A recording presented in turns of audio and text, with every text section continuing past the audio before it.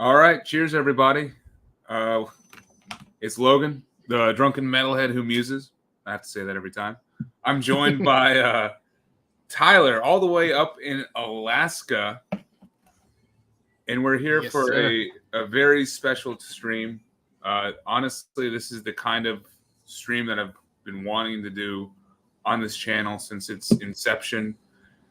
I love metal. I love beer.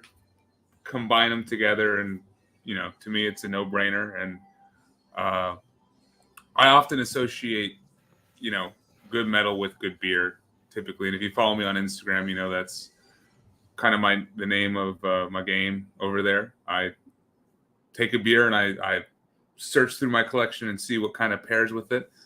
And tonight, our goal is to essentially do that, but also combine the current season that we're in, which we're in fall, and it's interesting because we're coming at fall from two very different environments. I'm located in Louisiana currently, and I just had a 79-degree day, which is the coldest it's been since I've moved here over the summer. And Tyler, what's going on up in Alaska right now? What you feeling?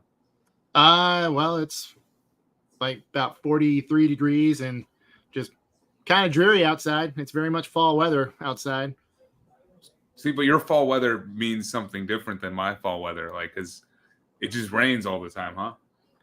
Well, it rains a lot, and then our fall season actually, like true fall season, doesn't last very long before there's snow on the ground.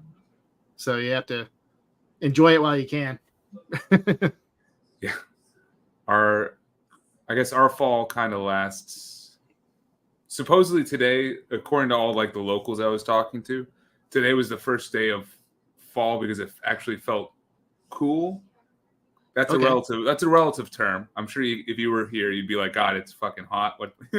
What the hell's wrong? Yeah, I don't do heat very well at all. Man, neither do I. I don't know why I'm here, but that's life sometimes, Yeah. But man, I appreciate you joining, and this was a fairly organic partnership.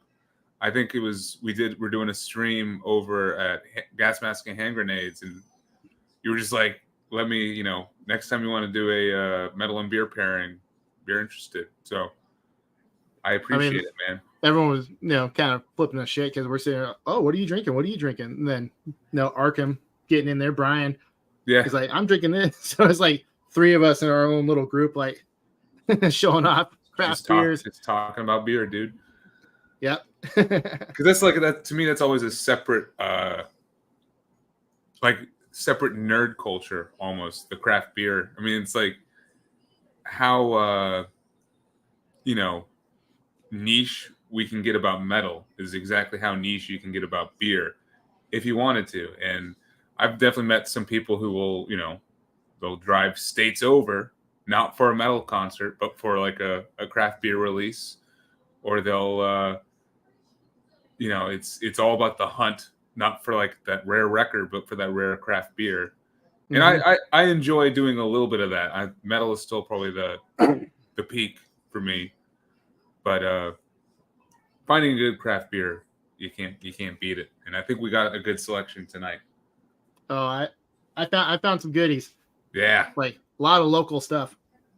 So we're focusing on the beer that we want to enjoy during the fall season and the metal we're going to enjoy with it. So I picked out a couple different styles of beer and a couple different albums that go with each kind of beer style for me. So that's kind of how I have mine organized.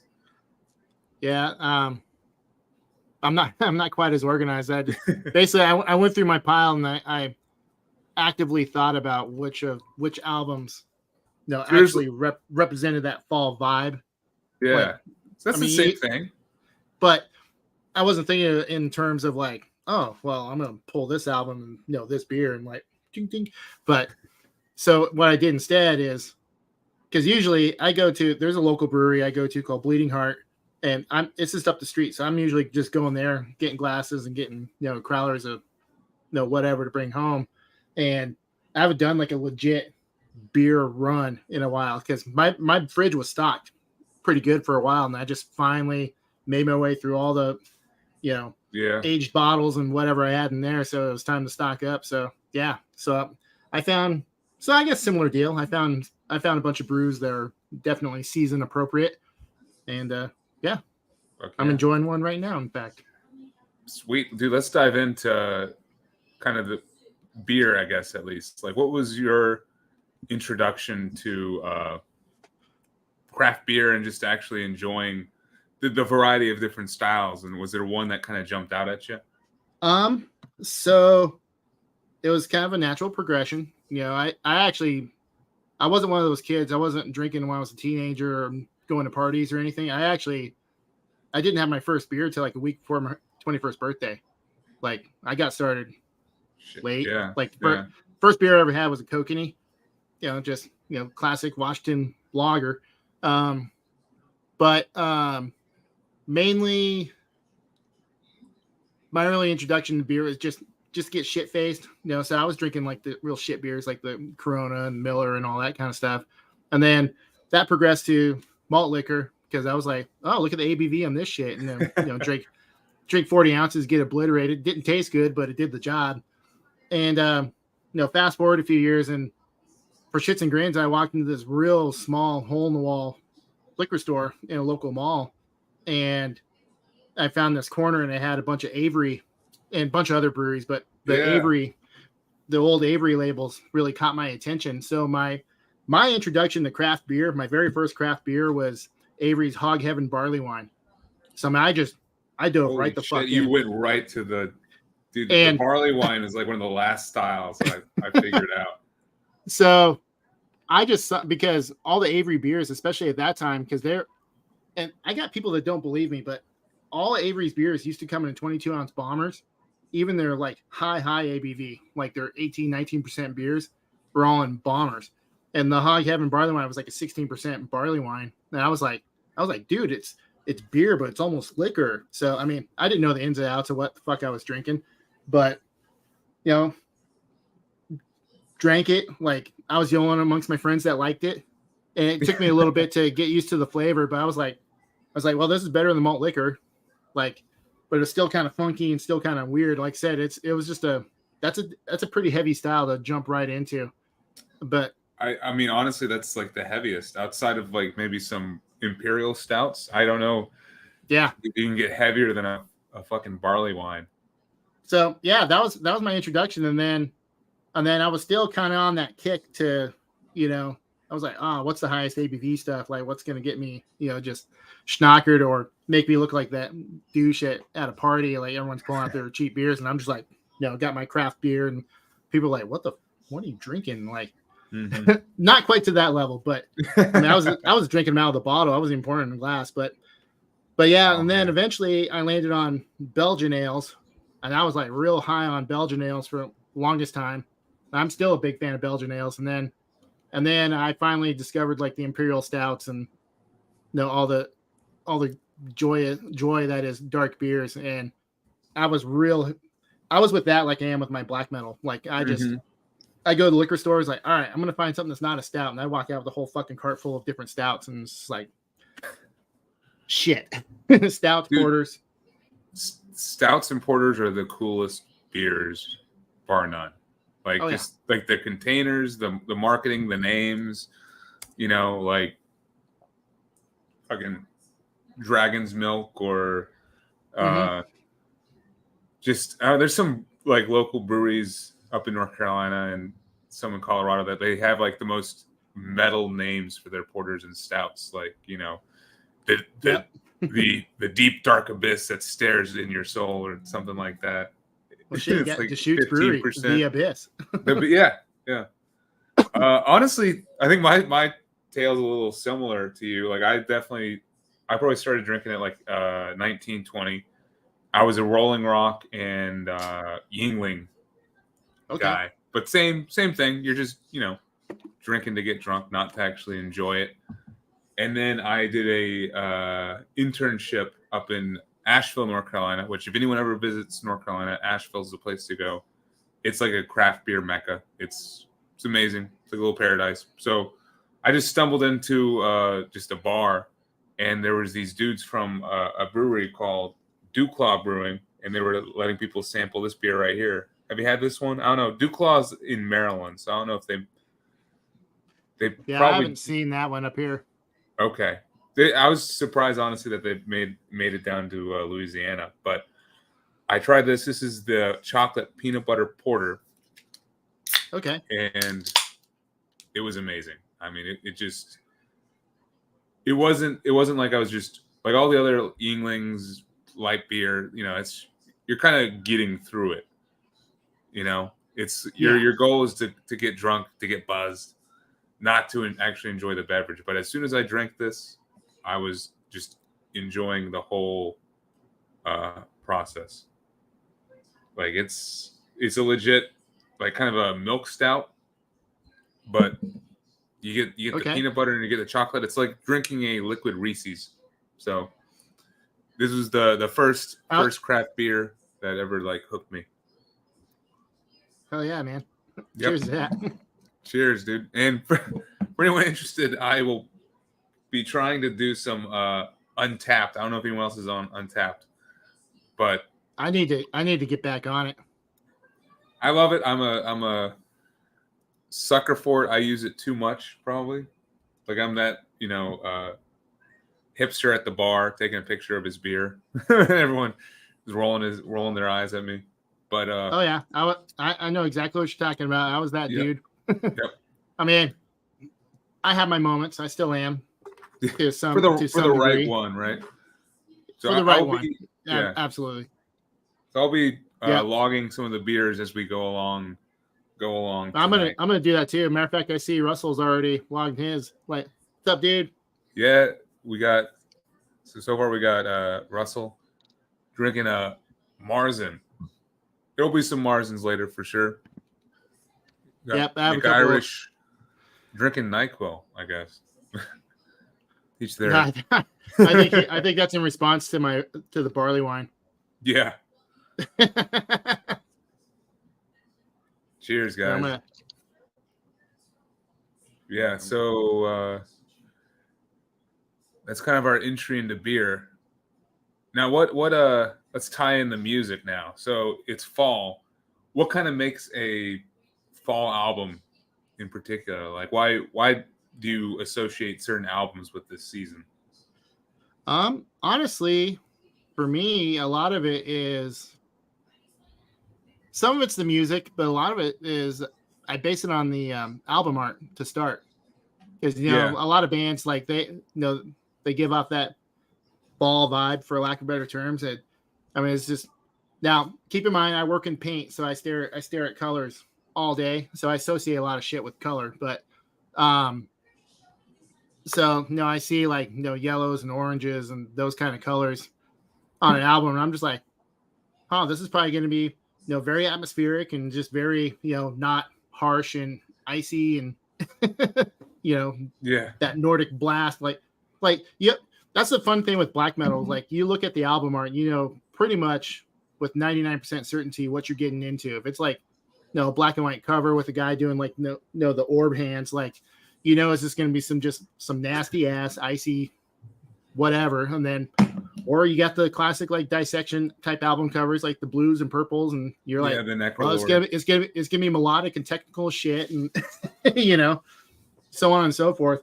So, but as far as like actually associating albums with fall, that's not something I really put a lot of thought into until this opportunity came up to do this stream. And then I started looking through my collection. I was like, damn, what albums do I associate with, or would I associate with fall? So hopefully I did pretty good. I picked out some good stuff. So yeah, excited to see what you come up with.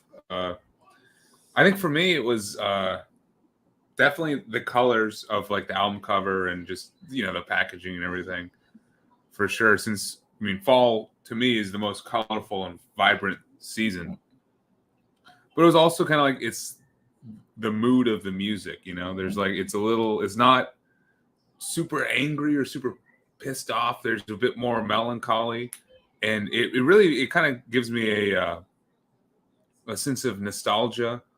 And I typically have a lot of like memories attached to these albums, that are tied directly to this season, and to different places that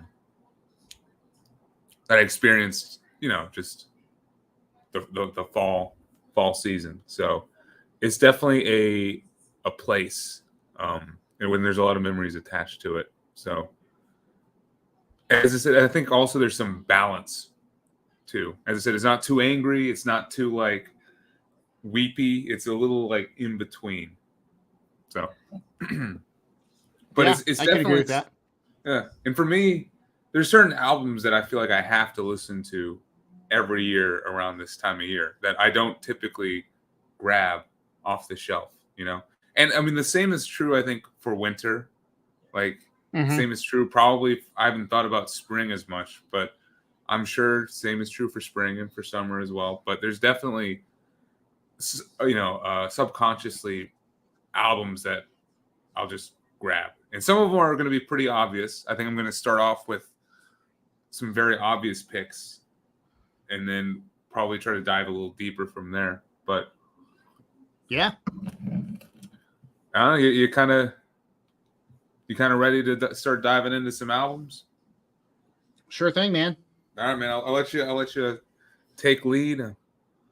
I'm putting you on the center square. Cool. So this first album, first off, it's an album I haven't listened to in probably 15 years.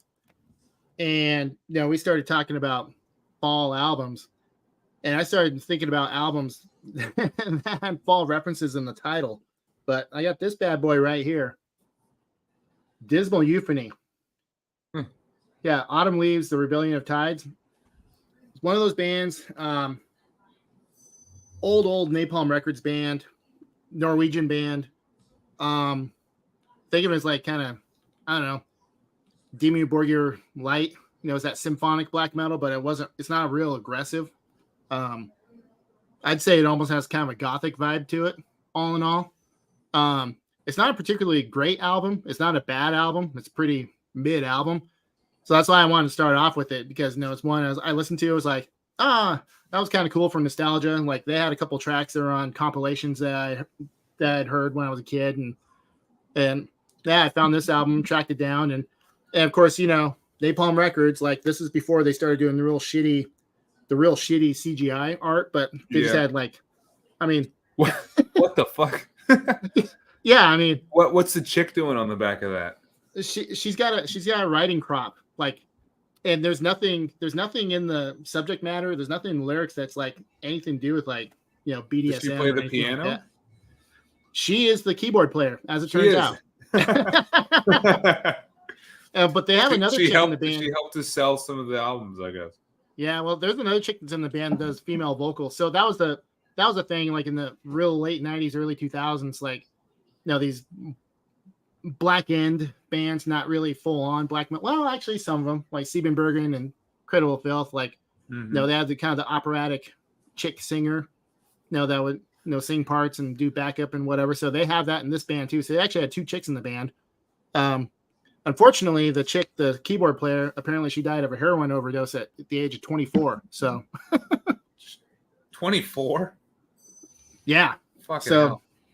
But anyway, yeah, like everybody in this band, like this was the only band they did. They released like a small handful of albums and just kind of disappeared. But like I said, it's worth tracking down and listening to at least once, because it's not bad, but it's not stellar by any means. But we came up with this idea for the fall albums, and this album title just popped into my head. Like I was like, fuck, I gotta track that down again. So that's what got me started to. What was the name of the band again? I'm trying to see if I can find it. Dismal Euphony. Dismal Euphony. All right. Yeah.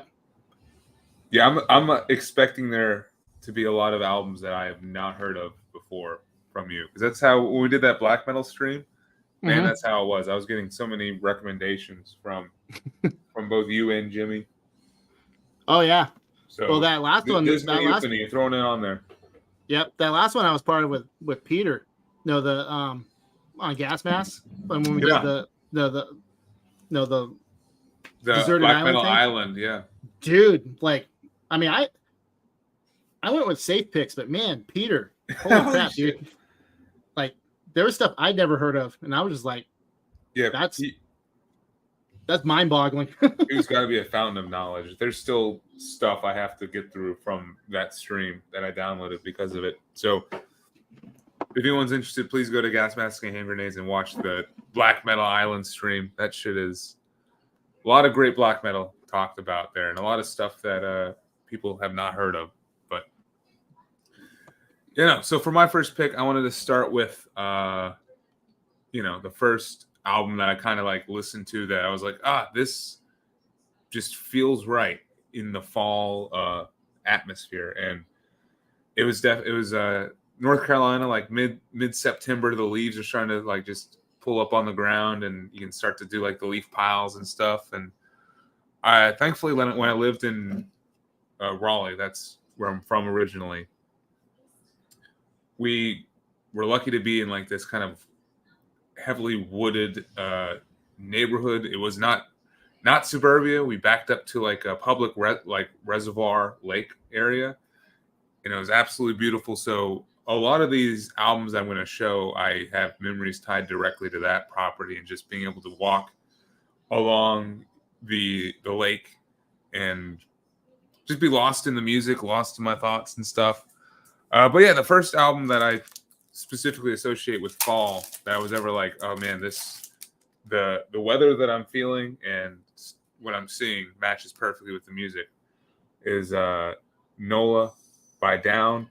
And it was specifically because of this right here, the song Stone the Crow, which is more of like the ballad of the album. It's very bluesy, very that main melody that is throughout this song is just absolutely infectious and just makes me think of this time of year. And as a lot of my picks are probably going to be like sludge and doom, and for some reason I tie that style of music to this harvest, and I think it's because like this time of year, due to I guess maybe the harvest, but it could be because it feels more like a working man's kind of music, and it feels more regional specific.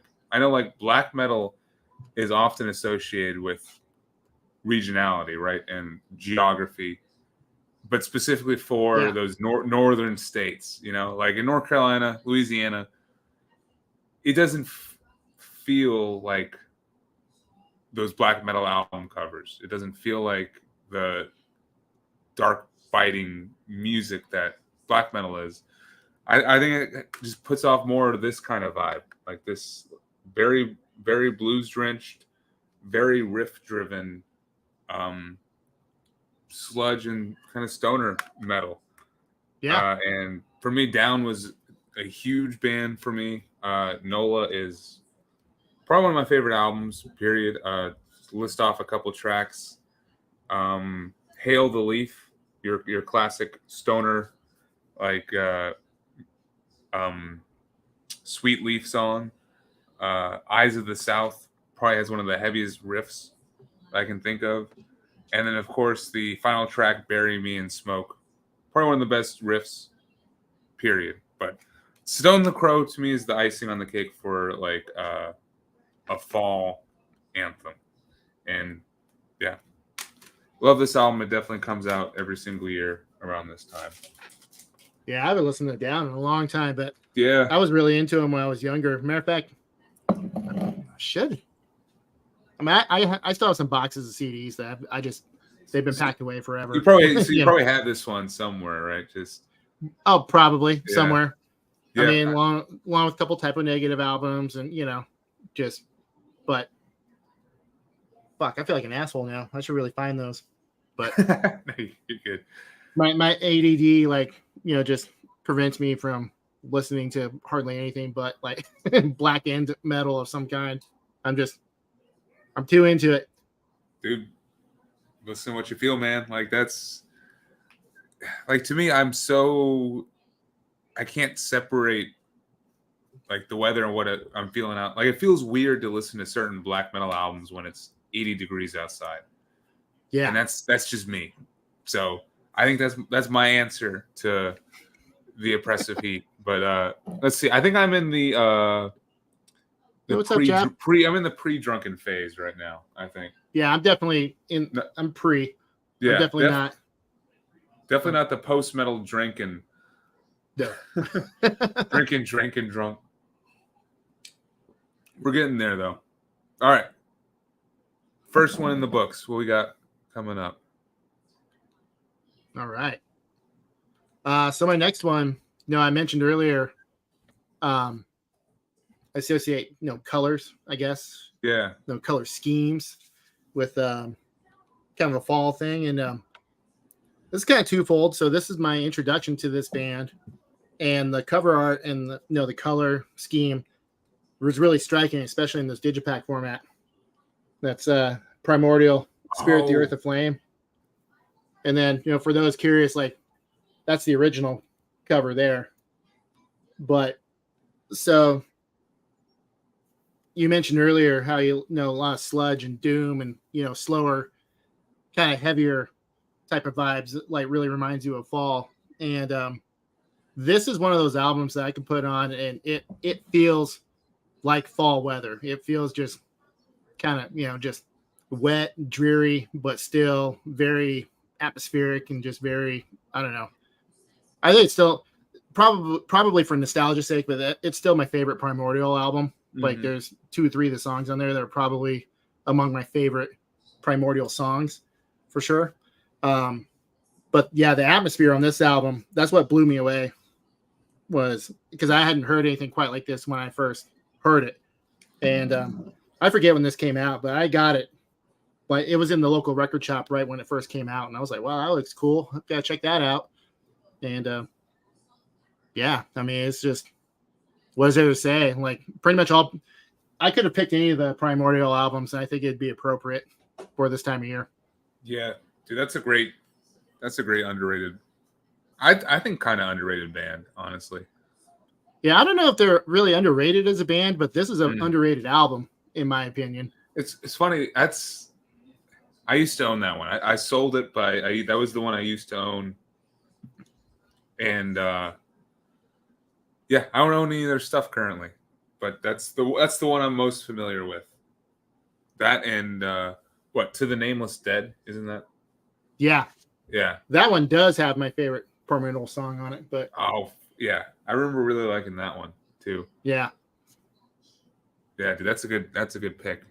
And yeah, for y'all in the chat, definitely drop some of your favorite like fall albums too. I want to hear like what everyone else kind of associates with this time of year. I know Russell, I saw some of your picks, I think, from Instagram, and Siegel, definitely let me know outside of Vivaldi, what do you enjoy jamming? But yeah. So my pick number 2, another one that like from the teenage years that kind of made me click with, oh yeah, this time of year there's certain types of music that just feel right. And this is probably one of my favorite albums of all time, and it's an EP, but it's Jar of Flies. Oh man. Yeah. Hell dude, yeah. I fucking love this. This is my favorite Alice in Chains release. Probably my favorite album from the 90s, I think. Yeah, I think it is because of the acoustic guitars that I associate this so heavily with fall. That and just like the kind of depressive nature of it. I mean, Rotten Apple is probably one of my favorite opening songs of all time. And then, of course, Nutshell. You can't go wrong with that. And then, honestly, Whale and Wasp, which is just like an interlude with just sad swells of melody over it, is just perfect for this time of year. So, Jar of Flies for me was an easy one. And it's just one of those that I just have to mention. I mean, I know we're all familiar with it. I gotta highlight it as being a very important album for me and a very important album for this time of year. I listened to it today, and every single time I listen to it, it has the same emotional effect and just feeling of being vulnerable with I don't know your emotions and stuff, and it makes you think of Lane, and yeah, one of the best bands. Period. So Hell yeah. Jar of Yeah. Flies, can't go wrong. No, Jar of Flies is awesome. I think ultimately, I mean, it's kind of the homer pick, but Dirt's still my favorite of theirs. That's I probably go still back one and of the. forth. Well, I think for me, I got Dirt. I mean, I think I still have it on cassette somewhere buried away. I bought it when it first came out on cassette, and shit at that. Oh, I could say it now. Like that's probably still one of the heaviest albums I've ever heard. Like that album just fucking crushes. The title track, the title track is so fucking heavy. Oh my god, Junkhead. Yeah. Hate to feel. It might have been the drugs. Yeah, probably. But fuck it, man. Like they made good music. Absolutely. But yeah, Dirt, Dirt would have been that'd be an appropriate pick too. Yeah, honestly, most of their music, like I think you could put Tripod on for the fall as well. I think I would associate maybe Facelift more with like a summer. Like it just feels warmer to me. Yeah. But I think the rest of their music you could put on during the fall for sure. Yeah, definitely. But yeah, had to go with Alice in Chains. Fuck yeah, dude. That's a great pick. Dude.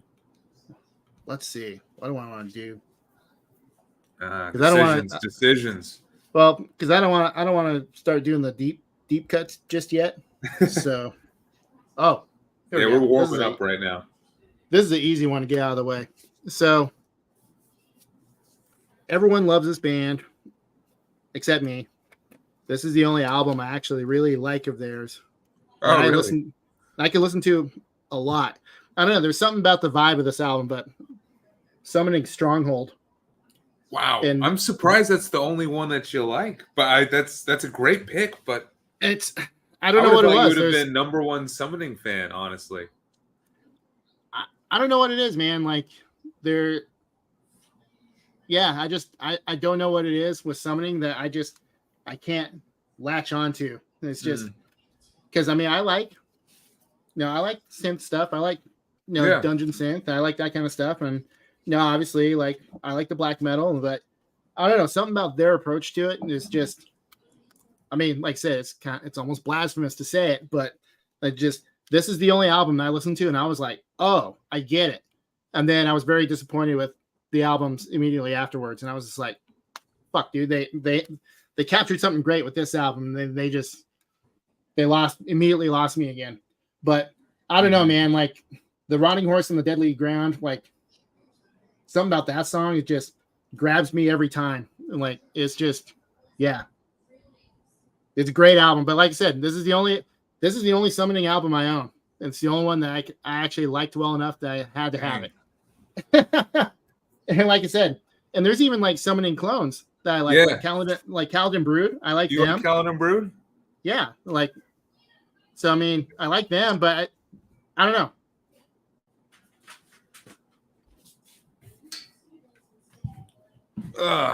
Kind of bonus pick. I almost went with this one, Nightshade Forest. Have you heard this one? Nightshade Forests. No. This is like their EP, so it's only 4 songs, like it's barely 30 minutes. It's another Napalm Records. I didn't know they were on Napalm, but dude, old Napalm had like Abigor and all sorts of bands.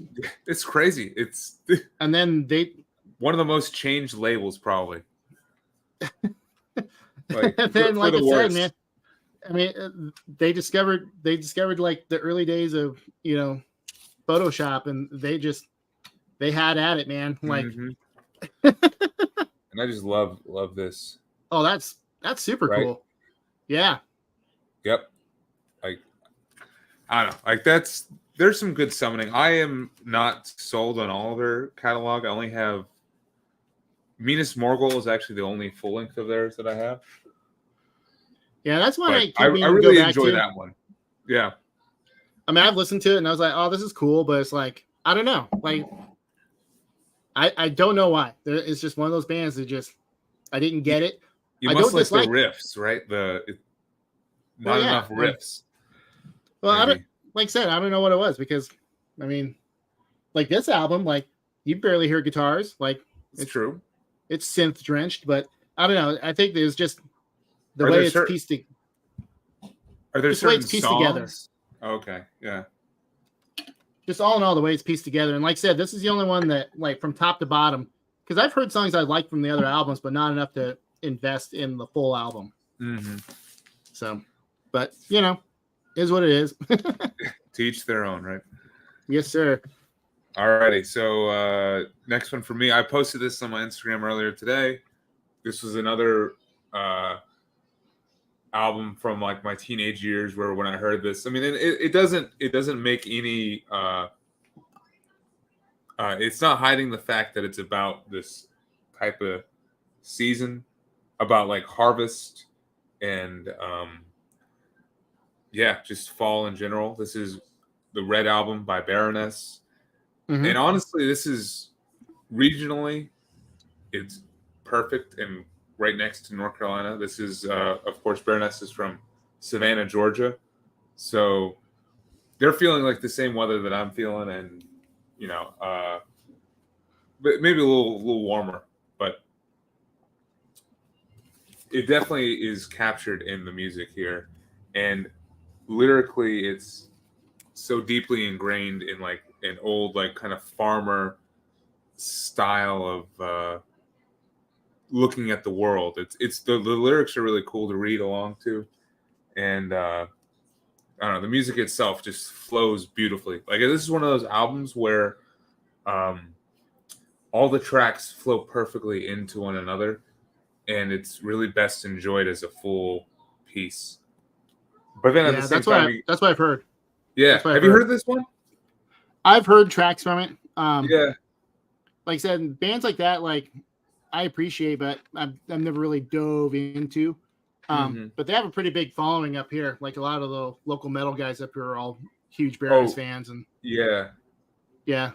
This is me. This is the peak of their discography. They kind of like this is their debut album. They had a couple EPs before that are really good, and that building up to this. But then after this, they start to kind of ramp down and become a little more just rock oriented, and like I'm still a fan of theirs, but they've definitely watered down their sound and stripped away a lot of the more intense metal pieces from it. So this is a unique album in their discography, and definitely one that, I mean, it's worth the price of admission alone. Listening to this, I mean, this, one of my favorite albums. Definitely one of the best for this time of year. But and John Baisley, the main guy, is the one who does all the art, and he was big with a lot of album covers, probably late 2000s, early 2010s.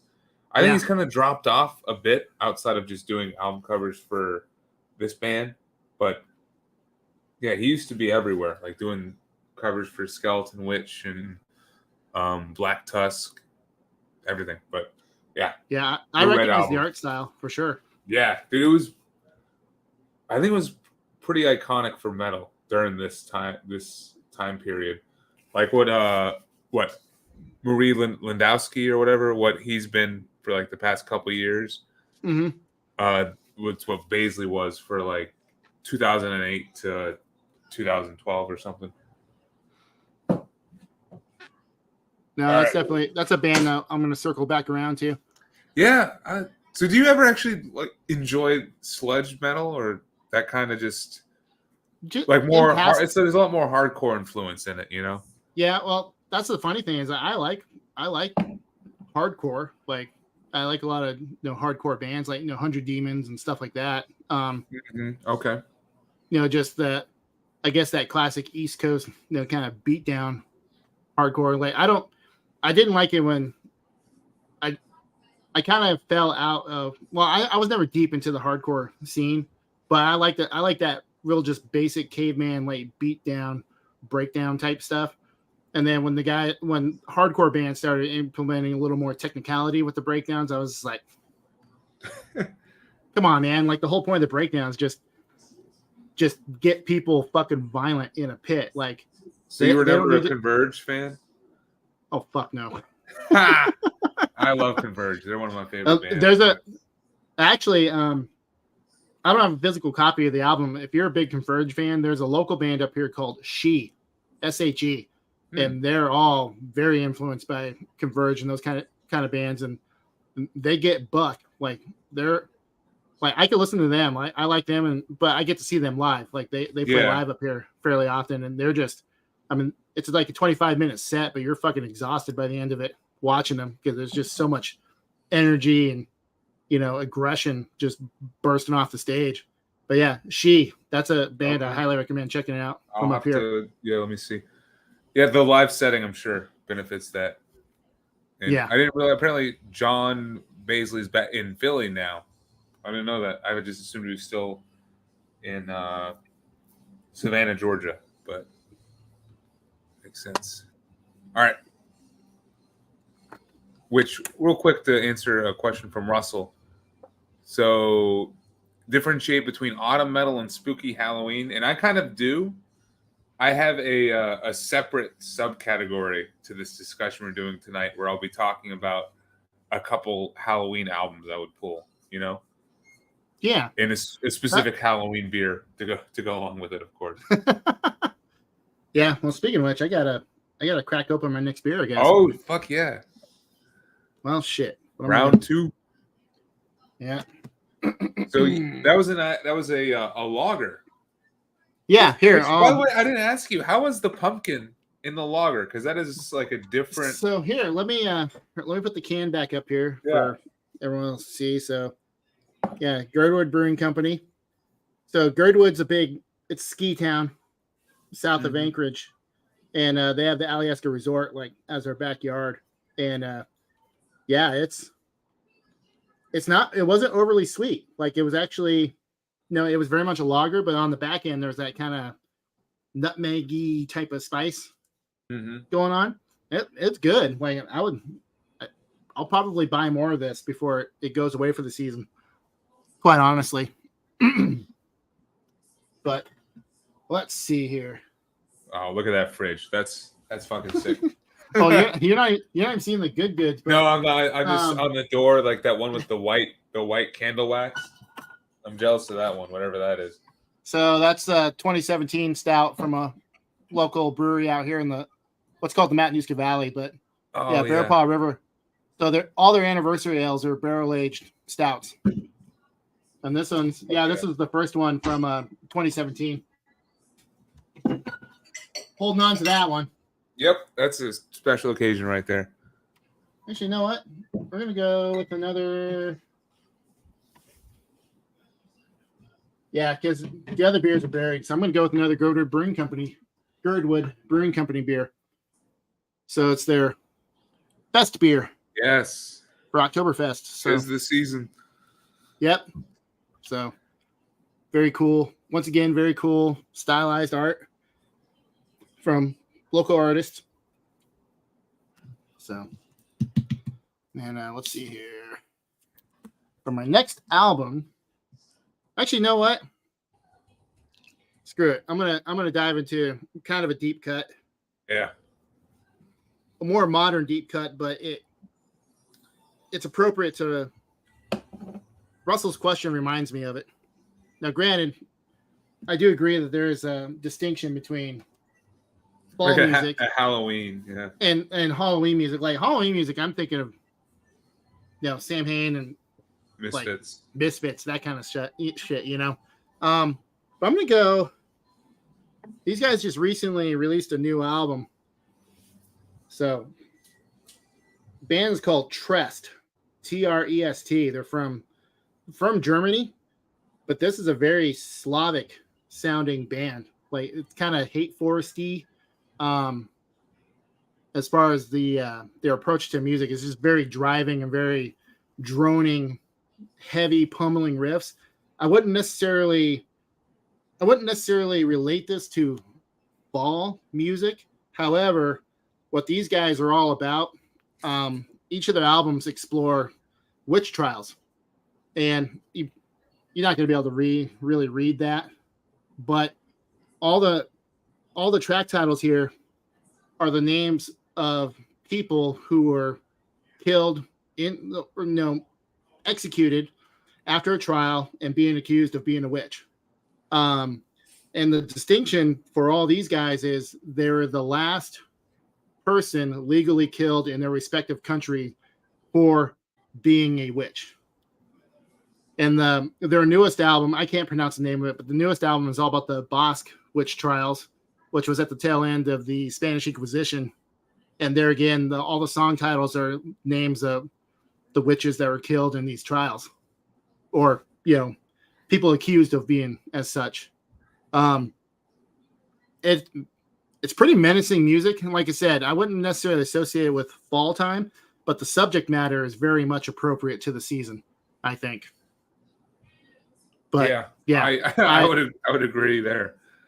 Yeah, and like I said, it's a very unique thing because like you That's listen to the music, just face value, you're like, yeah, this is crushing. Like I would have thought that band was from like Russia or Ukraine or something like that, not Germany, because they don't sound, because regionality, especially in black metal, like different bands from different regions have distinct sounds.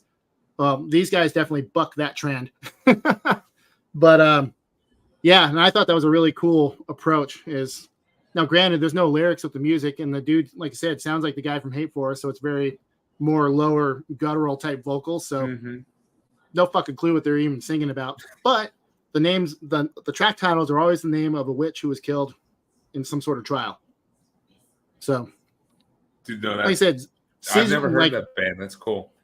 Yeah, musically, that's brutal. Maybe not appropriate, but seasonally, definitely. Yeah. Well, speaking of, yeah, please. I couldn't find that on Spotify, so I'm gonna have to go somewhere else to find that one. Yeah, it's on Bandcamp. You can find it on Bandcamp. So yeah, speaking of seasonal pairings, and ones tied to months, I'm still checking off like the most basic albums that you can pick ones that have been talked to death when it comes to this season. But I mean, I'm still focusing on albums that really made me think, oh yeah, fall is meant for this kind of music. And of course, I have to mention, of course, yeah. Duh. I mean, come on, like I won't say too much. This is low hanging fruit for sure, but that's the epitome of fall music. Absolutely, I remember the first fall when I found this album. It was beautiful. It was just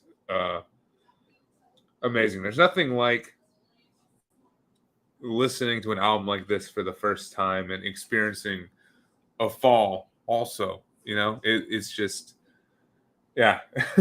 No, I remember when that there came out. Is. This is a must.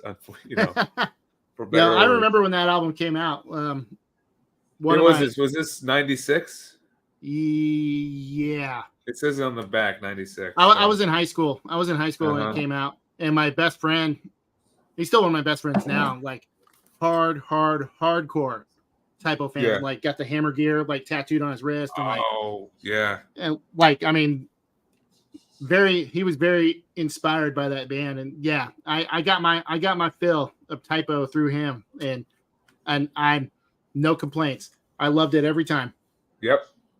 They're just such a unique band, and no one will ever exist again like them. And if people try to, we all know they're just who they're copying. And yeah, it makes me just want to listen to this again. I mean, this is one of those albums that I'm able to listen to over and over and not tire of. Love You to Death, Green Man, In Praise of Bacchus. And then my favorite song off this one is, of course, the most Halloween centered track, Wolf Moon. Oh. I fucking love that one, dude. Yeah. No, this bears the name October Rust proudly and for good reasons. So absolutely had to mention it. Checking it off the list. So now we can call it an official fall and metal beer pairing. We talked about Typo Negative. So my job here is done. All right. Well, I guess if we're gonna go low hanging fruit, I will. Oh, please. I'll grab my obvious choice. I mean, I could go around with Droog, Autumn Aurora. That's my next one. Oh, son of a bitch! Yeah. I was like, because I have most of the Droog albums. I was like, Blood in the Wells, baby, but no, like I almost listened said to Blood this. of the Wells myself, but like you can't. I love both of those albums, but you can't go wrong with this one, dude. Well, this one, like, what I like about it is how each of the tracks kind of go into one another, and it's got the sounds of rain. Like it just like the cover art is very much like what this album is about. Yeah. Like, really, I mean, you can't go wrong with it. Now, the funny thing is so I have pretty much the entire Droog collection, but it's not my favorite of these guys' projects. Like they're very hit and miss for me, but you know, when Seasons of Mist have sales on them, it's like, well, I have to have these. Like, they're all essential albums, especially this one. But yeah, I'm actually a bigger fan of like Windswept and the aforementioned Hate Forest, of course, and then there's another project called Precambrian. I don't know if you heard that one. So it's Hate Forest, but it's all about geology. The main guy behind the Roman Sayenko, like he's a geology professor in Ukraine. So he made a project that was all about rocks and geology. But yeah, Droog, like I said, their collection has been hit and miss for me. This album is fantastic. Other ones, I'm like, not so much. The last couple albums I like, but it's incorporating elements from Windswept and some of the other some of his other projects. There's a little bit of a kind of a homogenous thing happening between all of his projects, and they're all borrowing from one another, it seems like. Yeah, see, like I was just gonna point out, Russell just said it, like he didn't care for the newest one, but I really liked it. And I really liked the one before it too. So was the newest one the Furrow Cut Short, or what was the name of the newest one? Something like We Belong to the Night or All Belong to the Night or something like that. It just came out like a year or two ago. Okay. But it's very much in that. Yeah. It's very much in that kind of that windswept type of vein where it's a little more. The music's a little more urgent and a little more. I don't know. I don't want to say intense, but it's a little more driving. Yeah. Like a lot of the Droog stuff, like I like the atmospheric stuff, but sometimes the Droog stuff, like it kind of plods a little bit for me.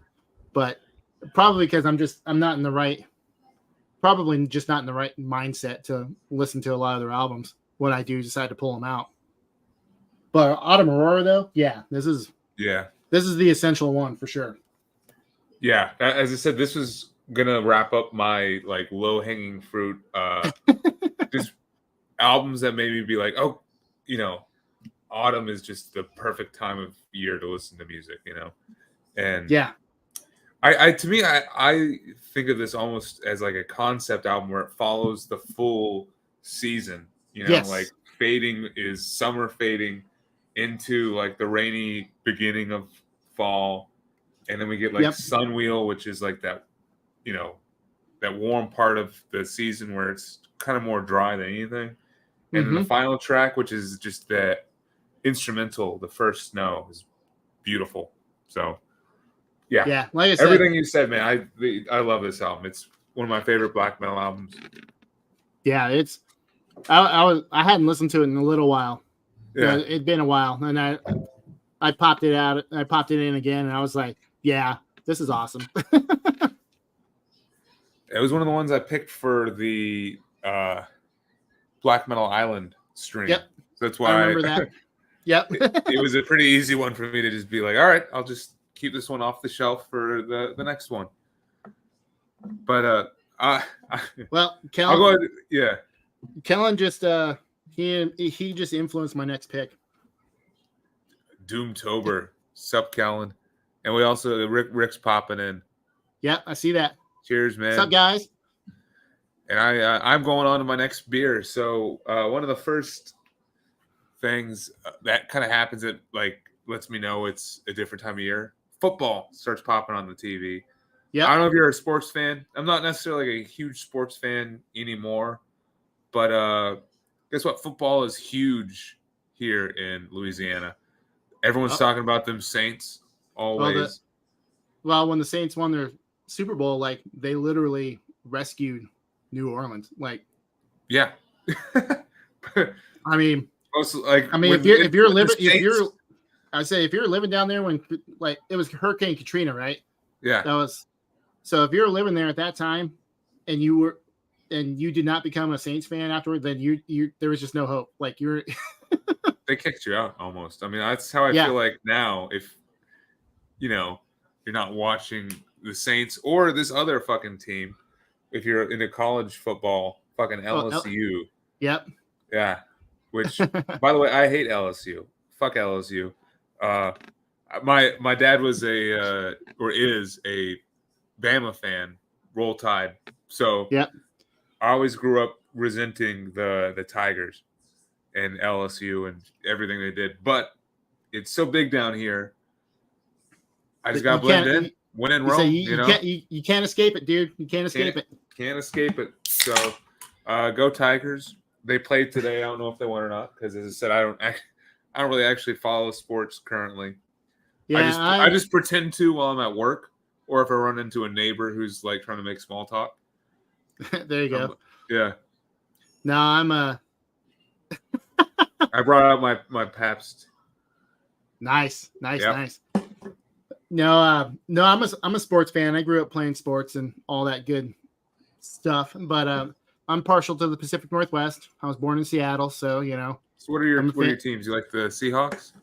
Of course. Even in the dark days, like in the 90s where they weren't winning like anything. But yeah, and then the Mariners, Seahawks, and then I don't follow.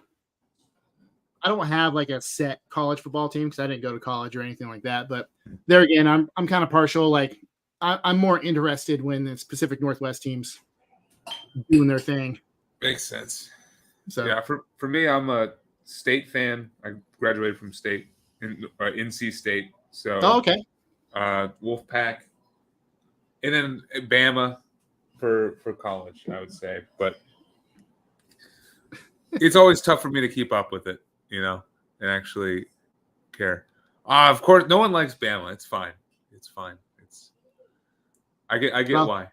Well, I mean, you got to think of it like Bama being the low hanging fruit of college football teams. And that's absolutely why it's like they're the Patriots of college football. That's my mother-in-law. She's a big Bama fan, and I don't think she went to college there.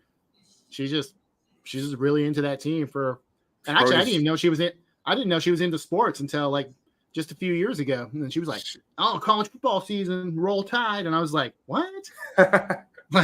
Okay. She probably just turned on the TV and was like, "Who's winning?" They're like, "Bama." They're like, "That's my favorite team.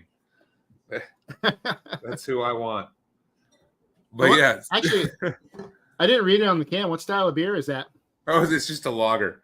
So okay. I don't know if you get these up in Alaska, but this was in North Carolina and I guess here as well. All of the local breweries would fight to make theme beers around the college football teams. Probably because it would be immediate sales, Oh, yeah. But this is from a brewery called Tin Roof, which is in Baton Rouge. But it's just a lager themed around LSU, and that easy enough, man. Tastes like a lager. Yeah. You could have four. You could have 4 of these and be fine. Yeah, I mean, this fest beer, it tastes like an Oktoberfest beer. I mean, it's just a bit of a session beer. It's a little 5%. Like I can crush a couple of these and still be good to go. But and to kind of just veer off into a beer conversation for a second, lagers and like Oktoberfests and Pilsners were the last beer for me to actually kind of click with. Because Same. every other beer has so much more personality and so much more uniqueness to it than just a fucking lager, you know? Yep. And No, I will I'm never in the same find a boat. lager that blows my mind. But after years and years of beer drinking, sometimes that's just what you want. It's just a lager, just something that's simple and straightforward and doesn't try to do something crazy. It's like a 3.5 out of 5 on Yeah. Untapped, which that's probably what I'm going to give this one. It's a lager. Nothing wrong with it. Yeah. But so my next couple album pairings, which are going to be sitting around this lager, they're going to be like, I'm trying to blend in with the local neighbors. We're watching the football game. I'm able to, control the music in the background. I'm sneaking in some fun, like beer drinking metal music that still makes me think of fall, but it's, a little more straightforward, I would say. And for me, Red Fang is easily one of them. Yeah. I don't know if, Yeah, Red Fang's dope, dude. I like those guys.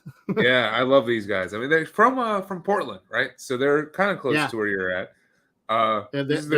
They rock hard. They absolutely do. They're one of those more like just a hard rock band, but just straightforward, fun music. I love the vibe that they give off. They just seem like a fun group of dudes. This is their second album and their Relapse debut, Murder of the Mountains. Probably my favorite release by them. It's either this or their self-titled. They kind of get to me a little boring after this one, so I'm really more of just a fan of their first two. But yeah, I've only listened to a few songs, but they definitely have a formula. Yeah. Yes. And their videos are super fun. For a while, they were the best music video makers in the game, for sure. Like the music video for Prehistoric Dog, off of here, Hank is Dead. That was the air guitar competition music video.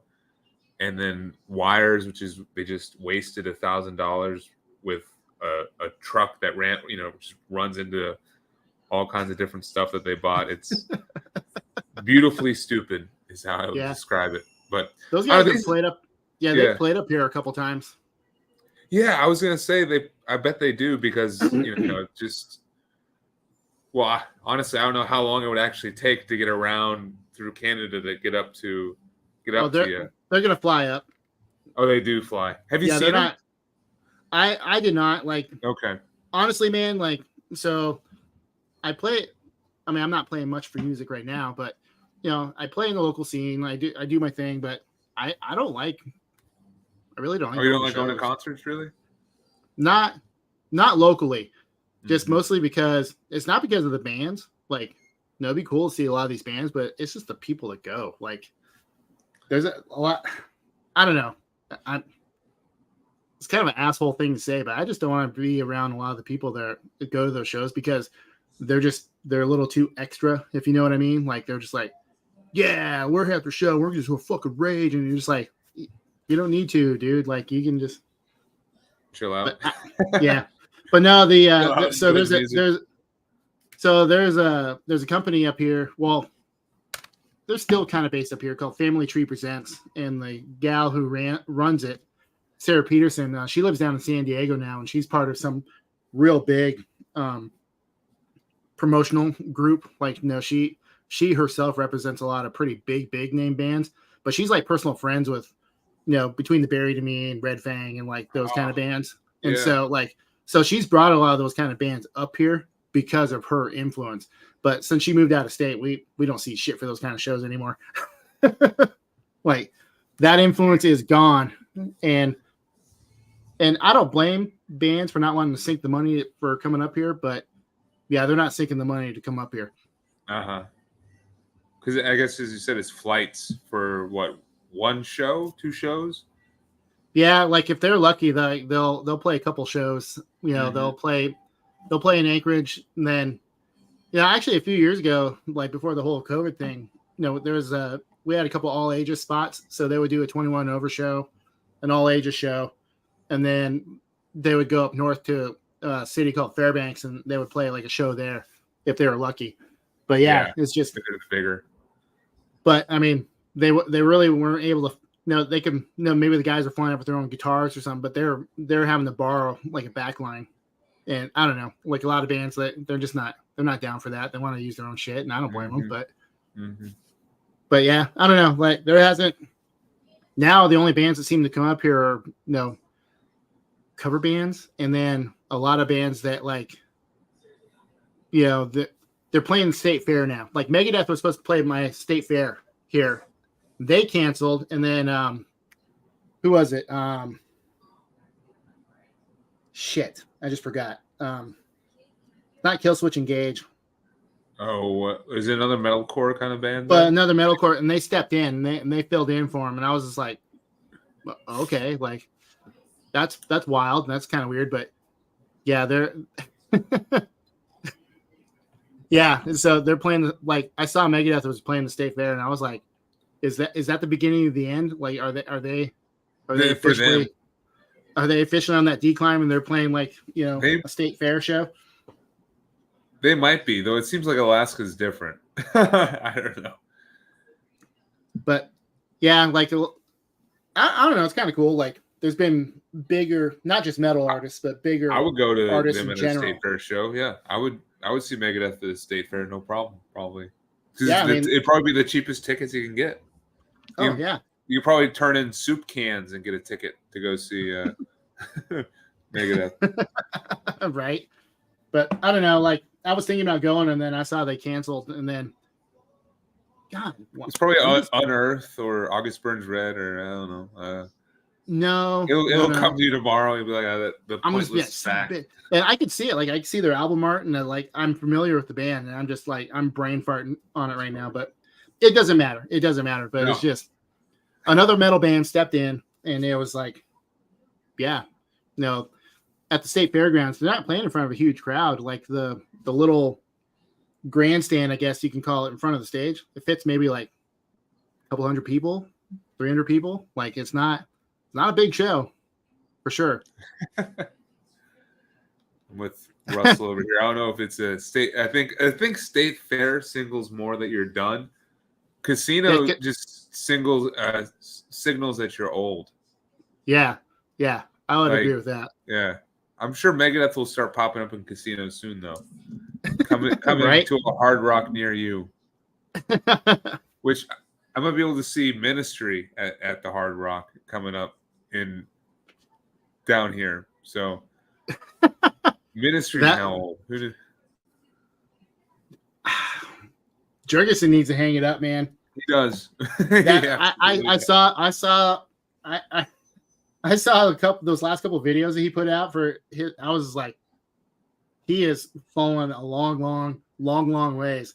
Like, holy shit, the music was almost unlistenable. It was just, it was so. But if they go there and they're still knocking out, Psalm 69 and I'm sure they will. Stuff from that era, and still can pull it off, then it'd be worth going to see for that. But yeah, that new shit, whew. Yeah. So bad. Bad. We'll see. But your pick, man. What you got? What you got? Well, like I said, Kellen with his whole Doomtober reference made me pull this out right now. And I think of doom metal. This is the first thing I think of right here. Yes. Candlemass, Epicus, Doomicus, Metallicus. Nice. And this is the OG pressing too, the Leviathan Records one. Like from back in the day. And like, everyone's real big on Messiah, Markland, and I get it because he is fucking phenomenal.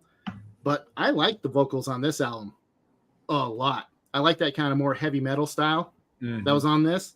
And then, Under the Oak, Blackstone Wielder, like it drips of like what you would think of fall atmosphere.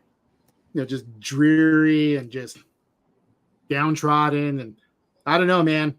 I heard that I actually got this at like a local music land or something when I was a kid. Now I bought this like probably early high school, like in the early 90s. I got this, and this is still, as far as Doom goes, this is still one of my all-time favorite albums. This, and of course, like early My Dying Bride and those kind of bands. But yeah, dude, Candlemass, like this album in particular, man, this album is the shit for sure. But you know, something I found funny about this, that band photo that's on the back and on the thing, that's literally just the rhythm section. Like, no, the guy over here, that's the founder, Leif Idling or whatever, the bass player. And then it's the drummer, and then I think the guy in the middle is the longtime rhythm guitarist. But yeah, the vocalist, who is their current vocalist, and the lead guitarist are on this, they were like studio hires and laid down a fucking phenomenal album. Yeah, Kellen is absolutely right. Like those first 4 Candlemass albums and the live album, all rule for sure. Yeah, I don't know. It's for me, it's either Nightfall or that album. It's well for me, it's this album or Tales of Creation. Okay. Yeah, I don't own Tales of Creation, so I think I've only heard it once, so it's not big. I'll have to listen to it more. You should go back to that one. Let me put it in my queue for later. Yeah, dude. But no, that's Doomtober. We'll get to some for sure later. For me, I'm still trying to sneak in, metal albums into like a hypothetical football game or whatever. But I would put on this album right here, which, by the way, some more John Baisley artwork. This is Clavera Attack with their album Mir. It's their second album. Have you heard of them? Yes, I've heard those guys. Like, they're really unique. Like, they're insanely unique to me. They were one of my favorite bands for a bit. They probably were one of those bands that kind of made a big splash in the like 2010 to 2014. They've kind of like fallen out. They have a new album that came out this year, which I've listened to, and it doesn't do anything different than their other releases, but the first 2 Clavera Attack albums, they're self-titled, is a masterpiece. To me, it's perfect in every way. And then this one are must listens. I'm kind of picking with this one because it's a bit more melody driven. I think it would be easier to just pound some beers to. There's such an odd sound, as I said. I think they're very unique. They're like classic rock, hardcore, and then like black metal vocals and some black metal drumming in there too. Like there's definitely sections where the dude's blasting. Yeah, they're tremolo picking the riffs and stuff. I mean, the whole vocals are these like black metal shouts, but yeah. Then some other songs, it's like a friggin' Kansas or Leonard Skinner underneath or something like that. It's just like a classic rock kind of vibe, just beautiful melodies and stuff. And this one right here, they're specifically, I think, exploring some more like progressive kind of songwriting choices. Like some of the songs are like 8 minutes long, and they really try to build the melodies throughout. But I don't know, it's just a fun album. Like they're just a fun band in general. And for me, I would put these guys on for any kind of party. So yeah, that's a band I've been meaning. That's a band I've been meaning to dive into more and actually pick up some of their stuff because it's just it's so unique. Like like there's no other band that really sounds like them. To me, they're like the ultimate kind of grilling. Like if I was outside, I was like grilling. I got the speakers on and stuff. Yeah. Want to blare it as loud as possible so the neighbors can hear it. I would put on Clavera Attack for sure.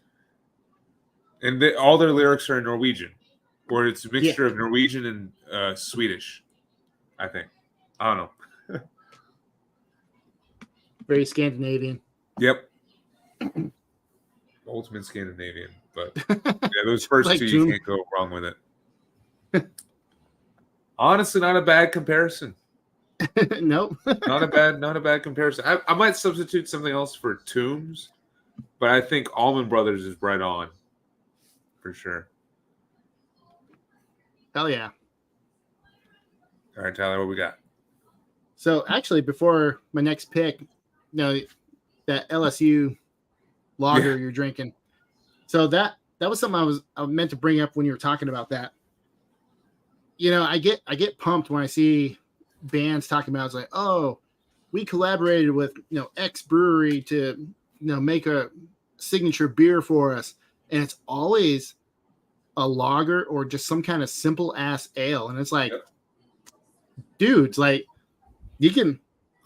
those brewers want to do something like Buck Wild, and you're just like, nah, lager, and it's like, I'm always disappointed when I see a lot of that. You know why that is, right? No. It's because all these band members they just like cheap beer. Yeah, I guess that's true. Like, to me, that's what whenever I see it, and I definitely see it a lot, especially with like the Decibel Metal and Beer Fest, where they're like pairing all these different bands with these different breweries. It's always like, yeah, they're trying to recreate like a Pabst Blue Ribbon or something like that. Yeah.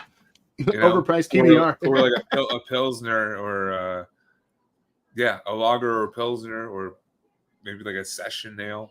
But yeah, but I don't know. Like recently, I've seen bands like a few years ago. There's a band out of Ohio called Burial Oath, and they actually collaborated and did a stout with someone. Yes, and I was like, fuck yeah, right on. And then even like when I was in Rubizal a few years ago, we actually collaborated with our local brewery. We did a braggot. Oh, yeah. So we did it. What is a braggot again? Because that's one of those beers that I've probably had once, maybe. They're very like niche. So braggots are kind of weird. Yeah. You make it like a beer, but it's basically, for lack of better terms, it's an ale and mead mixed together. Mm-hmm. Like you do a lot of the brewing process of making mead. In this case, like when we did it was like a Bochet style mead where you just cook the honey until it becomes like Coca-Cola looking, like real dark. Interesting. And then but at that time the brewery didn't have a winery license, and you can't make mead legally up here anyway unless you have a winery license. So they had to put like the bare minimum enough hops in it to give it an IBU rating to make it an ale. So it's a braggot style ale, but it was like literally like a fucking dusting of hops, and it was like, oh, it's an ale. Like I have one can of that left. Like we and the guys want to make it again, but we haven't been able to get the berries for it, and yeah, it kind of sucks. But anyway, that's just something that made me think of that. Like you brought up the college football thing. Collaborations, yeah.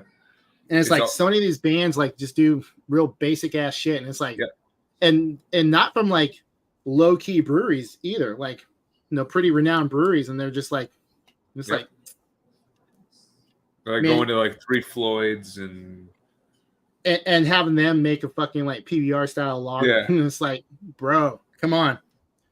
Anyway, so getting back to the metal. Yes.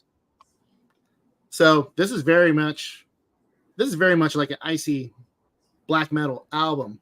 However, there's the atmosphere in it. There's a lot of kind of just real ritualistic kind of tribal stuff going on sometimes, and that's Arcanum Compen. Oh yeah. So, like I said, very much Swedish black metal, but there's these interludes and there's these things that happen in between the tracks, and actually, it's going to tie into my next pick, as it turns out. But that just gives it. It's not a wintry vibe. It's very much like you're lost in the woods and you come across like a very forbidden ritual happening, probably at some kind of equinox time, like the fall equinox, let's say. And it's spooky. Like it was not just real creepy, spooky vibes, and it's definitely not winter vibes, but it's definitely, yeah. I do associate this with fall. Like the first time I heard this, like I felt like I was lost in just a cold, wet forest, like before winter. And this is like years ago. But, and actually, once again, this is one of those bands where like I never really dove into the full discography. Like a lot of their stuff or a lot of his stuff didn't grab me, but this album absolutely rules. Dude, downloaded. Arcanum is a band I've never actually checked out, but have been meaning to for sure. So that's the band where the guy wears like the green troll mask, right, and tries to be a forest spirit, if you will. So the real weird thing about this album, and I'm trying to think, I think there might have been a reissue. I don't know if they actually did a reissue where they actually separated all the tracks, but basically, Necropolis Records fucked up when they put this out. So one, it's a 2-disc album, but it didn't really need to be 2 discs. It's like 70 minutes long. And two, each CD has 2 tracks, but each of those tracks has like 3 or 4 songs mashed together to make one like 20-minute track. So it's a bit of a chore. It's a bit of a chore to listen to because you can't just skip through the track. But as it turns out, it kind of works out because every track kind of flows into one another anyway. Mm-hmm. But yeah, like I said, this album, like it just drops off. Like it'll just drop off, and all of a sudden there's this tribal drumming and just chanting and just it's real creepy. It's spooky, for lack of better terms. Like it gives off real spooky vibes. Like it's a place you don't want to find yourself at, I guess. Yeah. Like if you happen upon it, you're like, I should probably get away before someone spots me, kind of thing. Uh-huh. You're brought into the ritual. Mm-hmm. All right. Some midsummer shit. Walked into a bear suit, lit on fire. Yep. God damn. So this will be my last, since I'm almost out of my football logger, my last football game day beer pairing. You gotta get some drunken thrash up in there. Like, come on, right? Like Municipal Waste. And I think for me, they might be a 1-album band where like I got this. I think this might be all I need from them. The Art of Partying. And, that is the album for them for sure. Absolutely. I love this album, and I bought it used, but look, it was signed, so good deal. For me, it's all about the track "Beer Pressure." That's the anthem right there, and it's just a fun album overall. Kind of just super lighthearted, easy, like just kind of easy to get into as far as thrash goes, and I think it fits like that early fall. You're like, as I said, watching a football game, pounding some lagers, and it's just or barbecuing. Another one I would like cook too. But yeah, I'm keeping it quick on that one because that's an absolute party album. Absolutely, first piss break of the night. So I'm gonna let you go. Almost there myself. Yeah. I'll be right back, but I'm gonna put you in solo layout and I'll be back in a second. All right, man.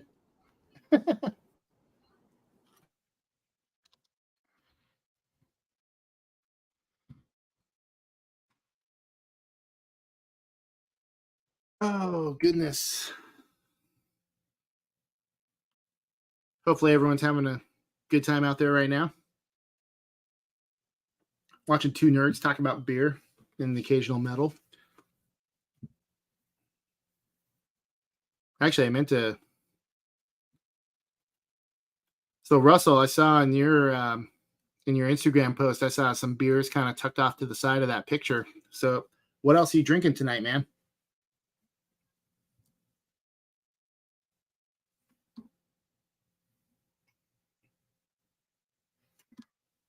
I have a cat meowing at my door.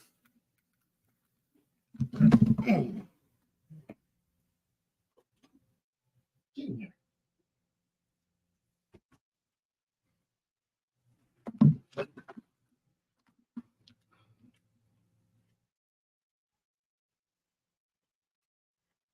So I just had this guy meowing incessantly at my door, wanting to get in here.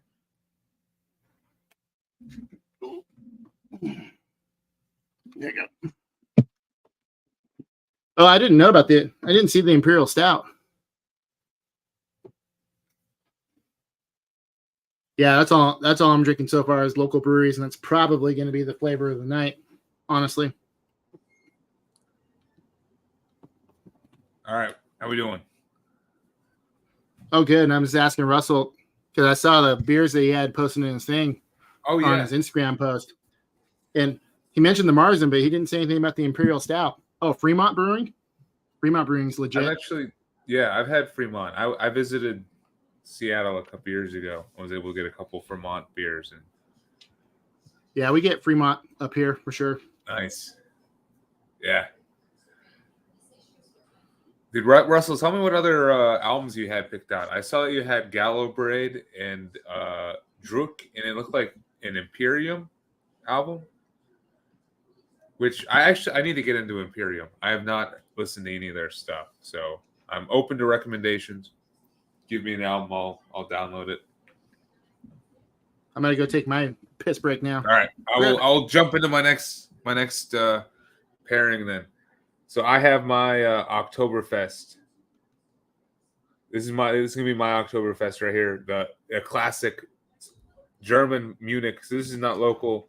Spaten. Oh, Spaten. Fuck yeah, dude. Yeah. Dude, I was looking for that one in my local store, and like, of course, I mean, appropriately enough, like it was sold out. Like I'd see the home for it, and no, there was the Optimator and all the other beers, but yeah, the Oktoberfest wasn't there, and I was just like, son of a bitch. But then I found local variety, and I was like, it's okay. It's not the same. No, it is not the same.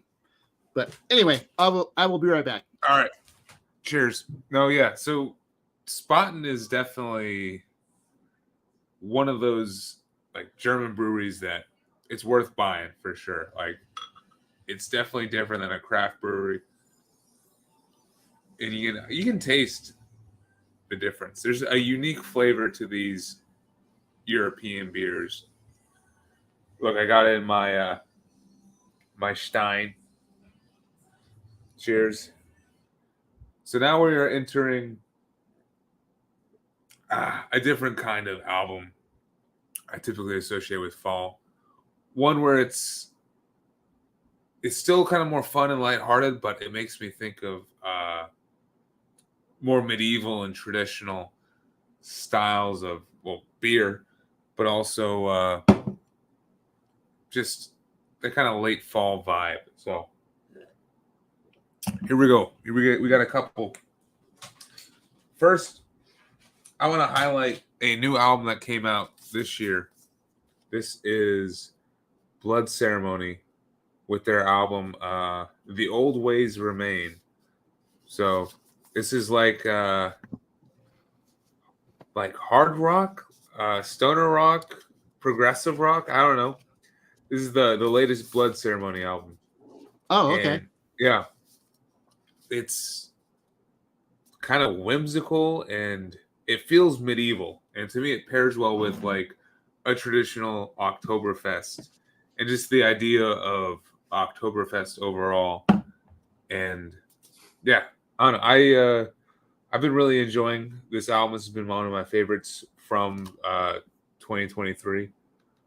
And it's insanely catchy. It's lady singer. I don't know her name, of course, but she really adds a lot of just fun energy to this music, and it's one of those albums that's been just stuck in my head for the most of the year. So, Blood Ceremony, The Old Ways Remain.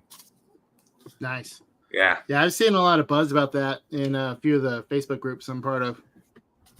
Yeah, I don't know if I would call it metal, but it's close enough. It's definitely adjacent, and it just has that. It does have a lightly ritualistic kind of vibe, you know. Like when I open it, it talks about the dance of an old crone, which is called the Widdershins, and yeah, I don't know. It's about definitely very witchy vibe. So it fits the old medieval beer, but also the Halloween season. Nice. Yeah. Well, I think this is going to be my last pick with this beer. There we go. This fest beer is going down like real nice, but 5%. Goes down quick. I'm here to see. So this is what Russell, I think, posted on his Instagram earlier. Number 5, Druk. Gallowbraid. Cold World. Oh, Cold World. Yep. I do not. What is this? Delish? What is that? That one? Yeah, Delice. I do not know that one. And of course, Autumn Eternal would have been great. I do not own that one, but I do like that album. And then Imperium is, as I said, one I gotta check out. So you let me know an album from Imperium, and I'm gonna download it. Well, it will be a. Hold that thought for a later pick. Okay. All right. Yep. There we go. I have one, but preview. Anyway, so I mentioned on that Arcanum album where there's moments where there's like these kind of real ritualistic things kind of happening, and it sounds like it's way off in the distance, like you're happening upon it in the forest, but you're not quite you're not quite upon it. But if you're happening upon it, it would probably sound a lot like this band here. This is a folk band from Belarus. So just solely folk?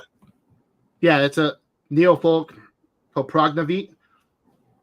I think that's how you pronounce it. Now, obviously, I think this is like their 5th or 6th album at this point. So I don't know what earlier albums are like, or if they were really into the ornate costuming, or if this is something because of Heilung. I'm sure you're familiar with them. Like anybody who's familiar with folk stuff knows who Heilung is. They might pop up later as well. Awesome.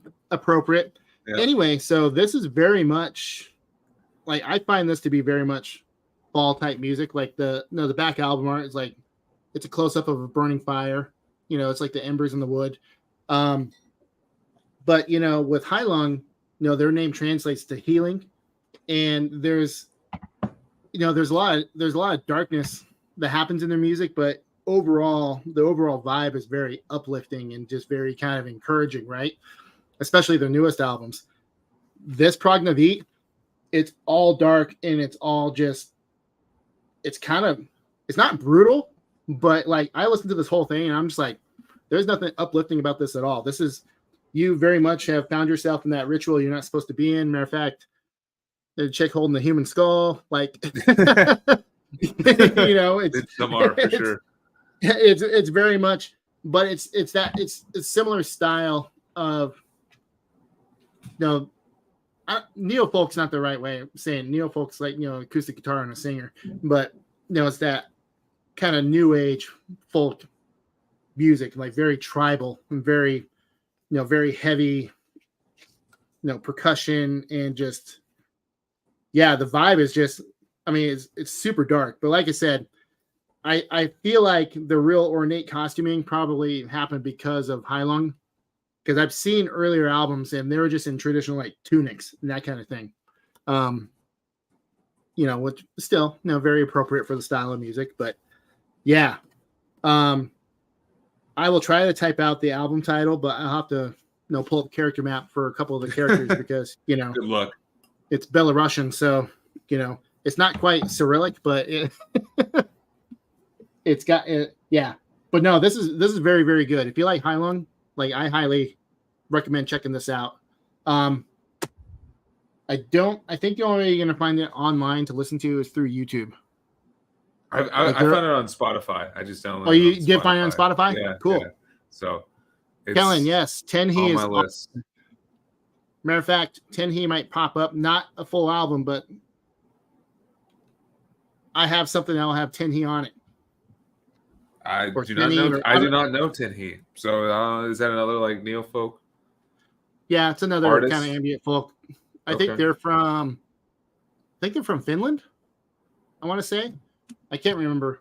Russell would probably know. That's it. That's his bag, of course. Excuse me. But no, like I said, this has that. Yeah, it's a dark album, like for lack of better terms. Yeah, okay. Yeah, you're right. Russell does know. Yep. Okay, cool. Maybe it's Finland. But yeah, Prognavi, like dark, but like it also seems kind of appropriate for the country they come from. Like a lot of bands from that region, like those Slavic regions, like there's not a lot of uplifting music that comes from there. It's all just very just downtrodden but highly atmospheric and highly worth listening to. Mm-hmm. I'll have to check that out. And excited to see the Tenhi, or how do you pronounce it when you pull it up? But yeah, it's not gonna be a full album, but I'll just leave it at that. All right, my next pick, sticking with like kind of a medieval, more traditional style. I got the latest from Crypt Sermon, The Ruins of Fading Light. So this is like your traditional epic doom, like kind of like Candlemass. I would describe these guys. There's definitely some Candlemass-esque songs on here. They have 2 albums so far, this one and then Out of the Garden, and both are great. I think I like this one just a bit more. For me, this one makes me think of fall and like a traditional like Oktoberfest lager. As I said, it just sounds medieval, and it sounds more like that just like witchcraft in general, kind of like we're hunting the witches kind of vibe, or it paints a very gothic feel of just the medieval time period. There's definitely, it feels gothic for sure. Okay. There's some heavy songs though with some intense riffage on here. Our Reverend's Grave, track number 3, is just probably my favorite song on the album. Amazing riffs. And then track 5, Christ is Dead. I don't know. Great chorus on there. Yeah. Absolutely love this album. As I said, I think it also fits the Halloween vibe too, because it would definitely fit that the movie The Witch, or maybe was that one with Sean Bean, Black Death or whatever? Do you know which one I'm talking about? Yeah, I think so. Yeah. Black Death or Black Plague. It definitely fits that kind of vibe of just a medieval hellscape where everyone dies at the age of 20, 29 or whatever. Like the average age is the average lifespan is 35 years old, and you're old if you get to 40 or something like that. And shit, you're ancient. Everyone's suffering from like the tuberculosis and different parasites that you don't even want to know. But yeah, Crypt Sermon. I hope these guys put out a new album very soon, because this stuff's awesome. And I think they're probably the closest you can get to Candlemass, outside of what Candlemass is currently putting out. But I really do think they kind of like classic Candlemass. Yeah. Definitely the debut for sure. Track 2, Key of Solomon, I think, would perfectly highlight that. Yeah, Crypt Sermon. So I'll definitely have to check that one out. Yeah, I'll put it in the chat. Sweet. You got another beer? Yep, I'm gonna slowly crack this one open because it's a Belgian. Oh yeah. And actually, I can't pull out another folk pick just yet because it's not going to go well with. Oh my God, the Duval. Oh, 6.66. Fucking A. Yeah. Oh shit. Active little bugger. But yeah, it's funny because I saw the 666 and I was like, oh shit, I have to have this one. Like Duvel, like this is actually one of my favorite Belgian ale breweries. Yeah, I like these guys a lot. I do like them as well. I But this is a Belgian blonde ale. I've not had that one. I'm about to have it, and we'll see how it goes. But anyway, so I guess since I can't pull out something that says 666 on it and have some low key type stuff. Oh yeah. Or I guess it could, but no. Let's actually, you know what? Let's go with a real recent pick. Because actually, I'm surprised neither one of us have been pulling out the Cascadian black metal style. For me, it's coming up. I'm saving it for later, right? Like, well, I'm gonna pull my first one out. Yep.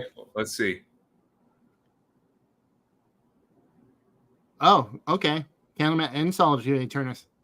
Yeah. Okay. So Callum backs them up. Yes. Anyway, my next pick, recent discovery.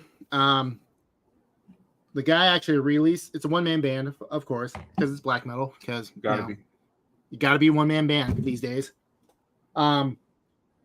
He originally released the album in 2022, just last year, and then recently had the whole album remixed and remastered and put out in CD format. And the band is from Nova Scotia, of all places. This is Kalnick. Was it Blood of the Wild? And this is think of the best elements that you love about early Wolves in the Throne Room and cut the bullshit. The overtly ambient stuff and everything else. Like, this is just this is raging, atmospheric, nature heavy black metal, and it rules. And as you see on here, there's only 3 songs, but it's a 45-minute album. Like the last song is like actually a 20-minute song, but with that, like a lot of these kind of bands can get lost in their own make, as it were. They're striving to create this dense atmosphere, and they don't make it interesting. They strive so hard for the atmosphere that they kind of forget about the more important part, which is the music and the musicality. Top to bottom, it's absolutely catchy. The songs fly by real fast. I'm often shocked when the album's done. But this was heavy on my commute list, because I work in about 50 miles away from here, so I gotta do a daily commute to and from. And yeah, this was heavy on that playlist. And yeah, it rules. Like, it absolutely rules. And like I said, the original version, I liked it well enough to buy a digital copy, but this remastered version definitely improved the quality of it for sure. And yeah, if you like that Wolves in the Throne Room style black metal, but you can do without all the long drawn out ambient moments. Kalnick, Blood of the Wild, highly recommended. I definitely consider myself a Wolves fan, but I haven't moved too far outside of just loving Two Hunters, honestly. Like, Diadem of 12 Stars is pretty high up there too, but a lot of their newer stuff. Those are the only 2 albums I think those are the only 2 albums you really need, and one of those albums might be in my stack. But maybe you'll beat me to it. No, I will not. All right, we'll talk about when you pull one of them up, maybe. But all right. Yeah, I do love some Wolves for sure. Which the new EP, which was released, definitely has some of that ambient stuff that you were talking about on it. I don't know if you've heard it, but it's half of the black metal and half of like an ambient foray into something a little more symphonic at times too. Yeah. Now, like, I appreciate what they do for sure, but it's just, I don't know. I'll have to check out Kalnick though.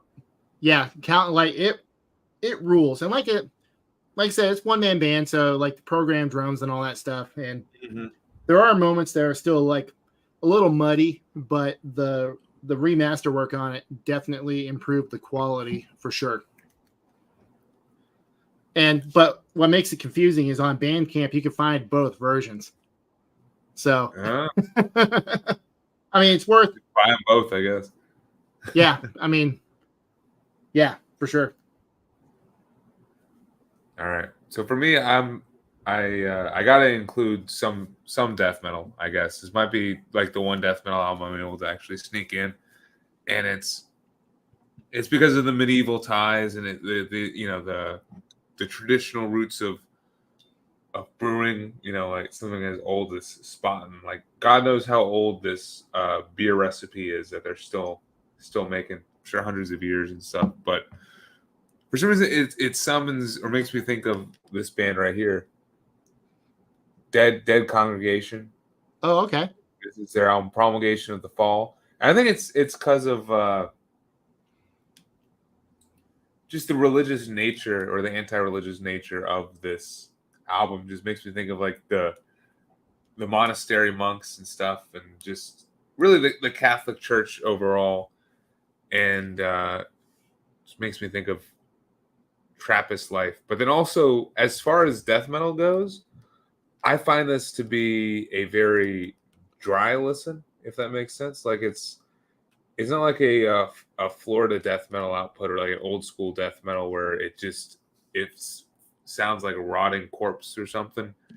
Yeah. To me, this sounds very much of an old catacomb, an old like decaying church, and I don't know. It's savage. It's pulverizing.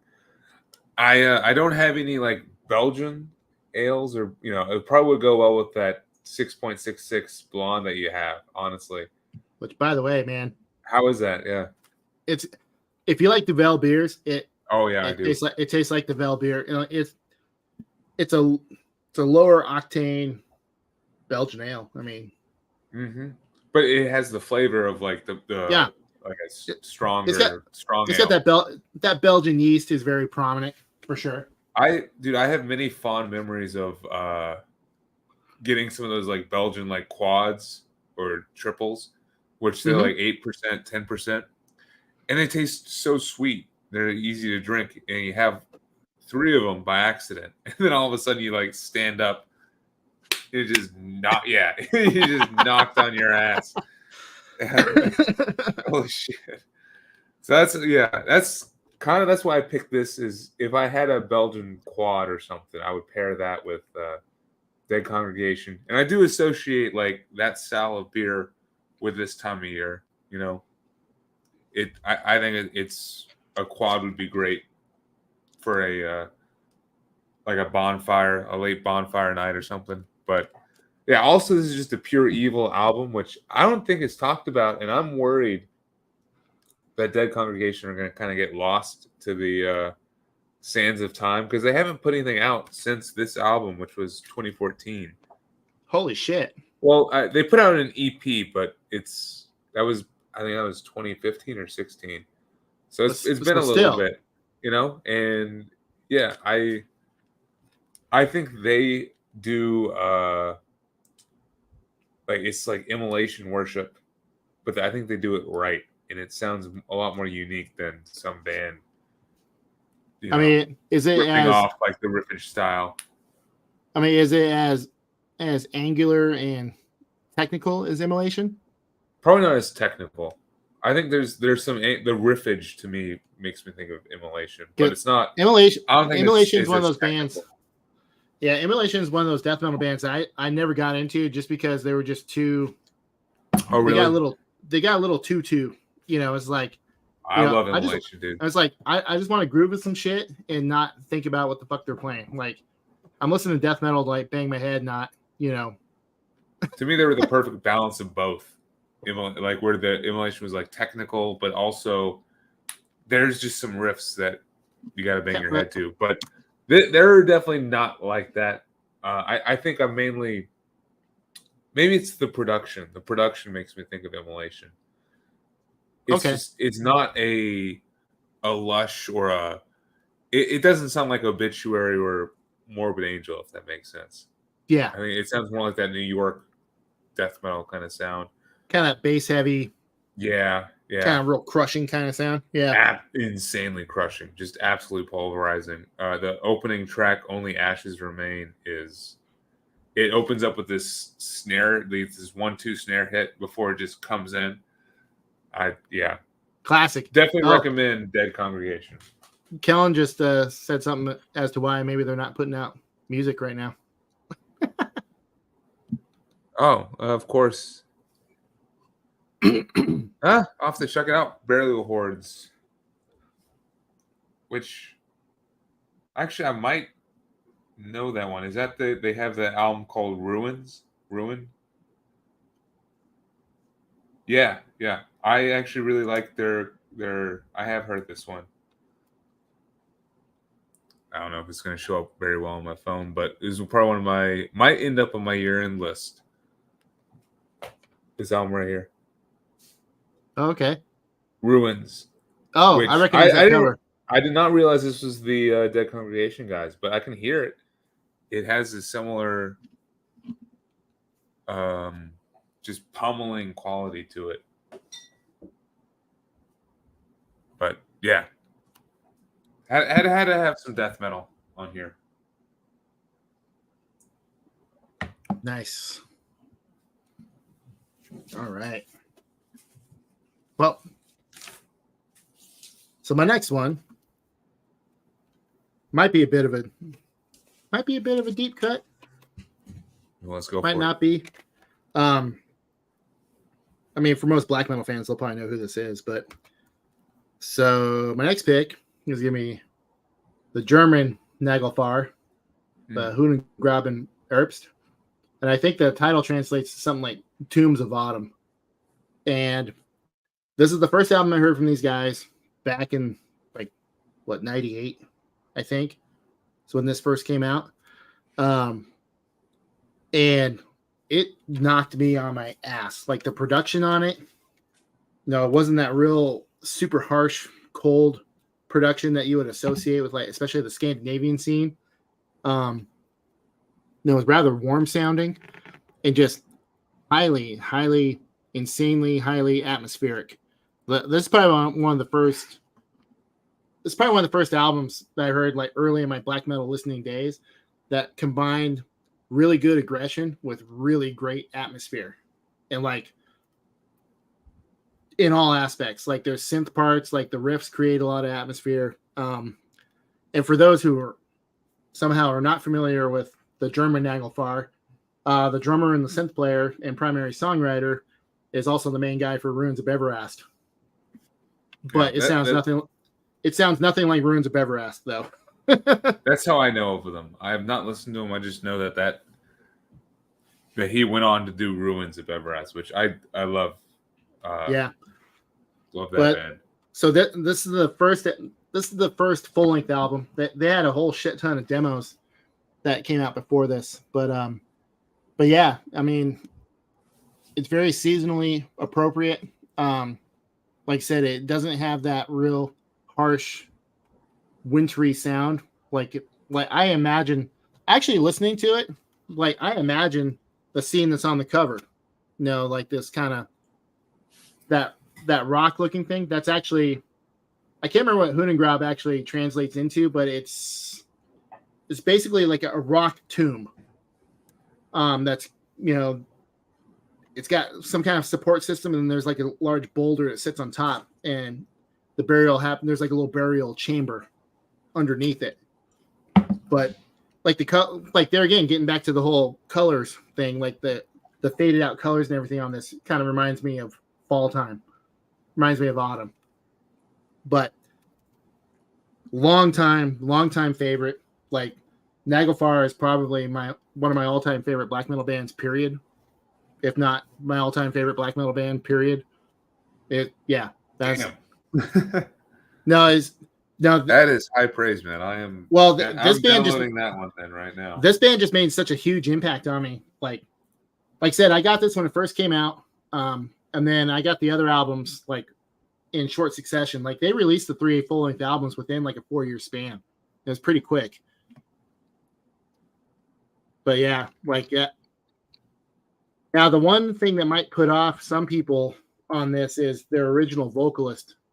Like he gets real fucking shrieky sometimes, and even I have a problem. Like I'm not the biggest fan, like the super banshee shrieky type vocals, but the guy's also pretty. He's pretty varied in his approach. Like he kind of goes all over the place, but he sounds very unhinged, I guess. But yeah, it's a phenomenal album, and that Von Records did a reissue of this a few years ago, so it's still pretty easy to find. Sweet. Yeah, I'm gonna have to listen to that. And just I always get them confused with Naglfar without the E. Nagel. Like that, and that's a band that I've owned multiple albums of theirs, and I always end up selling them off. They've never clicked with me. That was the one without the E. I gotta listen to that for sure. Well, it's funny when I post about this band, I always put in parentheses. I'm like Naglfar, not Naglfar. Yeah, see, because like I've had people confused. Like I'll share it, and they're like, "Dude, I didn't know. Like I've never heard of that album." It's like different country, different band. It like definitely has got me before for sure. Now, as far as the Swedish Naglfar goes, honestly, the first two full lengths are, I think, the only albums you really need. Yeah. And then Cerecloth, the last album, actually had some really killer songs on it. Like I actually really enjoyed that one. But some of the stuff in the middle, like I think the stuff that I bought from them was Pariah, which came out in 2005. That must have been some of the middle stuff. And yeah, then, Sheol and Pariah. A lot of people like those, and I don't know. At that point, what's the vocalist name? Like Jens Reicke? Like he had moved on. It was a different guy doing it was the bass player handling the vocals, and they just sounded. They eventually started sounding like every other fairly melodic Swedish black metal band coming out at the time. Well, was my impression from them. It sounded like a dark funeral and yeah. And Mick Irish there, he just pointed out Vitra. Yeah, that's still my favorite album of theirs, hands down. Okay, but that's the very first album. I'll download that one because I've heard the one I mentioned, Pariah, Harvest, and Terrace from 2012. Yeah, those are I was never impressed by any of that stuff. So, yeah, the first two full lengths from Naglfar, like the Swedish Naglfar, are probably the only ones you really, I would say, are mandatory for any kind of black metal collection. The other albums, meh. Yeah, don't need them, in my opinion. I kind of agree, I guess, but. Here, I'm wrapping up my traditional lager here, or my traditional Oktoberfest from Spaten. Oh, and dude, I'm jealous, man. Yeah, I want to highlight this little supergroup, this gimmicky band. This band was made for a craft beer lover like myself. Oh. Like it's a straight gimmick, but I love it. Trappist, Ancient Brewing Tactics. So this is like hardcore power violence from dudes who were in Despise You, Crom, and Spaz. Oh shit! Okay, I've never heard of that. Dude, check it out. I mean, it's like, it's a little obnoxious, and a little maybe cringy if you like have issue with people making puns about beer and stuff like that. No, I think that sounds like I love it. I mean. Like maybe it's because of the beers, but I'd almost just be willing just to buy it, like just because. Just right. I mean, that's from and I honestly I would pair this with like any season, just as long as there's a good craft beer here. But I think like it does pair well with like the traditional fall Oktoberfest Marzen style like lagers and stuff. We got such hits on here like This Means Wort, which WORT. That's what beer is before you pitch the yeast into it. we got the patron saints, where of course they're talking about Saint Arnold and all the other saints of drinking. The Trappist monks. Yeah, the Trappist monks. Yep. We have a giving the boot to Rheinzigabot. I don't fucking know. It's right there. It's a city in Germany, but they make these. Of course, ironically, they have these purist laws about how you make craft beer, right? Like, think of how how Kentucky is about bourbon, and that's how they are about beer.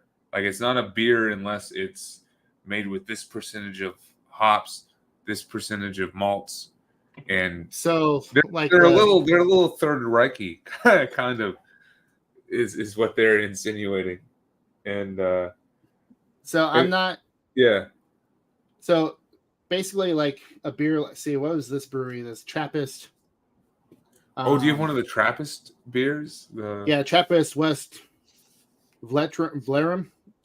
Basically, it's one of the oldest breweries in the world, and that's the one in Belgium where you have to have, like, basically, you're not supposed to ship it out, right? Yep. But I have friends that have traveled over there and brought cases home. Like, they have someone that sponsors them, but this is the last of the 3 that I got like a couple years ago. I'm holding on to this. Damn, dude, that's a special beer. This is a flex. That's fucking awesome. So I was like, I know, like, a beer like this shouldn't be aged for a real long time, honestly. But it's like, but if I drink it, then I'm probably never going to have it again. Nope. Man, you're in quite the conundrum with that. I don't know. I have the other 2. So there's a blue cap, red cap, and this is the gold cap. And I forget what the distinction is between 2, but this one I can see in the small print. This one's a 10.2. Oh shit! Nice ABV. So, do you have a plan for that? Shit, no. Like, it's been basically I stash it in my beer fridge and I forget about it. Like, that's the plan. But what you're talking about with the brewing laws, that reminded me of this guy right here. Yep. So I'm just gonna put that right back and very, very exact. But I want to highlight one more thing with this. It comes with a beer pairing. This is where I got the idea for my. Oh shit! That these are all beer pairings for each song, which this is a Power Violence album, right? So it's like every song's like 30 seconds. Yeah, there's 20 songs over the span of 25 minutes. And for each one, there's a beer, and most of these beers are high ABV, like heavy craft beers. Later, Kellen. It recommends you to drink when you're listening to the track, the patron saints. You should drink the Belgian Pale Ale from Orville. When you're listening to, let's see, when you're listening to the track Swignorant, love the name. You should drink the mash barley wine. So, like, if you were to actually follow along with his beer pairing, you would be toasted. Yeah. Well, fuck cheers, yeah. So basically, it's Power Violence album, as you said. So you have like 1 minute to drink these beers. Yep. So you're literally Absolutely. chugging. Yep. Oh my, no. I'm trying to. So there's I'm trying to find. Okay, here we go. There's a track called "Wolves in the Tap Room," which is of course it's about jocks invading your local craft brewery. Yep. And for that one, you should drink the Narwhal Imperial Stout from Sierra Nevada. Have you had that one? Of course. Yeah. Of course. Yep. Yeah, because actually we get a lot of the Sierra Nevada beers. So there's the Narwhal, and then there's the barrel aged. Yeah. Bourbon barrel aged Narwhal. Yep. So you can choose either or. Good Lord, man. Shit, just those 3 songs you mentioned. Like, Orval is not. Orval you've had. You've I've had Orval. Yeah, they sell it in the stores I've up never here. had that. Yeah. Highly, dude, get it. Okay. Any of the Orvals. It's got to be a West Coast are worth thing. drinking. because these guys are, of course, California, because all those bands are California based. But no, Orval is, yeah, nice. it's good. It's definitely worth it. Later, Russell. Yeah. Oh, we're losing people. Cheers, dude. Thanks for watching, man. It was good. It was cool seeing your pairings too, Russell. All right, I gotta crack open another beer now, but I'll let you. So what are you cracking open another one? No, I'm still working on that Oh. 666. Yeah, nice. But What we got? now that the folk guys are bouncing out, I'm gonna pull out another folk album. Of course. So this is actually a compilation that came out that Prophecy Records put out a few years ago. And it's, if you've thought about dabbling into the realm of neo folk and that kind of style of music, this right here, this is the compilation to get right here. Yeah. Was it Whom the Moon A Night Song Sings? And it's 2 discs, and it's got like a who's who of everybody who is anybody in neo folk, including Tenhi, which I know Kellen and Russell were really big fans of. But there's Overtrack on here, the Volley. Yeah, he knows what's up. Yeah, this is a phenomenal compilation. Who else was on here? Like I said, just anybody and everybody who is in this genre. Nest, like that's one of the best neo folk bands out there right now. They're on here. Like, yeah, Prophecy Records. You can still find it. It's worth the price of admission for sure. Especially if you, like I said, if you're curious about this style of music and wanting to get into it more in depth, this would be a great starting point. And it's very much fall music. It's like everything is very, this is made for sitting outside, enjoying the breeze, enjoying the falling leaves, enjoying the rain, enjoying everything associated with the season.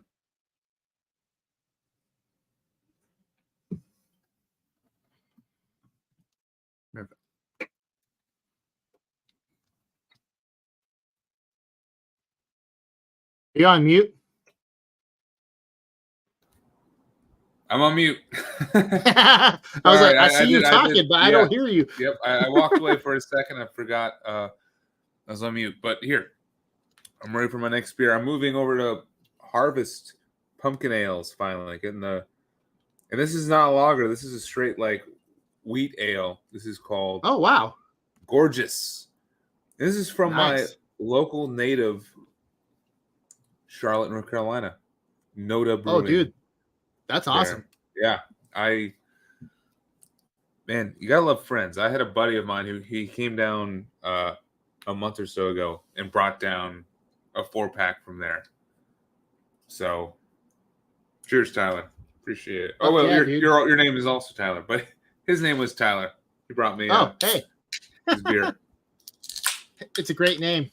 Yep. Cheers. But no, I absolutely love the seasonal like pumpkin spice beers and stuff, especially the more pumpkin the better. I'm definitely basic bitch when it comes to this kind of stuff. Oh dude, I'm right there with you. Yeah. Yeah, I guess it's more of the spices that you taste in the actual pumpkin, like the allspice and like the cloves and stuff. But yeah, this one's good. So when I think of like of a beer like this, a pumpkin ale, I think more of like the harvest season, and it makes me think more of like the sludge and just stoner doom genre, and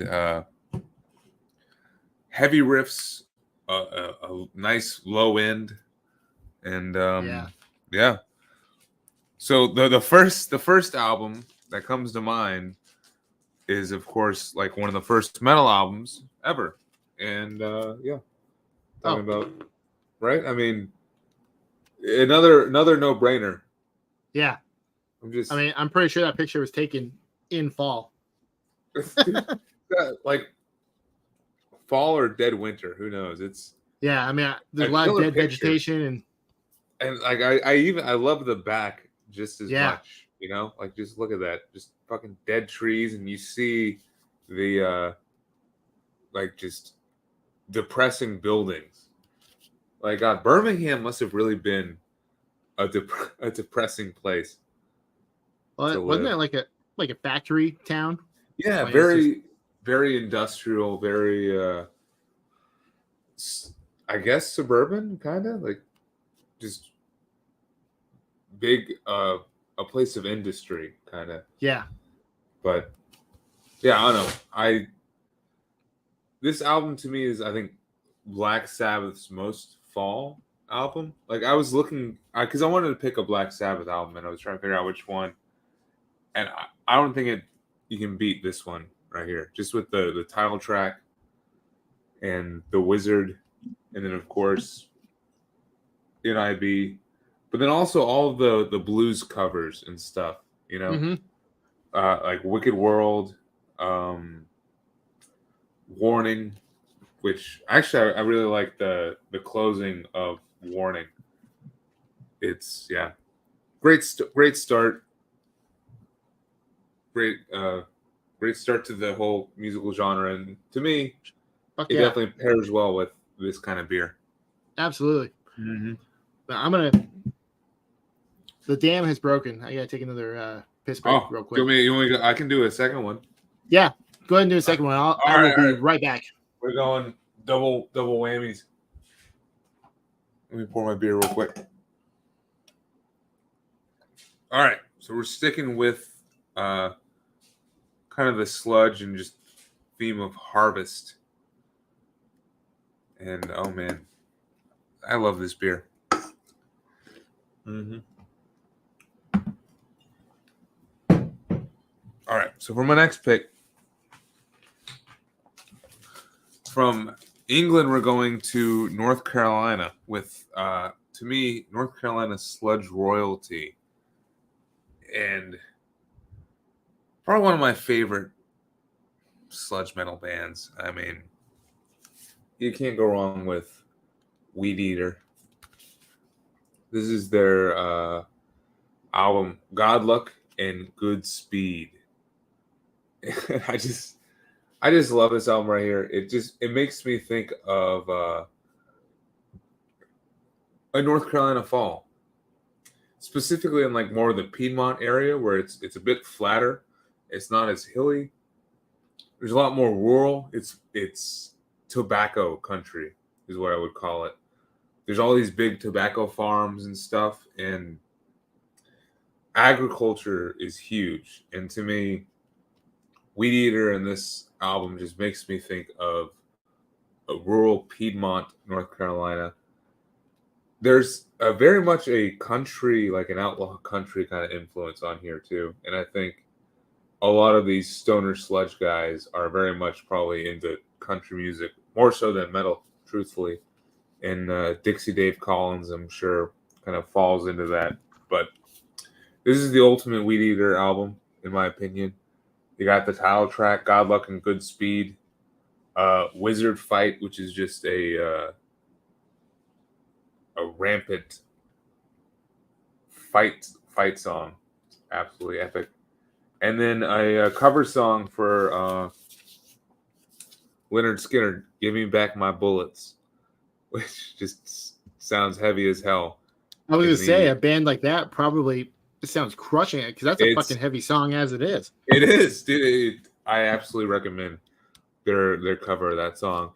And then Weed Monkey. You gotta have a track called Weed Monkey, which it's great closer. But yeah, I definitely recommend Weed Eater. And I don't know how you would describe the vocal style for this. It's like a someone who just ripped like the biggest bong and is coughing out a lung. Like that's kind of what like the vocals on here sounds like. I mean, it's appropriate. Yeah, it fits. I mean, So Yeah. yeah, Weed Eater. That's North Carolina Sludge. Nice.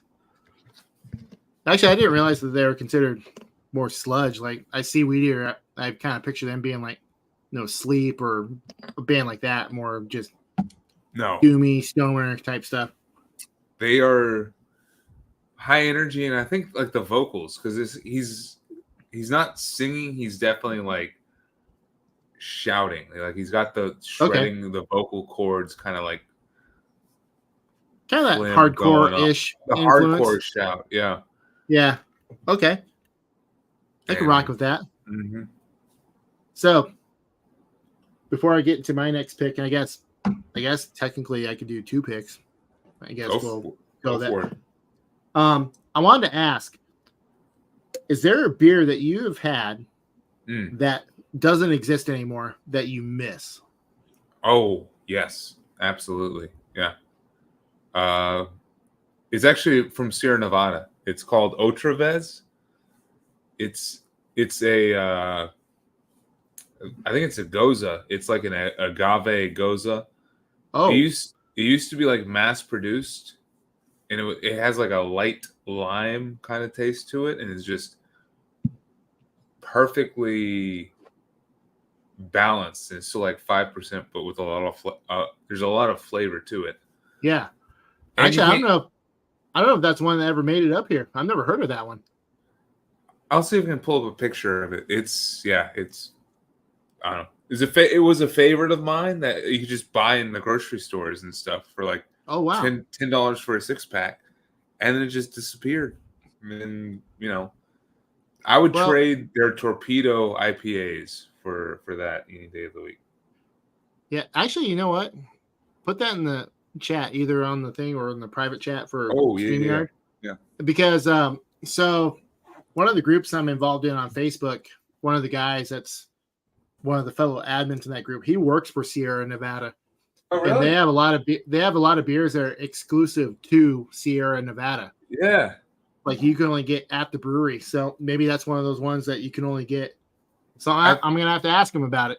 I think that's what it is, where they changed it. Because I went to it was a beer festival in Colorado or like a month ago, and they had it there as like an exclusive appearance. Huh. So, well, what I'm assuming. But do you have one in mind? So the reason why I asked, and I brought the glass down. So it's a German brewery. Like I haven't seen any beers from these guys anymore, like New Zeller. But they had a porter that they made, and it was just called New Zeller Porter. There was no fancy title or anything. It was just, and it was one of the absolute best porters I had ever had, ever. I bought it every chance I got, and then after a couple of years, the local shop stopped carrying it, and I see no existence of it anywhere. Like I try to look for it online, just discussion about it, nothing. And I'm just like, what the fuck? Like it absolutely disappeared. Brewery, everything. But damn, that's my proof that the brewery did exist at one point. Like I have New Zeller glass. But yeah, it was one of those ones. It wasn't like an adjunct, porter. It didn't have a lot of, excess flavors or anything, but it tasted like chocolate. Like you drank it. Man. Yeah. And but like I said, on the label, it was just New Zeller Porter. No product of Germany or Belgium or Austria or wherever the fuck. And like I miss that beer. Like I still think about it. It's been more than a decade since I last had it, and I still think about that beer. It was that good. Damn. Yeah, that is. I'll keep thinking because I'm sure there's another one that I can come up with. But I was literally pissed. Like I asked about it, and they're like, "Oh, we can't get that anymore." I'm just like, "Shit, are you kidding me?" Like, for me, have you ever had the Edmund Fitzgerald porter? No. It's a brewery called Great Lakes, so it's out of Ohio. I'm familiar with that brewery. I think a couple of their brews have made it up here, but not very many. Yeah. So of course it's like the wreck of Edmund Fitzgerald. It's to me, it's the perfect coffee porter. It's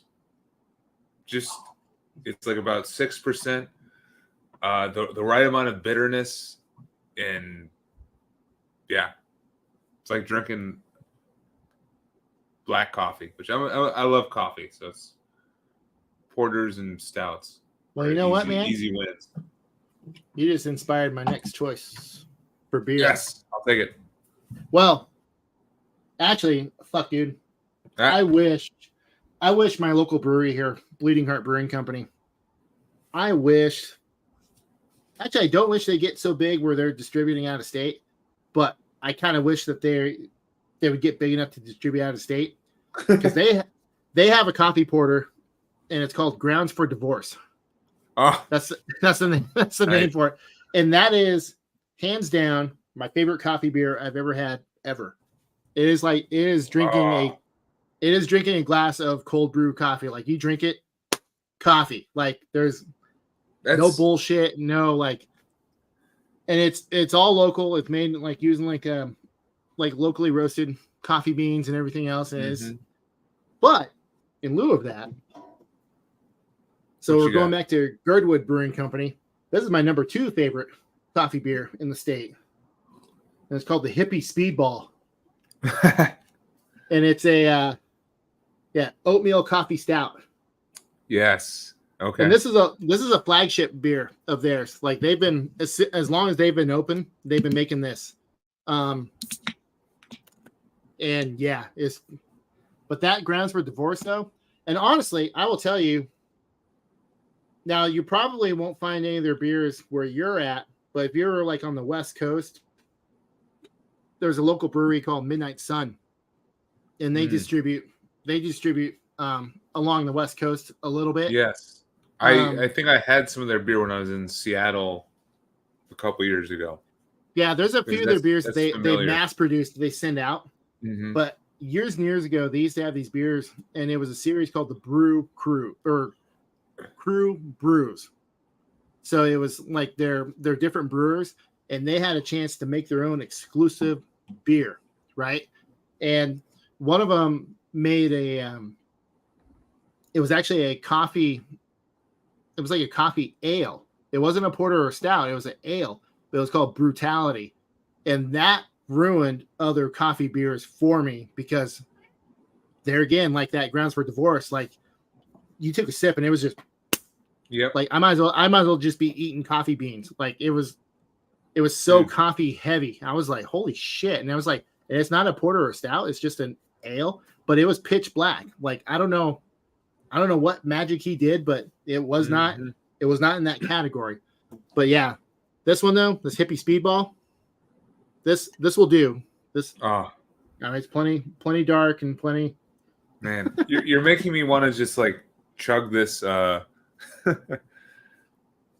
pumpkin beer so we can move on to like a stout or something. I don't have a coffee stout on hand, unfortunately. But that's one of my favorites for sure. You're making me think of all these different coffee stouts that I absolutely love. That's a favorite style for sure. But now, like, there's plenty of breweries that I see like at my local shop, or one of our local shops, and I see like coffee ale or coffee porter or whatever. I was like, well, I got to try it, and I drink it, and it's fucking weak. Like, it's just not. It's not the same. And it's like cut rate, dude.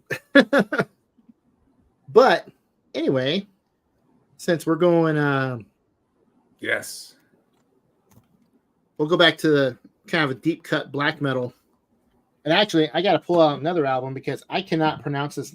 I wish Russell was still here because he can actually pronounce the name of this band appropriately, because he was just in Poland.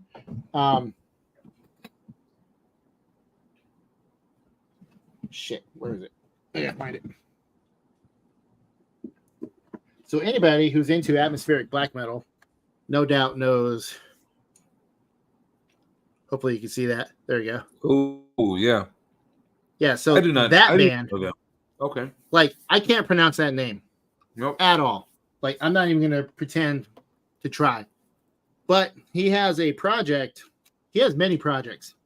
But one of them that's very, very, very, very fall appropriate and very nature heavy. It's called Alkals, and this is the first album here. And yeah, I'm not going to try to pronounce that name either.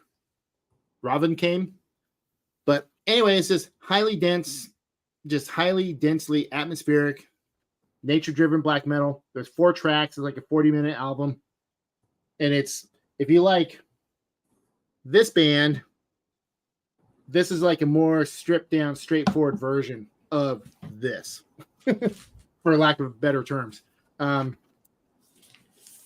It's actually, it's not my favorite of all this guy's projects, but it's up there. Like it's very immersive. Like I don't know how else to describe it. It's just immersive and it's very nature inspired. Like it's very anti like commercialism, and it's anti, industrialism and all that stuff. So is it on Spotify? I don't know. All right, well, type it in the chat because I'm gonna look it up, because that is not a band I've heard of before. Yeah, so he's got, like I said, he's got a few different projects. There's this project. Mm-hmm. He's got one called Stworz, Stworz. That's his main one, and then there's this one. This is like his third incarnation of his black metal approach, and it's, like I said, this is the first album. There was a second album that came out like a couple of years ago, and that it's the same thing. Like it's very formulaic, but it's still very, very, very good. Rain. Yeah.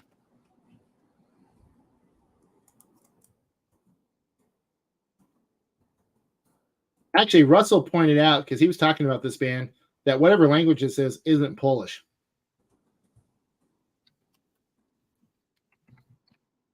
Okay. There you go. You did. Appreciate it. Okay, we'll look it up.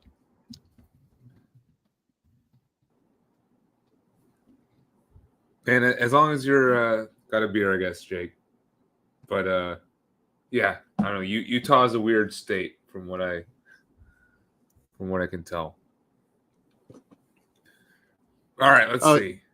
Oh yeah, Utah, like yeah, like don't you basically have to be like a club member, or you have to be licensed to be able to get?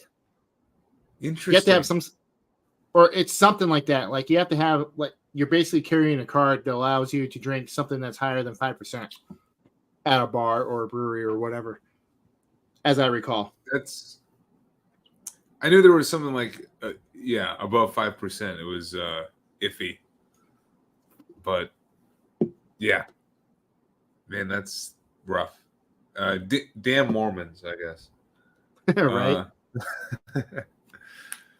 All right, back to my autumnal beer and my autumnal music. So we're going more like a doomy, like almost funeral doom, but there's still a bit of sludge in here. And honestly, this is a unique band, an incredibly unique band. I'm talking about Samoth Race. I don't know. This is the segment where two kind of drunk guys are trying to pronounce European band names. And yeah. Well, these guys are funny enough. They're from Kansas. So what the fuck? Okay. They're really from Kansas. And one of the ways that you can tell, you open up the inner sleeve and look at what, I mean, come on. Oh. That looks like Kansas, right? Right? Like flat. Just a fucking farmhouse in the middle of a almost tornado back here, But dude, this is such a unique kind of band right here. They're slow in like a funeral doom kind of way, but then at the same time, they build to these very epic crescendo kind of melodies that definitely bring to mind certain sludge metal bands. Like, yeah, I'll throw Down out there. I'll throw they're very riff heavy for sure. But then at the same time, in the Funeral Doom sections, the guitar sounds very bluesy and very like in the background. Like it doesn't have a lot of overdrive to it, you know? And they really do a good job of filling up the space with it. So I would call them like kind of crowbar maybe, but like, so there's 2 songs on this album, and this is a 35-minute long album. And Oh, okay. yeah, it's absolutely epic. Like the opening song, When We Emerged, has this just building melody that really just takes you along with it, and it just lifts you up until the Funeral Doom section comes back and kind of crashes you back down. It makes me think of Lost, you know, from Tennessee. Yeah. But yeah, Samothrace I think are gonna be an underrated band that not many people end up talking about, because this is the last thing they released, and this was back in 2012. So this album and their album that they released before, which is called Life's Trade, I would definitely recommend. And it's got to be because of them being in Kansas, but there's such a desert kind of vibe to it. It just feels very dry, very open, and there's definitely an aspect of blues to this music, which is really cool. So I don't know. I'll put it in the chat because this is one of the, I think, deeper cuts that I'm kind of bringing out that I would really recommend people check out. Nice. So yeah, Samothrace. That sounds cool. Yeah, I think it's really cool. Definitely a unique band.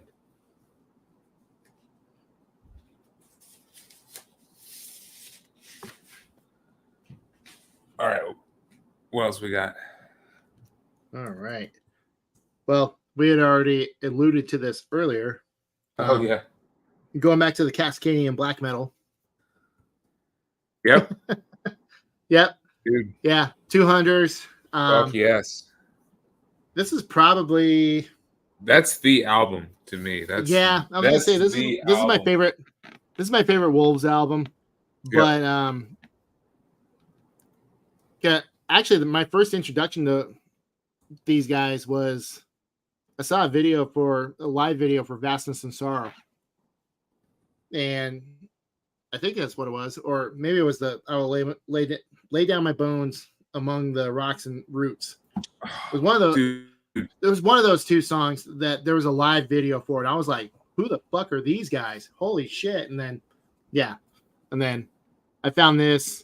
I was traveling down to Seattle, and I found this used for $7 years and years ago.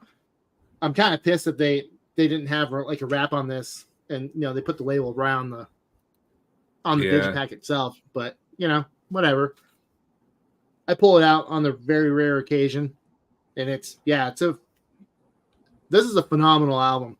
And this and D&M and 12 Stars are the only 2 that I really, really, really like from Wolves. And then after that, I feel like they kind of went downhill kind of fast. Personally speaking, I mean, it's still competent. It's still very, very well executed, but it's just not for me. Not like this is. But this is very much fall music right here. But you can say that about pretty much any Cascadian black metal band. Mm-hmm. Quite honestly. Matter of fact, actually, should have put one of those albums out for my pick. But so Jimmy, Future Runes, he actually sent me the first 3 Agalloch albums, like extra copies that he had, because I just know what so. Once again, the whole blaspheme thing. So when Agalloch first hit the scene, like back in the late 90s with Pale Folklore, I was so staunch on my black metal. And oddly enough, I liked a lot of folk elements, and I liked a lot of folky music, including something that for one of my upcoming picks. But they didn't grab me back then, back in the late 90s, early 2000s. I was like, what's the hype? Like, it's okay. It's fine. But, you know, with the whole reunion shows that they've been doing and everything else, I went back and dove into it. And I was like, I'm a fucking moron. Like, I absolutely missed out. Dude. And yeah, So I'm with Jimmy. Agalloch is like one of my favorite bands, if not like my favorite band. It's yeah. But no, Like- I was definitely way late on the boat for this one. I was like, Mhm. shit. Like, I absolutely should have been back on top. I should have gone back and checked it out like years ago. Not because they reunited and are doing shows again, but better late than never. Anyway, I guess. Yeah. I mean, I guess I could see, you know, if you've already like Agalloch was one of the first black metal bands that made black metal click with me, right? So Okay. I guess if you're already into black metal, especially maybe the more extreme aspects of it, and you're having to kind of dial back, and then maybe if you already also listened to like Bergtot or something like that. Well, see, I had all those albums, and I was like, Yeah. I listened to Agalloch. I was like, yeah, that's cool. Yeah, But I listened to Bergtot instead. Like, exactly. So so maybe that was for me. That was my Bergtat was pale folklore, you know. yeah. And Anyway, so that I totally digressed off of like what my actual pick was. But yeah, I wanted to talk about that album with you a little bit because that's my favorite Wolves in the Throne Room right there. And it's because of how it opens and how it ends. Truthfully, like it just the opening is so it kind of immerses you into the atmosphere and the vibe, which I get. It's odd. I actually either I feel winter or I feel summer from it because it must be like it sounds like there's a fire going on, and it makes me think of like either the hottest season where you're just like the summer solstice or like a winter fire kind of. But then the closing track, what, Lay My Bones Down? Yeah.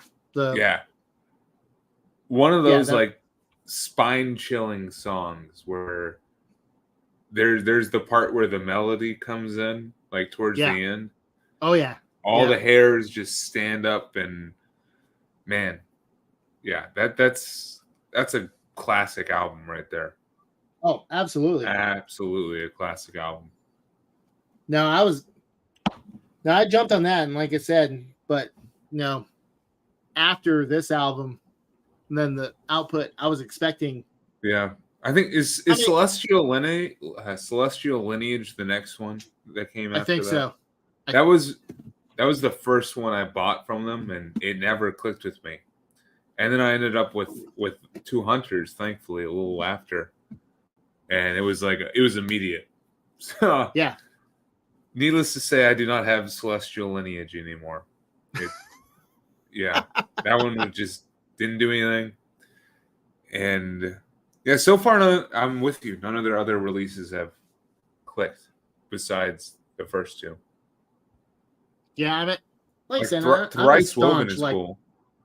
Yeah, what I've heard of that was cool, but I don't know. I'm just one of those dudes. Like I'm super staunch. Like, like the first two albums were so good, and then I mean, I could see bands wanting to experiment, wanting to change things up a little bit, but they kind of like they were already going down this path, and then it was like a hard turn, like to like try different things. And I was like, they could have just kind of eased their way into it, and I would probably would have been more on board. But I was expecting more songs, like Vastness and Sorrow and those, and I wasn't getting that, and I was like, I'm done. I'll listen to other bands instead. Yeah. All right, let's see. So I'm still sticking with like my sludge here, and I'm wearing the shirt, so I gotta mention this band, Wind Hand, out of Virginia. Which do you like these guys? I'm familiar with them. Yeah, dude, I love most of their stuff. I own most of their albums. This is my favorite Grief's Infernal Flower. It just has such a depressive, sorrowful tone. To me, just the whole feel of the music, just it feels witchy. It feels spooky. It feels witchy. It feels like October in a album format, and yeah, it feels like slightly decaying things too, which Yeah. and I really enjoy the sound that Windhand has, like this slow plodding, crushing, kind of sludgy doom metal underneath, but then this like soaring banshee like vocals from Dorothy Cottrell, I think is her name, over top. But yeah, this is a great album, my favorite from them. You can't go wrong with Forest Clouds or Hyperion or Kripke. They do a great job of also balancing like the heavier doom stuff with a little bit of like folky kind of more ballad-esque elements in here. Like the track "The Sparrow" is very like slow and sad and acoustic, and then there's other acoustic elements that pop up on here that really help to let the album breathe. I mean, this is like a album that's over an hour long, so it needs as much space as it can or as much dynamics as possible to add a little variety in there. So yeah, I love Windhand, and this is definitely a highlight of their discography. Or for me, it's their best album. Nice. Grief's Infernal Flower. Okay. Yeah, I definitely recommend this one of all their stuff. But also Soma, if you can get that one. And Jake, I have not heard the solo album, but I need to. I forgot the name of it. It's yeah, but the lead singer just released a solo album on Relapse, so gotta check that out. Nice. All right. So for my next pick, it's another one of the folk albums I pulled out. Yeah. What sucks is this album originally came with a slipcase. They actually had the album title and the actual album artwork on it. But it's one of the bands. So, getting back to the whole Agalloch thing, it didn't click with me initially, but Imperium did click with me. So is this Imperium? The album, yes. Yeah, Violent is actually the name of the album. Yeah, go ahead and blow that up. All right, sorry, Lucy. So the only thing on the actual packaging, beers. The only thing that actually references the actual album title is on the spine. But I lost the slipcase for it years ago, but it is very much nature music. And that's loosely what all that means. But yeah, Nature Mystic. Yeah. So is it Where at Night the Wood Grouse? Is that what it is? Or what's the name of the album? Violent. Weiland. Oh, okay. I got it. Yeah. So, but this, like, the first time I heard this, once again, this came out in that time where I was like, just so fucking gung ho with anything black metal and aggressive music or the aggression of black metal, I should say, because I mean, my background was like death metal and thrash metal going into black metal, but this clicked. Like, I heard this and I was like, mind blowing, profound, all the adjectives for it. But yet Agalloch didn't click. I don't get it, because Agalloch was kind of inspired by these guys in a way. Mm-hmm. But no, this is definitely gloomy fall time listening music, and everything is beautiful. Like, that's the best way to describe it. It's a beautiful album, like vocally, musically, everything. Like they're actually, you know what? Once again, I don't know why Aglock didn't click because no, there's these really operatic vocals that happen with this, but there's a couple moments that get it's like black metal acoustic. Like the Yeah. vocals get a little harsher, but it's still very I don't know. But for whatever reason, these guys did it for me. Aglock didn't do it for me back in the day. But you're describing certain elements of pale folklore for sure. Like because there's some female operatic vocals in pale folklore. Yeah, there's no female vocals on this. It's the one dude doing operatic vocals and the harsh vocals. It's a 2-piece band. But yeah, it's like if Russell was here, he would say that this is like an absolute must-have classic. Like I brought it up, and he was thumbs up. He was like, "Yes, that is the album." Okay, I got that one queued up for sure. So, oh yeah, but no, like I said, it's like it's just perfectly gloomy fall time music, 100% for sure. Dude, the gloom is important. Yes. So for this next one, and it's gonna be the end of my autumnal beer, and then also another piss break after this. But I'm quickly going to talk about Wake. Okay. Voices of Omens. So another and this is such a weird, unique band. They are sludge doom with a bit of death metal in there.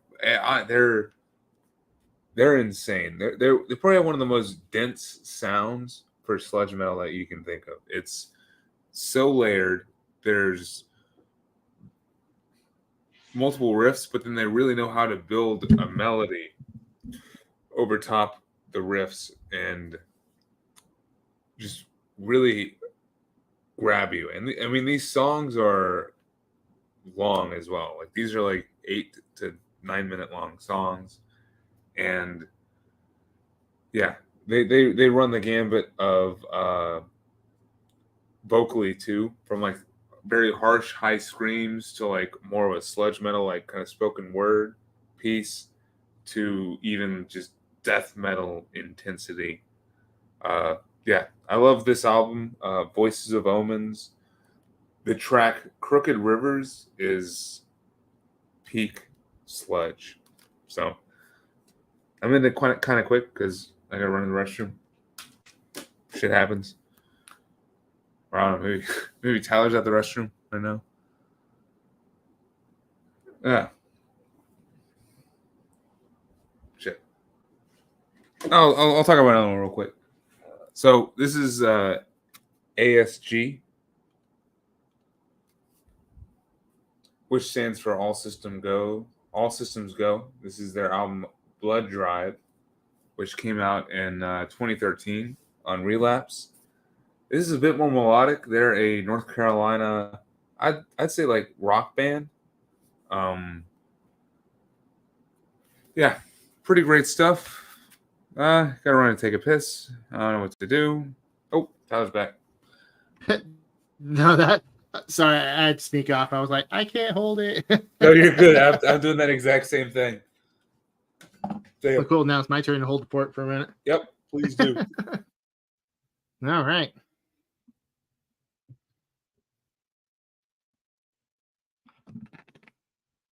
I guess I can ask a few of the people that are watching right now. What are some 2023 picks that are standing out to you right now? Like obviously, I'm the black metal guy. Anybody that see me on these streams know that that's pretty much what I'm about. But if people are interested, I'd be happy to list a couple black metal picks that really stand out for me for this year so far. I don't know, I'm just trying to fill space, kill time, drink beer. So let's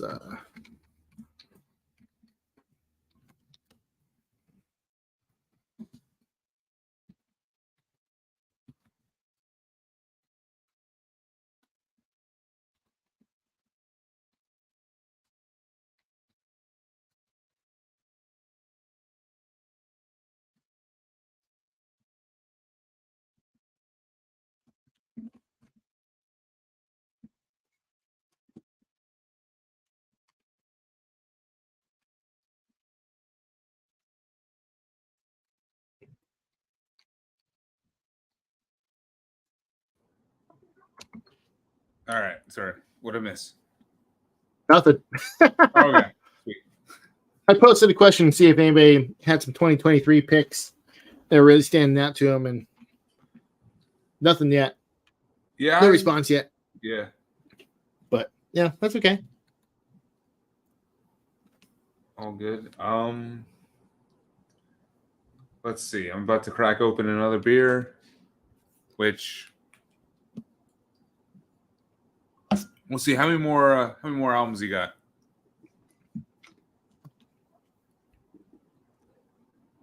Technically 5, but I can consolidate to 4 Five. because two of them are one band. Five is probably good. I think I got about that many. I can wrap up in one more beer, which let's see. Better drink up a little bit then. Oh, I mean, there we go. So I got truthfully, I have plenty more. I just didn't want to, Yeah. Now I got, if I needed to, I think I got a few others I can pull from my shelves up here. That would be appropriate, but all right, I got my. We can play it by ear, but yeah. I've not heard this rye that I've heard the Black Braid, which Black Braid is cool, but I've not heard rye that Jake is talking about. Yeah, I'm not. I can't say I'm familiar with that one, but the Black Braid, you know what? Say what you will. Yeah. The music fucking kicks ass. Like I like that. Mm-hmm. I like that new Black Braid album, and I'm actually rather impressed because I know. So one of the groups I'm involved in on Facebook, the guy who actually helped produce the albums and technically program the drums, he is a drummer, but he programmed the drums for the Black Braid albums while producing it. Like they knocked out the first 2 albums like back to back, but there was such a huge leap in consistency and songwriting on that second album. That was like that. I was impressed. Like I was actually impressed with like the improving quality for something that came out in pretty short order, back to back. I'll have to listen to them back to back again. Like I've not revisited the Black Braid since it came out, the second one. I mean, my biggest beef with the first, my biggest beef with the first Black Braid album, and I can't remember the song titles appropriately, but the song order, the way that the song listing that they went with for the first album, I think they fucked up. Like there's 2 of the songs that should have been switched, and it would have been perfect. But I don't know, man. Like the song they chose to end it with, like I don't know, the song they chose to end it with, like killed any energy that was built up through the first part of it. Mm-hmm. And just so if it was like one of the middle tracks, and then they closed it with like another high end, yeah. But what do I know? I'm not the artist in the studio with putting this shit together, right?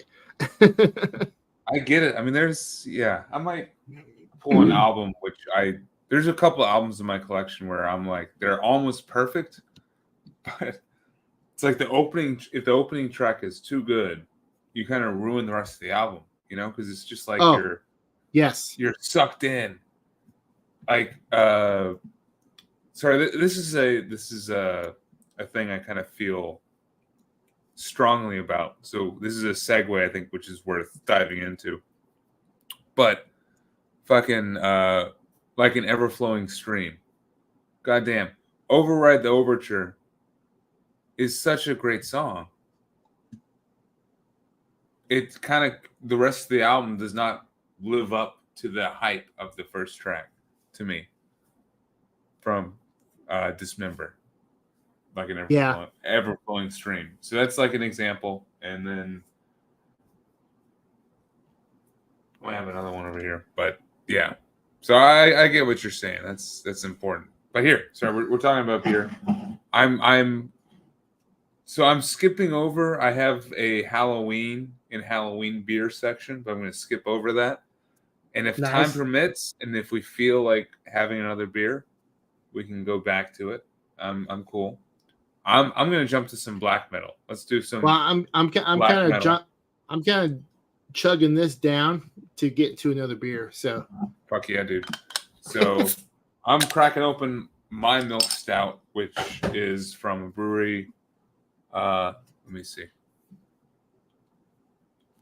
It's the Left Hand Brewing. yes, Not the Left Hand yes, Pad, that's the album, but Left Hand Brewing. I'm very familiar with them. Right? They were one of the first breweries for me, like or very early on for my appreciation of stouts. That milk stout that they have, which I don't know if that's this one. This is what I have right here. I think it's the same. They just changed the label. Is that what it is? Well, I like the old label better. Yeah, truthfully. Well, because I remember Left Hand had a beer called Smoke Jumper. Oh, it was a smoked ale. And it was I have never had that one, dude. It was like sounds awesome. That was one of the most like active beers I've ever had. Like this was like years ago, like I don't know, 10 or so years ago. Like we were buying bottles of Smoke Jumper, and you'd pop the top on it, and that thing would just fucking gush and gush and gush. Oh, it was a gusher. It was like holy fucking shit, dude. Like by the time I actually get to the beer, like most of it's gone. It was down to there. Yeah, it was like it was all head because it was just still so fucking active, and it was like drinking liquid smoke. I mean, it was like they did not fuck around with the smoking aspect of it, the smoke aspect of it, but. I really like a good smoked beer, but overly fermented smoked beer, I don't think I would enjoy that much. It would well, one of the staples we have up here in Alaska is like smoked salmon, right? And it kind of reminded me of that. It was like really good smoked salmon, but like you couldn't drink more than one. Like you drink one, you're like, that was cool. I need to cleanse my palate and drink something else now. Yeah, I could see that.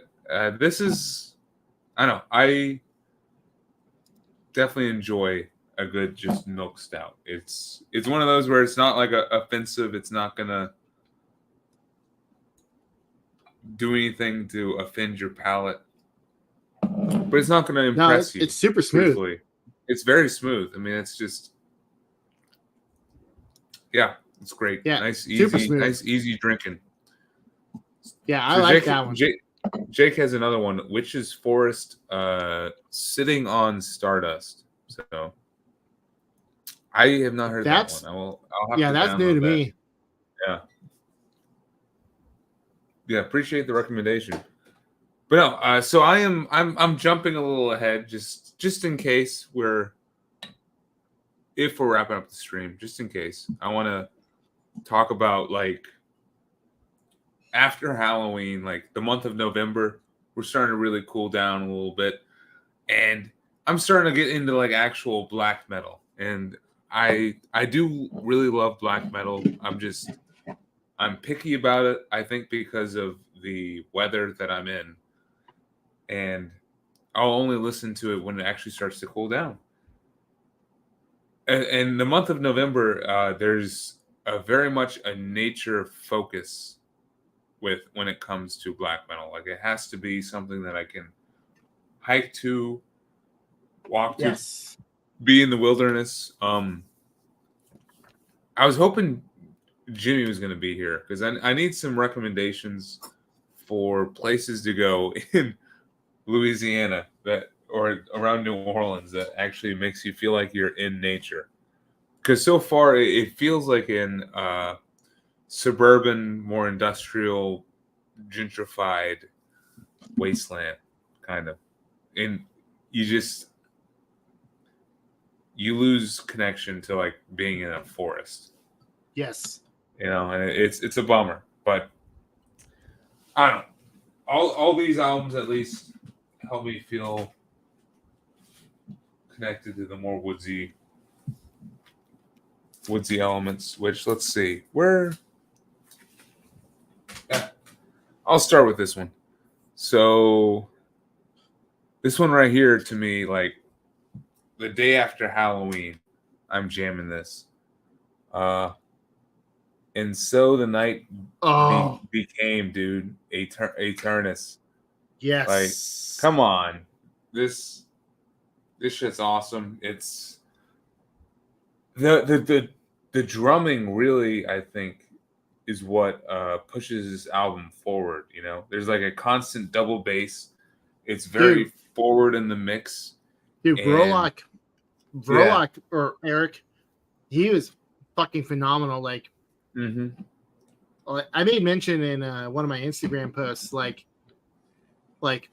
he's kind of like he wasn't a direct influence on my drumming, but I was definitely influenced by his drumming because of that album and Beyond the Wandering Moon. Yeah, dude, and actually, I just picked up the Soul Settler Records reissues of that one and the first album because my two OG copies of Beyond the Wandering Moon are beat to shit. Like, I mean, like well loved. Like the CDs are fine, but the case is like beat to shit. But I fucking let someone borrow my Beyond the Wandering Moon, my OG Beyond the Wandering Moon. Scratch the shit. Oh fuck. Yeah. It gets halfway through and it skips, and I'm just like, motherfucker. Like, I knew better. Than let this guy borrow it. But anyway, yes. Trying to spread the love, you know? Oh, that album is so fucking good, dude. It is. It's long. I mean, it's over an hour long.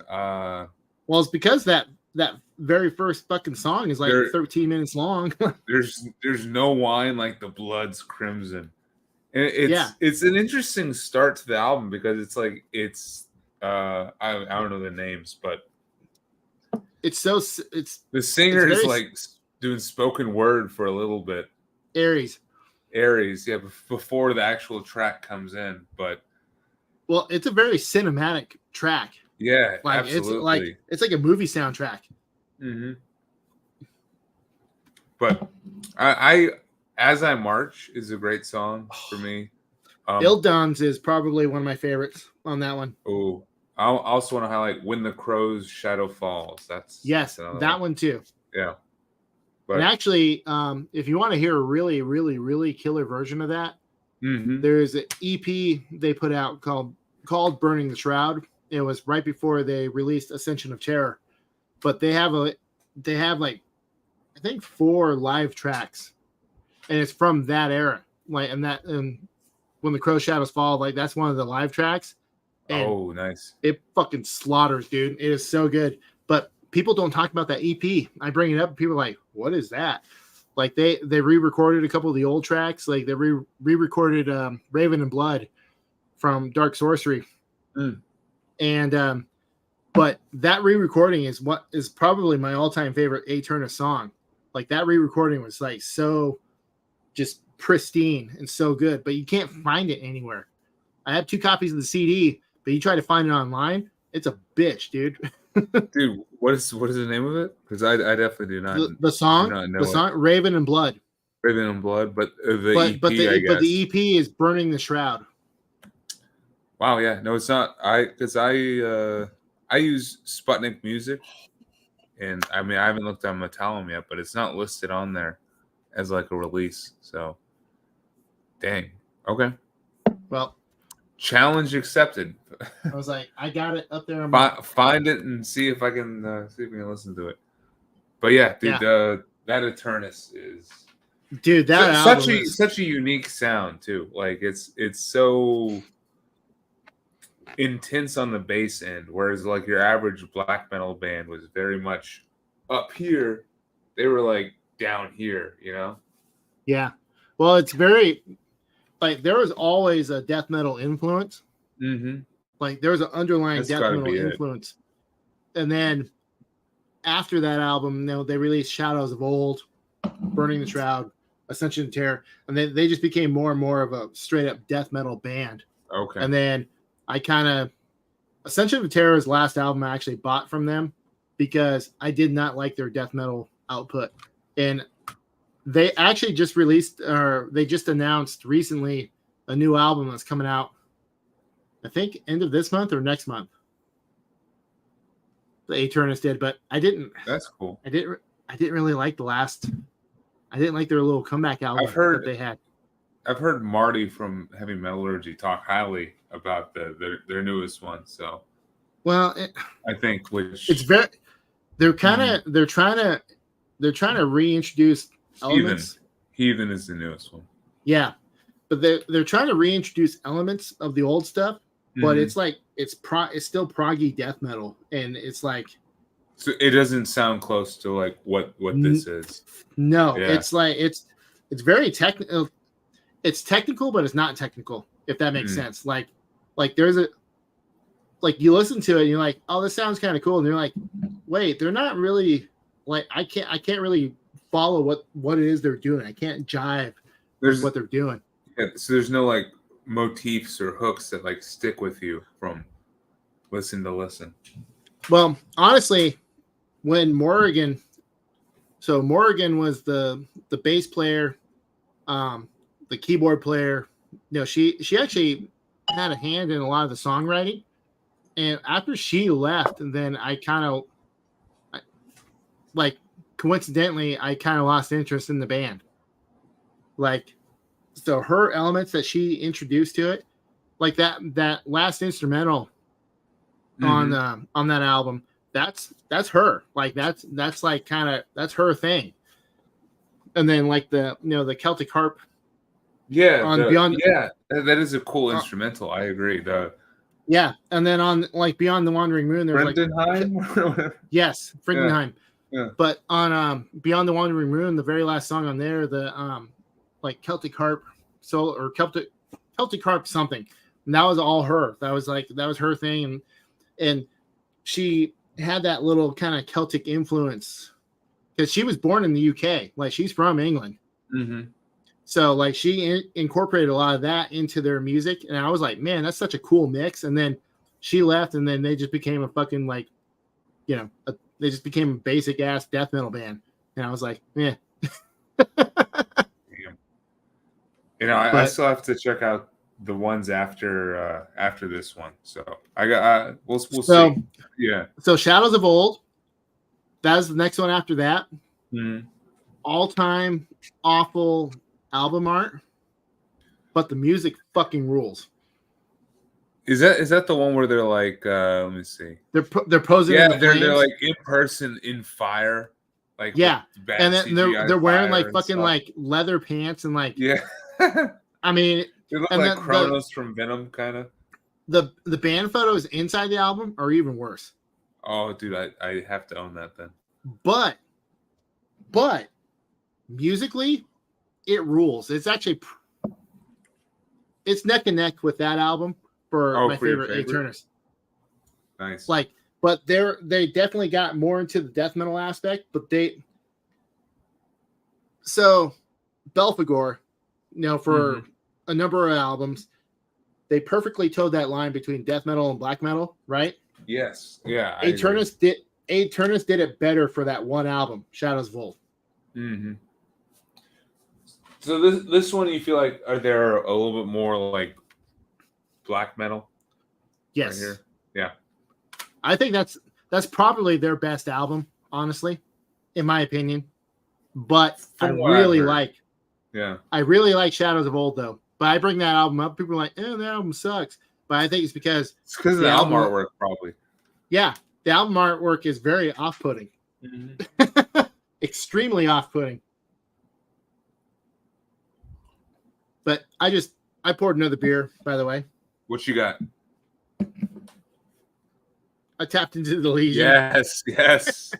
Dude, I forgot how fucking good it is. It is, right? This is.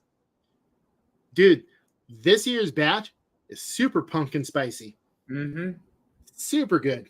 I'm saying like I've had it. I haven't, but I had last year. It was I enjoyed all the beers in that pumpkin 4-pack, but I think that one was my favorite of them for sure. All right. So for my next pick, what we got? So classic. I got a classic album for you. In the Woods, Heart of the Ages. Oh, yeah. This album reeks of fall. I mean, actually, this is better.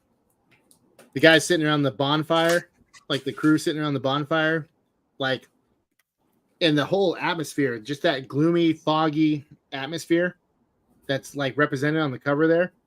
It very fall like music, and I think this is still my favorite In the Woods album, no doubt. Now the put this back here. Hold on a second here. God damn it.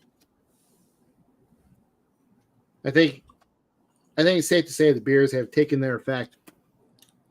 Cheers to that. The Heart of the Ages, and then Wotan's Return. Like those two tracks alone just make this album for me. But top to bottom, I can listen to this album. This is my second copy, actually. Like I beat the shit out of my first copy. Yeah, In the Woods, that's a band. I've heard that one, but I think that one, and I've heard Omnio, yeah. And actually, it's funny, like they're two distinctly different albums. Very, yeah. But depending on my mood, this and Omnio vie for my favorite In the Woods albums. But it's hard to pick because they're two vastly different sounding albums. Yeah. And actually, speaking of In the Woods, I picked this up recently. Like Soul Cellar, they reissued the Isle of Men demo. What is it? What is this? This is In the Woods, but it's the Isle of Men demo that came out before Heart of the Ages. Okay, I've never heard of that.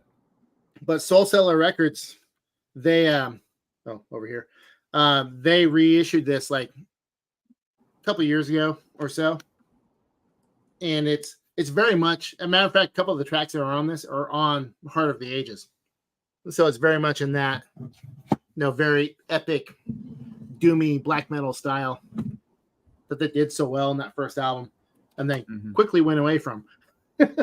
Yeah, because Omnio is very different. That's like Omnio is a very emotional album. Yeah. I mean, does it feel progressive to you at all? Like very extremely. It's very progressive. Yeah, but it's not a little like that Solefald kind of. Yeah. Or maybe not. I don't know. But that scaffolding album that they have, I'm trying to think of the name of it. Yeah. But yeah, very, very unique sound for sure.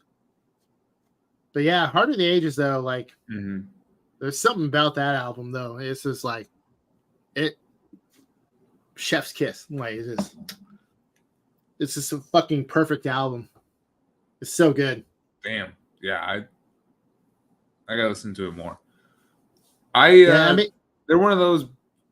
I'm one of those people where I need to own it on physical media, and if I don't, it's hard to get into it as much. I don't own any Into the Woods or In the Woods. In the Woods, yeah. Yeah. Now this and Omnio are the only two albums. Well, and Isle of Men, that Isle of Men reissue, are the only ones I actually own physically. Because after that, like. After Omnio, they went way left field, and I was like, I'm out. This isn't for me anymore. They too far into like the progressive, like avant-garde kind of like Eternist kind of. Because they went from Omnio to something about radio. I can't remember the name of the thing, but it was like, I was like, this is a whole different band. Like, it doesn't even sound like the same guys. It was like, it's so. I mean. Honestly, it's probably one of those things I should go back to and listen to again because it's been a while. I might like it a lot more. Strange in Stereo. That's what I'm thinking. Yes. Of. Yeah. Yeah, that was the follow-up to Omnio. Yeah. And it was like, whoa, like, like they didn't even like no loop, man. They just like went right into the weirdness. Dude, are they Norwegian? What is their They're Norwegian. Yeah. Yeah, okay. Yeah. Some of those Actually, that makes sense. Mm-hmm. All right. The For my next the Norwegian bands. I was gonna say they like their progressive music. Mm-hmm. For sure. So for my next black metal pick with my stout, I'm going back to the Cascadian black metal scene. I'm going with a Bindrune recording. Okay. Pick. We got Alda. This is their album Passage. Have you heard this one? Yes. Yeah, dude, I love this one. I mean, this one and their album before this, Tahoe, I think, or shit. I'm trying to remember what the name of it is. I know it. It's got the salmon in the river. It's beautiful. Tahoma. Yes. Yeah, both. You can't go wrong with either of them. This is kind of my pick for my favorite. It's a bit more. To me, it flows a bit better. Like the folky atmospheric bits into like the black metal parts. The Clear Cut is a great opening track. The Crooked Trail, love that one too. But I just love the feel of this. To me, this feels like the first day of like kind of winter, or the last days of fall, of autumn. And yeah, I mean, it's hard not to be influenced by that album cover, which honestly, this is a favorite of mine. Just all the trees, and then you have a corpse right underneath.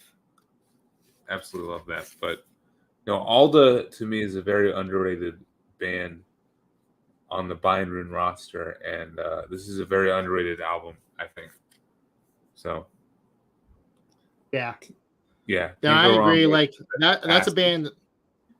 That's a band I've been sleeping on as far as getting physical copies of, and I need to rectify that very soon, dude. Because it's funny because like I was like I should probably pick up an Alda album or whatever, and let's do it. It's like this is cool. I'm gonna get it, but then it's like I get distracted by something else, and then next thing I know, I've forgotten all about picking up the album. Yeah, I need to rectify that very, very, very soon. I would say either this one. I mean, I do like the Tahoma album, and then they had an album up in 2021 called A Distant Fire, which was good as well. But to me, either this one or Tahoma are the two to own. So I don't know, just that picture of the band. I don't know if you can see it that well, but they're just around a fire. Yeah. I love that. Very much like the In the Woods. Yeah. Except it's not just the band. There's like fucking like 20 people around that fire. Well, it makes me think of that two hunters from Wolves in the Throne Room too. Because is there a fire on the back of that, or is that just it just feels? I don't know. Maybe it's just the feel of the album. I think it's just the feel. Like that's the back of the album. Okay. Yeah. It's just trees, and then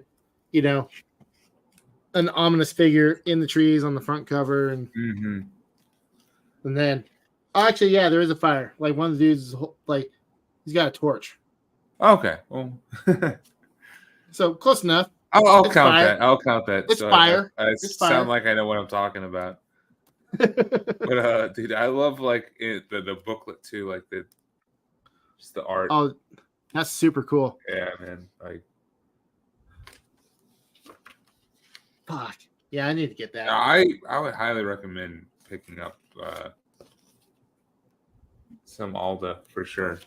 Like, if you like that Cascadian with a bit more, it's probably like 60-40, like black metal, like folk. Yeah. This is an awesome album to own right here. Fuck yeah, dude.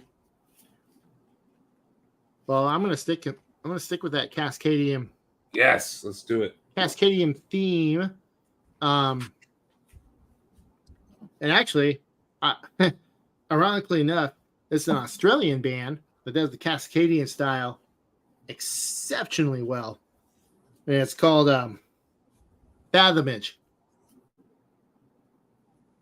Like that Huh? cover art is fucking just That's a beautiful. new one. Yeah. Yeah, this is like their fourth album or something like that. Well, I should say his. It's another one of those one-man bands. But the name of the album is Autumn's Dawn, Winter's Darkness. And lyrically, you go through the lyrics and it's almost depressive black metal, like very like somber, like woe is me, I want to die kind of shit. But like musically though, it very much represents what you see in that cover art. Like, the fall colors, nature, waterfall, like it's very immersive. It's very like nature heavy. But yeah, and then they just sneak in with like this very super depressive lyrics. But I don't listen to black metal for the lyrics, so I really don't give a shit about that. Because I mean, I don't know, that kind of a segue, rant, but like it just cracks me up. Like when people are like, "Oh man, like the lyrics of these bands," like if you're listening to the shit, unless you're reading along and trying to read along, you don't know what the fuck they're saying. Like, Yeah. but as a musician and as a drummer, like vocals are the last thing I care about on a black metal album, honestly. And lyrics fall far below that because, I mean, let's face it, like a lot of black metal albums, they don't really have great lyrics. There's not great lyricism. It's very amateur, let's say. But they're shrieking and screaming and growling or whatever, so you can't tell anyway. And then so I don't care. But in lieu of like the theme of the stream, I was like, I was kind of hemming and hawing about pulling this out, and I was like, well, and this is a brand new release. This is 2023 release, and this might be one of the picks on my somewhere in my year-end list, as as it turns out. But like, I was going through the lyrics. I was like, man, this is like, this should be like a depressive black metal album. Like, it shouldn't have like this very cool like nature looking theme on it. But there again, the color scheme, the like painting, like you have the autumn leaves, you get the trees. Like, yeah, I associate albums like this. I can associate albums like this with fall time. Yeah. Because actually, that's something I meant to bring up earlier. I think when Russell was asking about it. So I can accept an album to be a fall album because production-wise, it's warmer sounding. Like it rounds off the harshness that you typically would hear on a black metal album. And it kind of... Yes.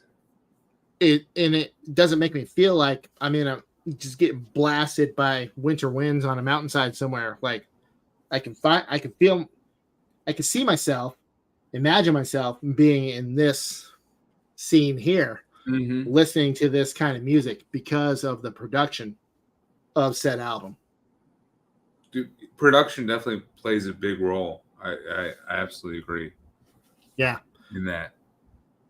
Because if it's a little warmer or drier or more, more inviting, if it feels more fall, or if it's sharper, meaner, it feels more winter. Where if it's almost too warm or too lush or overproduced, it feels more summer.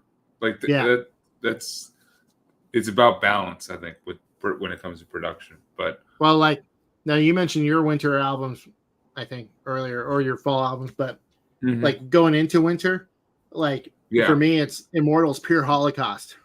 Like as soon as the snow falls, like Pure Holocaust is what I will pull out.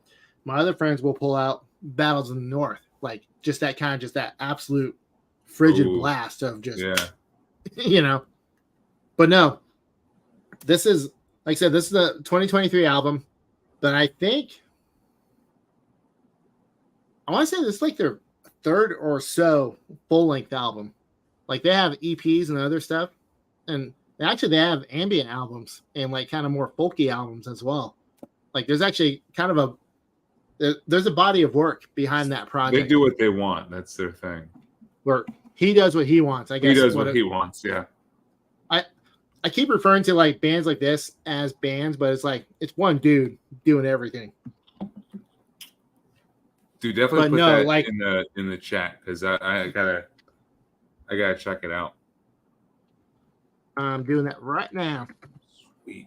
Let's see, Autumn Star. All right, I'm gonna there again, kind of like the first album I pulled out. Like the album title, I was like, well, I have to include this. Yeah. It's like it was made for it. It says autumn in it. We're not creative people, you know. We right. If it spells it out, we put it down there. That's yeah. So like Panopticon, Autumn Eternal, Autumn Droog, Aurora, Autumn Aurora. Yeah, exactly. It's like it's an autumn album. Okay, I'll have to check that out though. That sounds. No, it's very awesome. Good. Yeah. And like I said, like it's us. It's like it's Cascadian black metal by way of Australia. And that's because what is the weather in Australia? It's got to be hot and oppressive. It's got to be worse than here in New Orleans. So if they can make Cascadian black metal there, you know what? Anything's possible. Right? I'm impressed. No, it's super good. Like definitely, if you like that style, is definitely one to indulge in for sure. All right. So for me, going from black metal, I'm kind of. This is to me, this is a unique release where it's like it's one half like death metal, modern, like kind of more melodic death metal, but then also there's a bit of dissection in there, and the dissection really influences the overall mood and is what makes it feel like a fall album. And there's also a little bit of doom, like maybe some Insomnium, some like Finnish doom in there. I'm talking about this album from Horrified, which is Allure of the Fallen.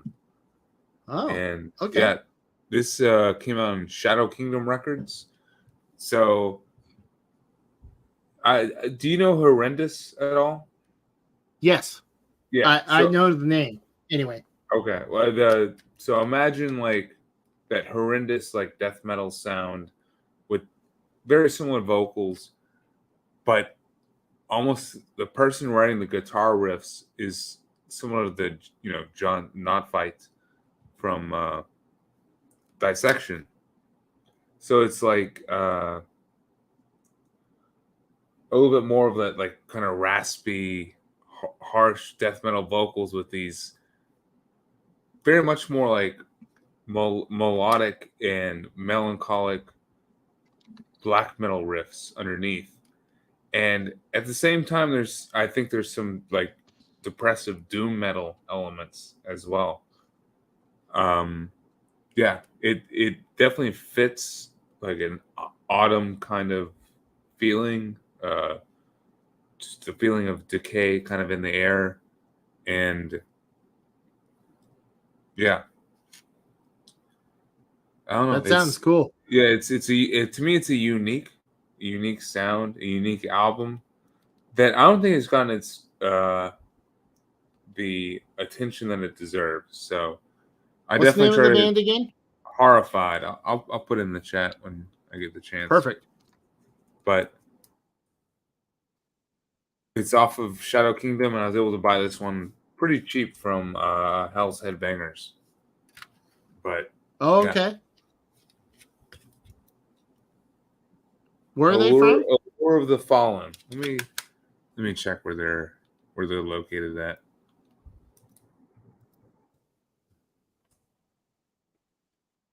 Oh, here we go. Oh, you say found it? UK. Yep. Okay. Allure of the Fallen, you said? Yep. I just give it a spin. It's No, that's a very that sounds like a cool. very interesting combo. Yeah, it is. It kind of took some warming up for me. Like it was not one of those where I was like hooked from the first listen. Like I had to get used to the more abrasive vocals because the vocals are very much in the forefront because of just the style and the it kind of overshadows the riffs, but at the same time they do end up complementing each other just because of there's a lot of emotion in the vocals at the same time. You know, they're definitely still more death metal than anything, and I would call this a death metal release, but I think instrumentally they're definitely playing around with some black metal and doom elements as well. So Yeah. Horrified, I definitely stand behind this release. Okay. Yeah, that's Jake agrees. Cheers, dude. All right, I'm gonna share my next one here, and then I gotta take it. Like I said, these beers are running through me. Dude, now. that's how it goes, man. Anyway, I believe I don't remember if I think I might have brought this up during the Black Metal Island stream, but anyway, like when the subject of fall sounding black metal, there is 2 albums by this band that I was waffling back and forth between, but I had to go with Hammerheart Battery. Yes. Like it was either going to be this or Twilight of the Gods, and I was like, it's got to be Battery, or it's got to be like Hammerheart, and what made me decide on this ultimately was the video for One Road to Asa Bay. Like it is very much not a winter setting. They're just marching through the woods, right? Yeah, it was like through the woods and like next to the ocean. I mean, honestly, I don't think it was really a fall setting. I think it might have been like kind of a late summer kind of thing, or maybe a spring, but whatever. Like, that's just what I thought of. I was like, it felt like fall. And once again, it's one of those deals. And like, you know, there's a couple of Falkenbach albums I was thinking about pulling out because kind of the same thing. Like it, you know, there's not a harshness to it. You know, it's still very, I mean, obviously like this was like beyond his quote unquote black metal days. Right. But I don't know, I could listen to this and imagine myself like in a fall setting. Mm-hmm. You know, like especially the last 2 tracks, Homo Once Brave and One Road to Asa Bay. Like those 2 songs in particular, just like Homo Once Brave, lyrically, I like that song a lot, which is saying something because as I mentioned on the previous album, I don't typically pay attention to the lyrics. But Homo Once Brave was, I don't know, it kind of hits me for whatever reason. And then, yeah, One Road to Asa Bay, like, I don't know. It's this is one of those albums I can listen to, like, hiking in the woods and, like, feel right at home. Like, nice. Yeah. No, but like I said, that or Twilight of the Gods, like, either one. Like, they're interchangeable for me. Dude. Yeah. Had to mention Bathory, right? I mean, there's not much else to say. I mean, Corthon's vocals aren't the best, but it's kind of the allure of the album. It probably adds to me. It adds to it, kind of. I think so. Like Jeff, if Jeff is still watching, like he fucking shits on this album because of the vocals. I remember that. I remember him like talking some mad shit about it. Well, like when we did the Bathory deep dive. Yeah, that was his hang up. He's like, oh, those vocals. Ugh. And I was like, but if he sang them like, so imagine if he had vocals on this, like he had on Nordland or Blood on Ice. I don't think I would have taken the album as seriously. I don't think it would have sounded the same. I think it sounds more organic. I don't know. I have not really tried to click with the stuff that has come after. So, like with my Bathory listening is up, through this album. But I agree. I like the vocals on this album for what they are. I will say, Blood on Ice is worth tracking down. Okay. And owning a copy, because the lyric booklet in that, especially on the CD, I mean, I don't know how they fit that thing in a standard CD case. Like, the lyric booklet is so fucking thick, but it has a whole entire background on the album. So Blood on Ice was actually, the bones of that album was actually written before Hammerheart. It was supposed to be the album before Hammerheart. So it's very much in that same vein, but vocally it's better because it was more recent than Hammerheart, and Quorthon kind of figured out his vocal range and his vocal stylings in the more cleaner tones. But Blood on Ice rules. Like, it's a fucking great album. And then the Nordland albums, like his last 2 albums, are absolutely phenomenal as well. Yeah. I still have homework for Bathory for sure. Just from the deep dive that you guys did, and then also just hearing Marty at Heavy Metallurgy also highly talks about that, the Nordland stuff, and Blood on Ice as well. So yeah, all good. I still got homework to do. It's just easier to find the earlier stuff. I mean, Requiem, Octagon, Destroyer of Worlds. Yeah, I'm not talking about that shit. Like, I don't know how those you feel 3, about it, but I'm not talking about it. You can skip those albums. Okay. Like, you can get Blood on Ice and then jump to the Nordland albums, and you're good. Dude. Anyway, I'm going to run to the bathroom again. Yep. All right, let me see. All right. So I'm wrapping up my stout over here. I still got some black metal to show. Let's see. I wanted to do another Bind Rune recording. Highlight Marty Worm over at the Heavy Metallurgy channel, and just Bind Rune in general. The latest Nachachuan, Kanawa Black. I love this album. This thing is amazing. It was my favorite album from last year. It was such a unique pairing of black metal, death metal. There's some like funeral doom in here, a lot of folk elements. It's just one of those albums where it does not give a shit about what genre it is, and it just seeks about accomplishing a certain tone and feeling from the music. And I absolutely think it achieves that. It is a historical document, I think, also for the tribes and stuff that they talk about. And I don't know, to me, Nachachuan, Black Bread Be Damned, Nachachuan is the best band to sing about native cultures in America. So I definitely highly recommend Kanawa Black. And then to wrap up my heavy stout beer pairings, I gotta mention this album right here. Oh, come on! My Arms, Your Hearse, Your Hearse. Yes, dude.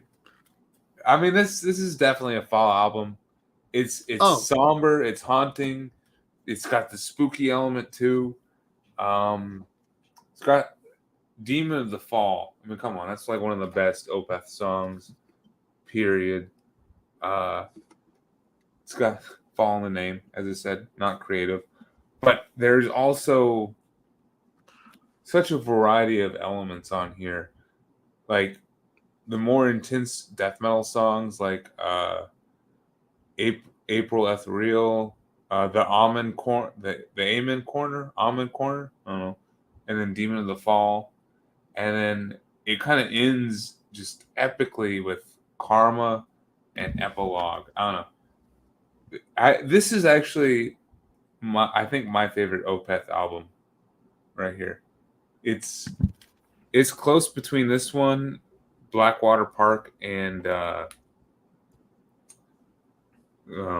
Damnation, but this might this might edge it out. So, yeah.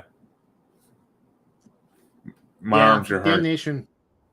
Yeah, that album fucking rules, dude. Yeah. And then I came back from my piss break.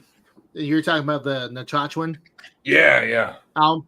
Dude, that band rules too, but Absolutely. unfortunately, I'm not a vinyl guy, and it's vinyl exclusive.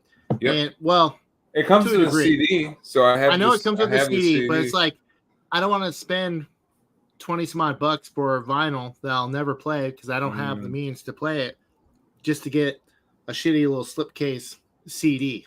Yeah. Like, I'm kind of like, I get why Bind Room, Marty and Bind Room went in that direction, because I get vinyl is a for sure sale. Like, and for like the hardcore collectors types, like, I get why they want to go that route, but it's like, come on, man. Like last few Panopticon albums, like, I wanted to get them, but I don't want to pay for the vinyl just to maybe get a CD with it. Yeah, you're paying an extra $20 for it as well. I mean, yeah. So and, it's like, you get your money's worth, but if you're not going to play the vinyl, then yeah. I mean, I don't have the means to. I mean, I can get the means to play vinyl, I guess, but I don't need another collection obsession. Like, I'm bad enough with CDs as it is. I don't need to go down that vinyl path, dude. I get that. Yeah. Yeah. So yeah, you know exactly what I mean. Yep.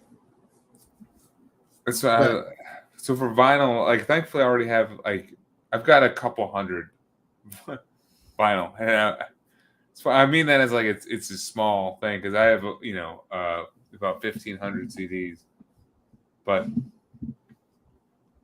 that means I can pick and choose what vinyl I want, Yeah, that's fair. And the Nachachwan was an easy choice for sure. Yeah, Jimmy's a huge Nachachwan fan. Like, that's one of his favorite albums right now. Oh, dude, it's awesome. It's great in it. I got a digital copy of it, like, on Bandcamp or whatever, but it's like, it's not the same. Like, no, it's not. Well, because my thing is, like, sure, and that's something I have to keep in mind with, like, my 2023 year-end list, right?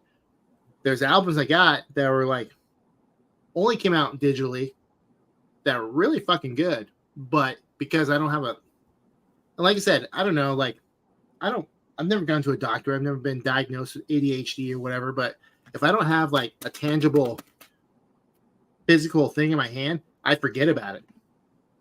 So there's a lot of really, really, really great albums in my Bandcamp collection that I go back and I'm like, oh yeah, this is really fucking good, but I immediately forget about it because I don't have a tangible physical mean to hold in my hand.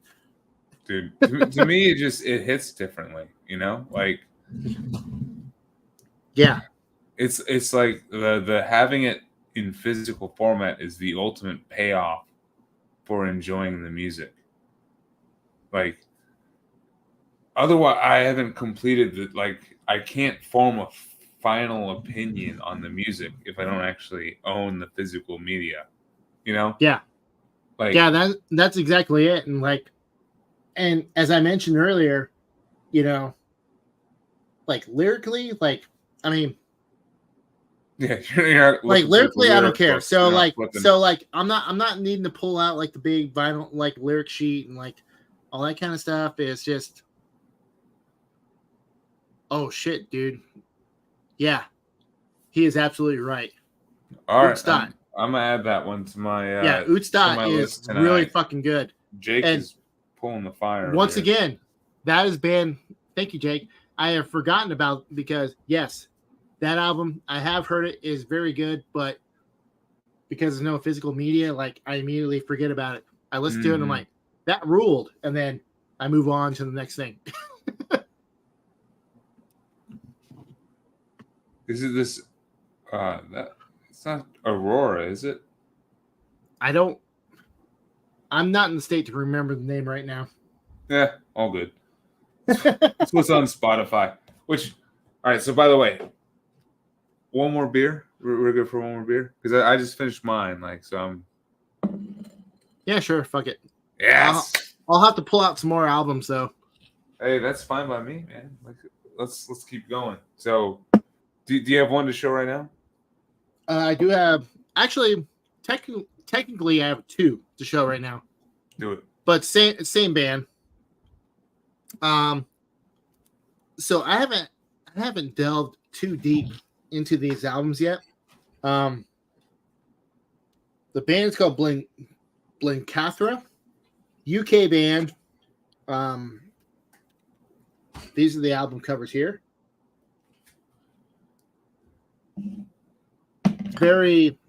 It's very atmospheric, very fantasy driven black metal. Ooh, I guess a lot you of could orange.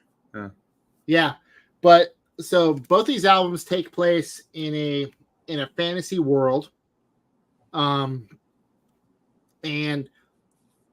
there's both these albums have songs that refer to autumn. So I'm like, well, I have to include these. Like, even though, admittedly, I haven't delved too deep into these albums, but so not quite Cascadian black metal, but it's that very dense. When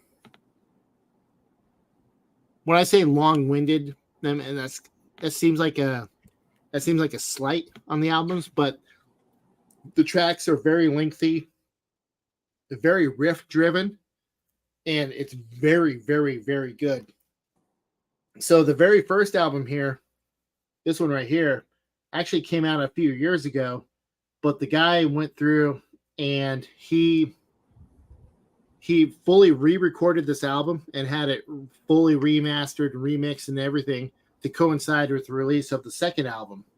So they're very cohesive. These 2 albums, let's do them back to back. Very cohesive, sounds pretty much the same production-wise, which I thought was very cool. But yeah, this second album, this is probably going to be a placeholder somewhere on my year-end list. I don't know if it's like, it's not going to be top 10. I will say that much, but I will be talking about this in our year-end streams for sure. Very good. Very, very, very, very good stuff. Especially if you like the atmospheric black metal. Mm-hmm. Nice. Definitely put that in the chat because I'm doing it right now. Okay, of course. Of course. All right. I'm cracking open another beer. Let's see. We got another one. Crack it open. We got a brown ale. This is a Southern Pecan. Oh, nut brown. So you got some cool stuff down there, dude. Yeah, they do all right. They do all right. This is from Lazy Magnolia Brewing, which is a brewery from Mississippi. Probably like one of 10 breweries from Mississippi, but it's quality over quantity. Which I love a good brown ale, and it's a style of beer I don't get too often, but when I do, you enjoy it. It's not too heavy, but it still packs the flavor of like a heavier beer. So this is probably like, I'll check, but I think it's 5%. But it'll taste very flavorful. Yeah, very smooth, very very roasty. Only 4.5%. So it's almost like a lager, but some extra. That's crushable, dude. Mm-hmm. Absolutely. So to me, this is my like you're like kind of just over the Halloween hump and you're getting into autumn. So there's like, I got a little more folky, not quite as heavy kind of stuff. The first album I want to highlight is a favorite, an absolute favorite of mine, and one that I fear is being lost kind of to metal culture. as a whole. I think they're from Utah. Jake, I know you're still in the chat. I just saw you pop up. Are you familiar with Sub Rosa? This is their album, More Constant Than the Gods, and this is like, I guess, symphonic sludge metal is how I would describe it. Whoa! It's because it's got violin players and stuff in it, and but at the same time, like the backbone of it is straight up like down-tuned sludge, but it's very vulnerable, very female vocal driven music with these like heavy down-tuned riffs, but then also beautiful like violins and stuff all over the place. I would definitely recommend this album to anyone, to any fan of like emotionally heavy music. The opening song, The Usher, it's one of those, I kind of mentioned it earlier, where it's almost too good to be an opener because the rest of the album pales in comparison to how good The Usher is. Track 1, The Usher, definitely check it out. The rest of the album is definitely good. It just does not capture the emotional weight of the opener. But Sub Rosa is definitely a band I'd recommend, and More Constant Than Gods is absolutely an album you should listen to. And it feels very at home in like a fall setting. And it feels slightly religious. I definitely love this album. Nice. Okay. It's actually interesting that you bring up like albums with like exceptionally strong opening tracks, like that. Getting back to black metal, that reminds me of Dawn's Slaughter Son. Like the opening track of the Knell in the World, and it's like you can just listen to that track and be like, "Cool, I'm good, I'm done." Even though that rest of the album is just as good, honestly, but that's the one. That's the one track I listen to the most. It's like at the back of your mind, if they ended the album with it, wouldn't that just have a better payoff? You know? Oh my! That's partially how I feel about it. And I mentioned earlier, Dismember. You know? Yeah.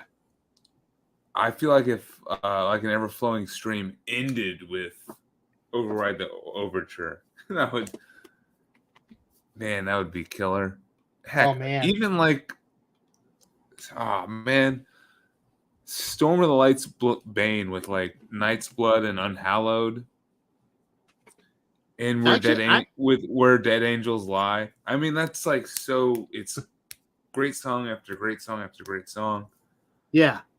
I don't know, that one too. I wouldn't mind like reorganizing the tracks just a little bit. So that Blackbraid, the first Blackbraid album, that's very. So you said the ending song sucked on it, right? Yeah. So Prying Open the Jaws of Eternity. It's one of the longest songs, but like I said, there's so much energy that carries through to that track, and the first like chunk. I mean, it's the longest song of the album, but the first chunk is so slow and just so deprived of energy. And then when it picks back up, and it's almost like it's too late. So if it would have ended on, and actually I made my own playlist on my phone, and I switched that song with Barefoot Ghost Dance on the Blood-Soaked Soil. Like I switched those two, and then I was like, this album fucking crushes, dude. But I had to make my own playlist to make the album like absolutely crush. Yeah. I mean, there's definitely albums out there where it just benefits from moving a track or two around, you know. Yeah, and every time I bring up that album, I point that out, and they're just like, and people are like, I don't know, I like it. Like, maybe it's like, I don't know, like, I just don't think there's people that are as serious about, I don't know, about the music as I am. I Black guess. metal. All right, so I'm getting to another local beer here. Oh yeah. So Midnight What Sun Brewing. style is that? It is a Tripel, I do. Oh, so it's a Belgian. triple Belgian. Yeah. Triple? Nice. Yeah.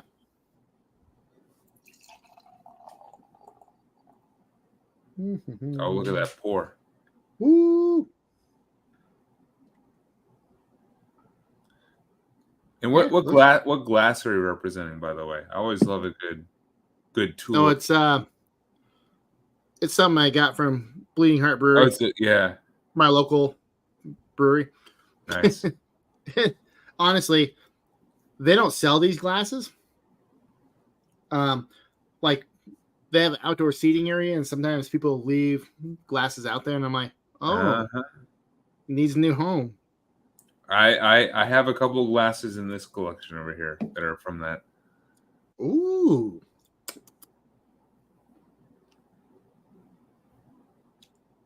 Yeah, that's fucking solid. Holy shit. Damn. So what is that again? I have a short memory right now. It's called Boreal. Boreal. That's that's the triple. God damn it. You literally just So I'm pulling out. I pulled out a couple new albums to the mix. Sweet. So this next one, I think it's fall listening. It's very, excuse me, like very medieval styling as far as black metal goes. And it's the new Wield and Woe. Oh, I've Have you heard a lot these of guys? things about that. No, but I've heard. Oh yeah. My god, dude! This Holy album. Shit. Woo! Let's see. What's the name of this album? For the Good of the Realm. That sounds awesome. The first album, I think, is like Of Kings and Men or something to that. Like, I made the joke like when I was posting about this, is like people are gonna watch me get sauced, and yeah, I'm feeling sauced right now. But that first album was good. Like the medieval styling was in place. It's just some of the execution kind of failed a little bit, you know. But this right here, fuck, they figured it out. They figured out the styling 1001%.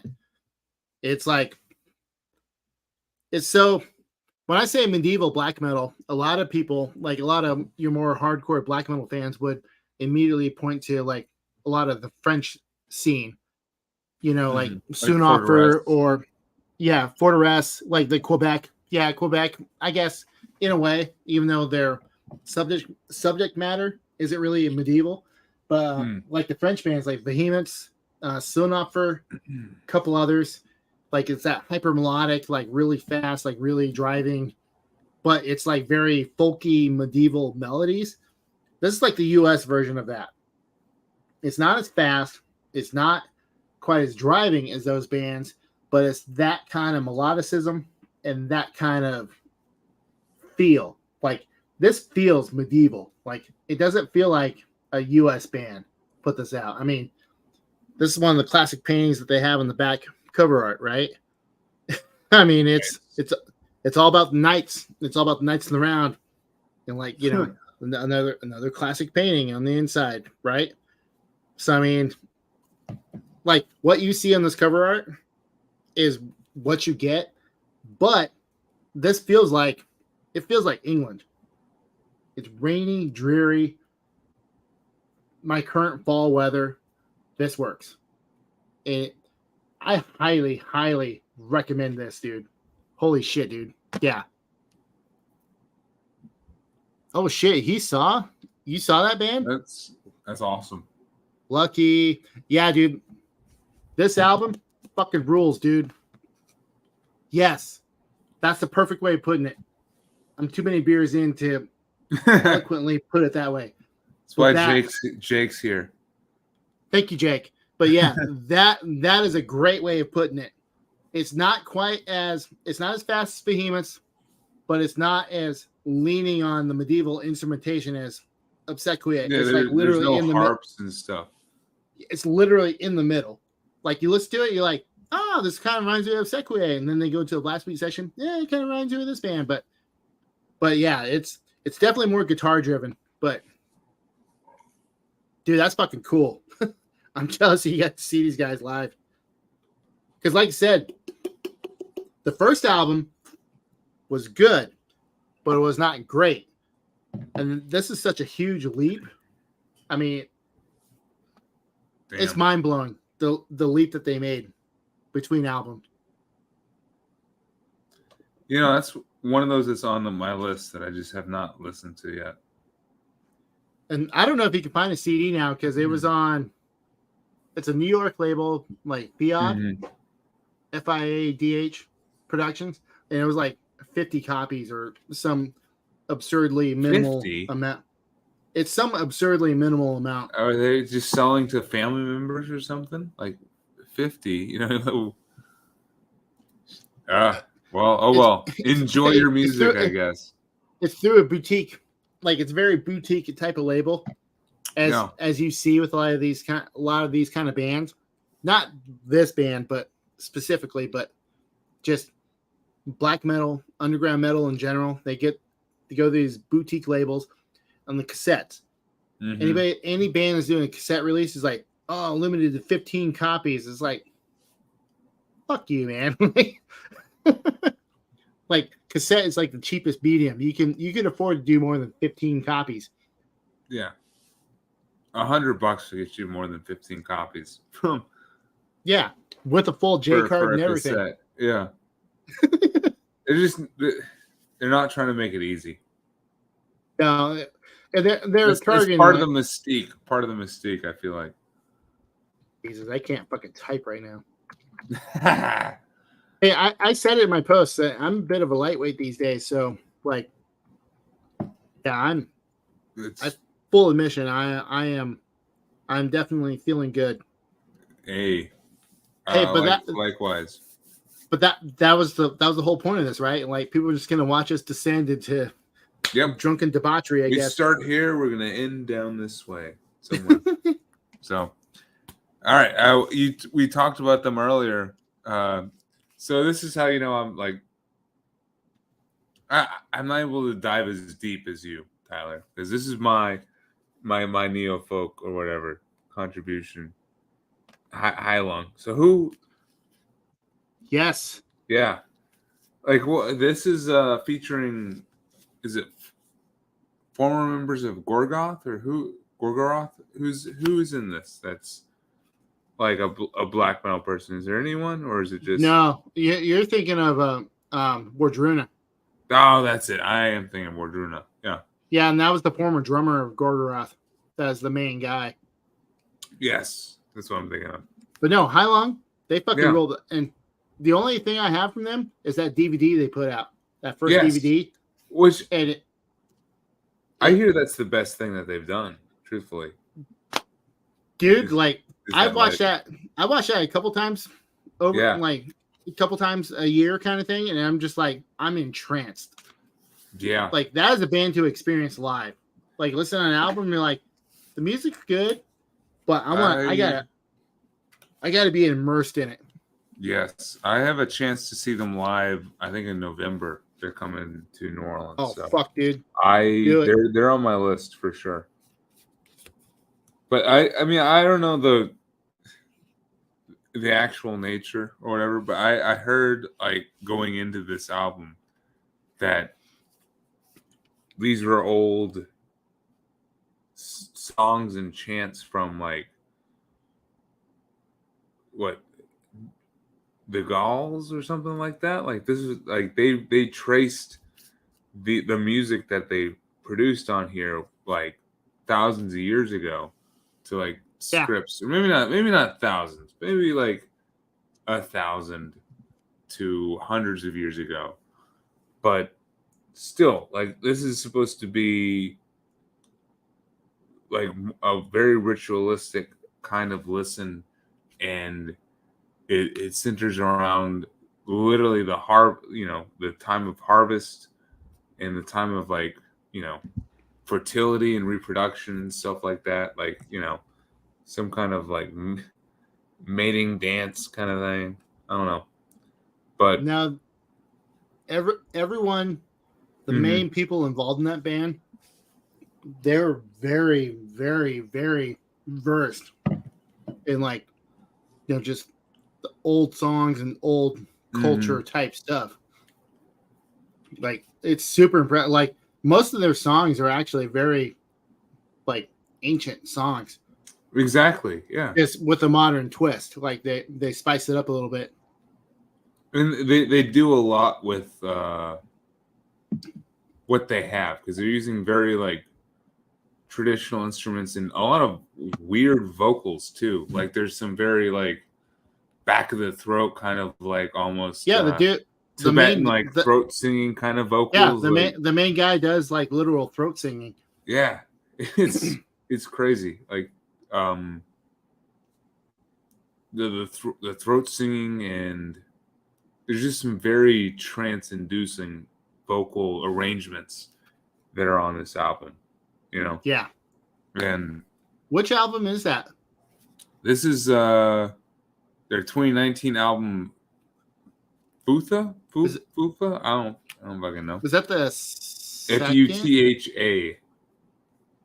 I think that's the second album. Let me see. You're probably right. I think. Yes, it is. Yeah. Came out 2019. Spelt in English, it's Futha, Futha. Yeah.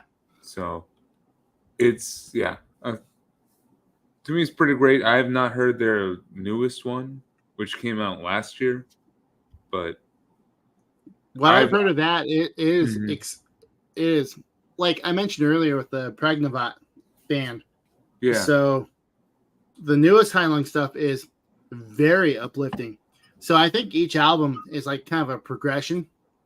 Like, from, like, the first album is, like, very dark with, like, kind of uplifting moments. The newest album is, like, very uplifting and very, like, positive, I guess you could say. This feels like a war album to me. I don't know. Like, yeah. There's certain elements, like, there's a build up to one song where it sounds like arrows are being shot, like people are pulling back strings and letting arrows fly, and there's, like, a battle going on of some kind. And to me, that kind of permeates the whole album, where it feels like there's conflict behind it, and some semblance of fire. I don't know. It doesn't sound dark, but it's definitely not uplifting to me. Yeah. Yeah. It makes, it's supposed to be somehow tied to the autumnal solstice, though, and that's why I picked it. Nice. Now, Heinlein fucking rules. Like, that's no better way of putting it. They're unique, dude. Absolutely. Which I'll have to check out the other bands you mentioned earlier that are in the similar, well, the more neo-folk style, like the you just mentioned them. But I saved their stuff, so cool. Yeah, my drunken brain won't be able to remember. Yeah, Jeff, we're I can't speak for him, but I'm fucking shitty right now. We're coming after you, Jeff. 6 hours streams. God, I fucking hope not. We're coming after you, man. Every time I Jeff, every time I do one of my like live streams, it's always like 4 hours of drunken debauchery. So, Tyler, Well, thank you for joining, man. I'm pretty sure we are wrapping up slowly but surely. But I got one more album, and this is just okay. this is a pull. Like, it was like, Do it. it feels fall enough, I guess. At this point, like, doesn't matter. So this is an Italian band called Nuba Vagant. I'm butchering the fucking name. It's I do not know that one. whatever that is up there. That's the name of the band. Name of the album is The Wheel in the Universe. This is their second album. The main guy behind this, he's done like a shit ton of projects. Like, there's other Italian bands like Frost Moon Eclipse. He's the main drummer for them. I think there's a Greek band called Noctis that he did drums for. Like, the dude's got a discography behind him. But the best way to describe this is it's very second wave black metal, but with very 70s like kind of doom vocals. Like, it's all clean vocals on this whole thing over second wave black metal, essentially. But it's an interesting combo. It is. And then, when you have bands like was it Astral Spectre, I think is what it's called.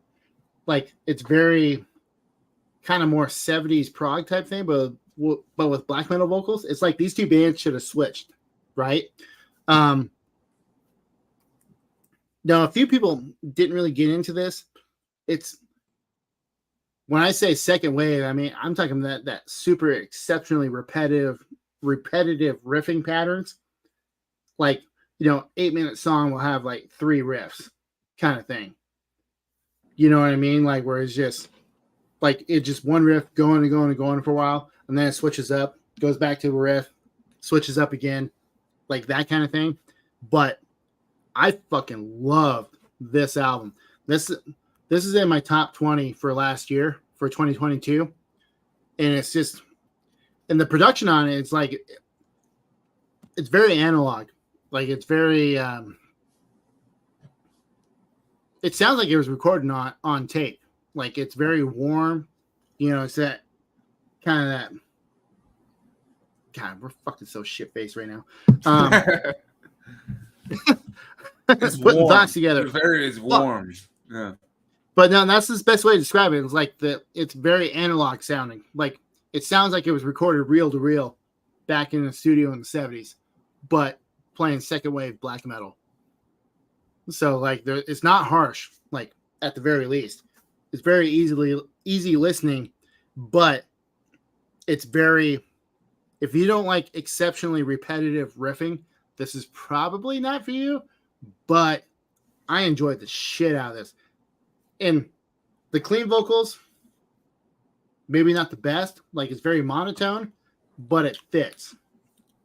I guess that's the best way of putting it. Like, the vocals fit the music, surprisingly enough. Dude, I would definitely, it's worth checking out in the very least. that is an interesting combo. I ain't gonna do it, but put it in the chat. I want to check it out when I can. Wait, are you familiar with the Amor Fati label? No. AMORFATI? Nope. So a lot of their stuff is kind of avant-garde. Mm-hmm. Like, and this definitely falls into that, but it's not exceedingly technical avant-garde like Blue Dust Nord or bands like that. Okay. So that's might be up my alley then. Like I said, if it's lightly. Yeah, it's not overtly technical in the very least. It's very, very, very straightforward. Mm-hmm. But the atmosphere it creates, like, I mean, it sounds like 70s rock in a lot of it. like 70s kind of Holy like shit! Yeah, heavy rock. I definitely want to hear that. Then that sounds awesome. Like The Mask and the Devil. That's the one track on there. Mm-hmm.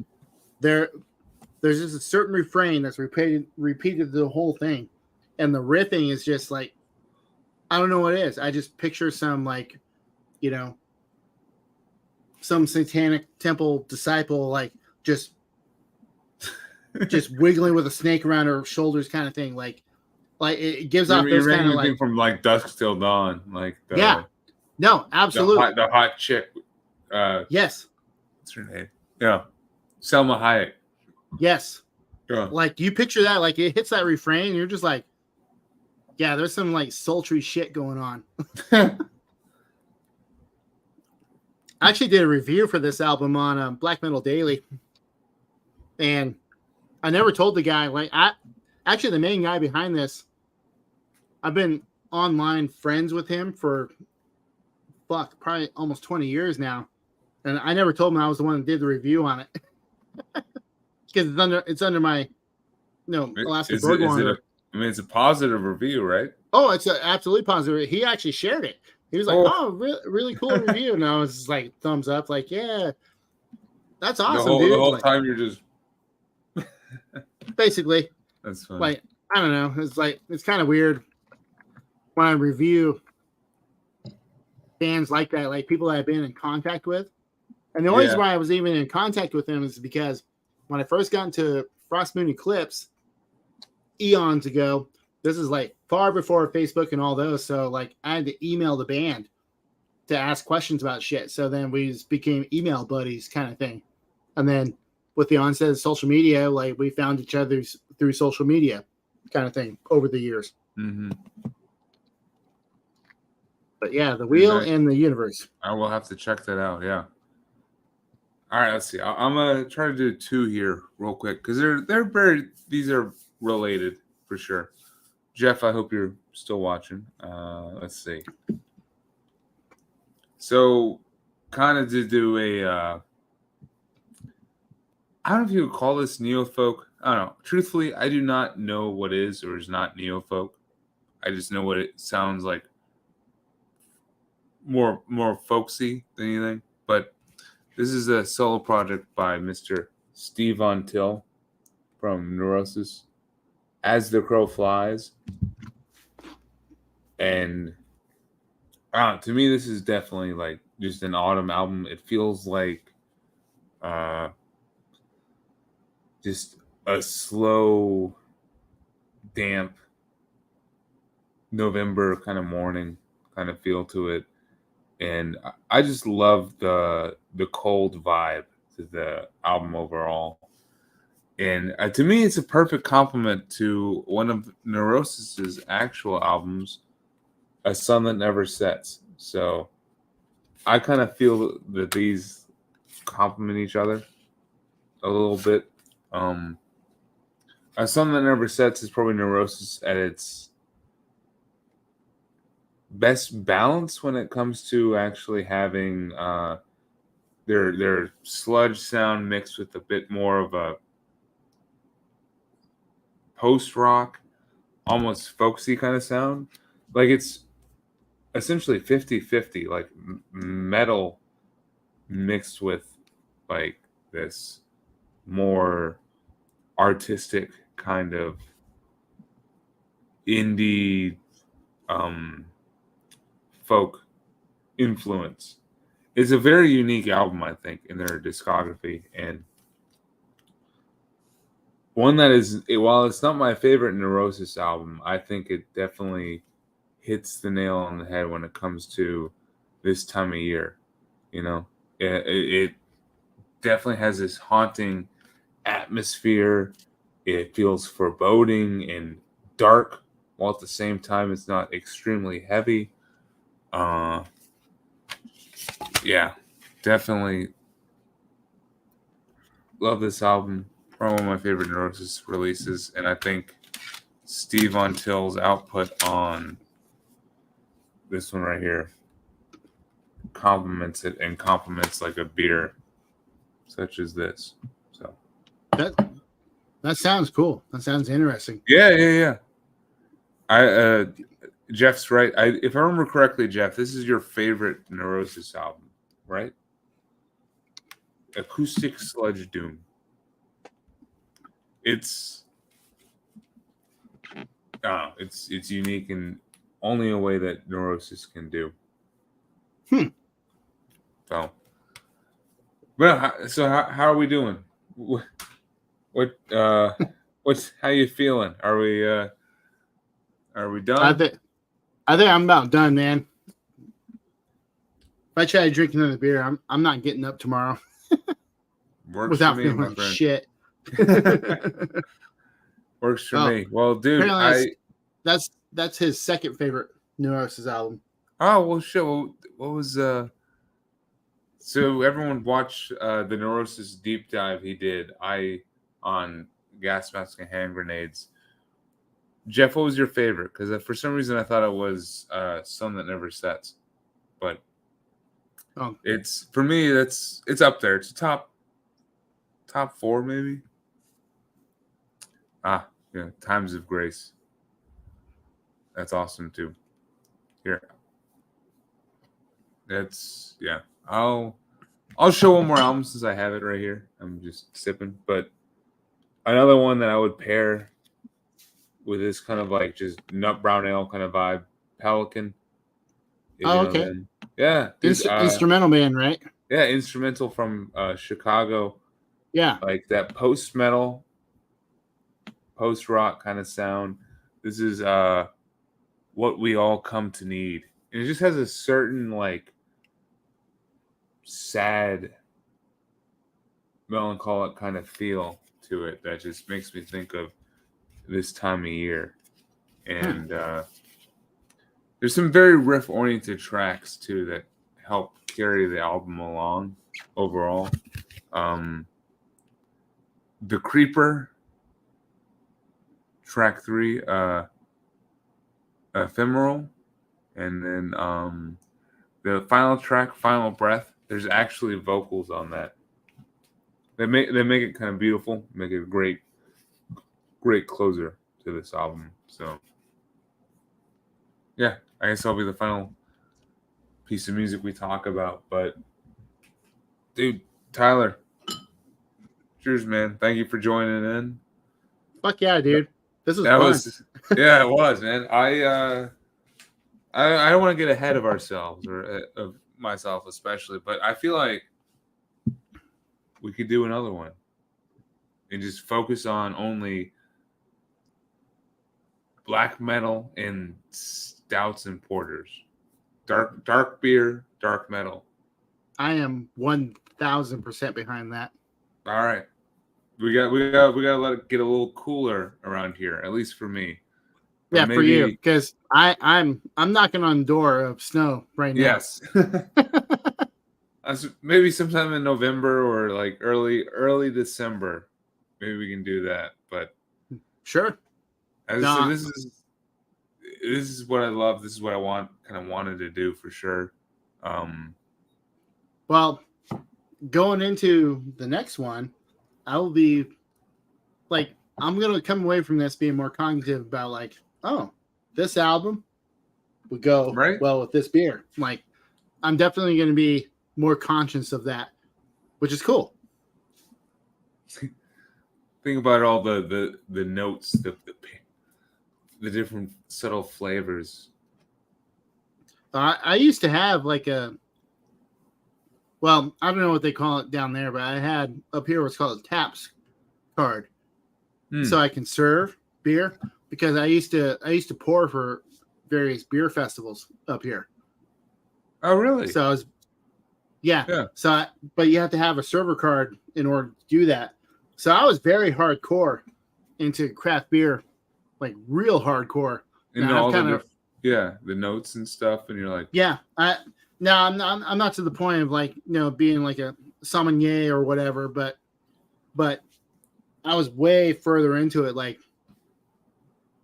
yeah, like I would work a station, and I would like sample the beers, and then I could break down and tell people what it is that they were going to be drinking, and like, but yeah, the whole point of me getting the taps card is for me to be able to work the beer festivals and get in for free. That was that was the main Smart man. main angle. But yeah, so I was like super hardcore into it. But then COVID happened, 2020 happened, and then I let my shit lapse, and I haven't gotten back into it. Dude. So, well, but maybe something to look into. I don't know. Yeah, I mean, it's not hard. Like to do, like I said, I don't know if they call it. I'm sure it's a similar thing. Like it's a server card.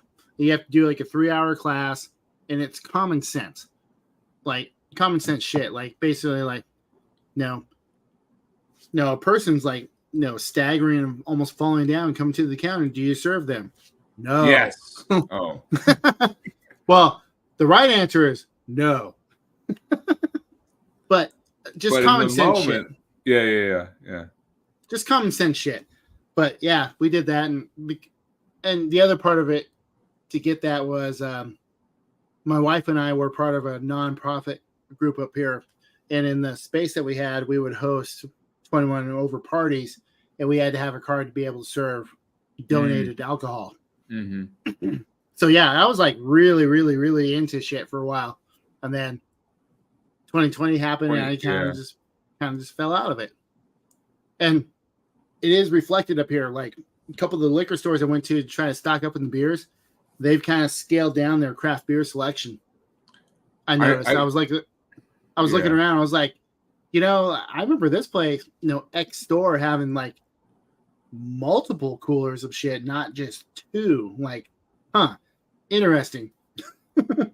I think the craft beer boom is starting to slow down and dial back a little bit, truthfully. Well, from what I've seen, I think 2020 kind of helped push it along, but also the market got so oversaturated, at least in North Carolina.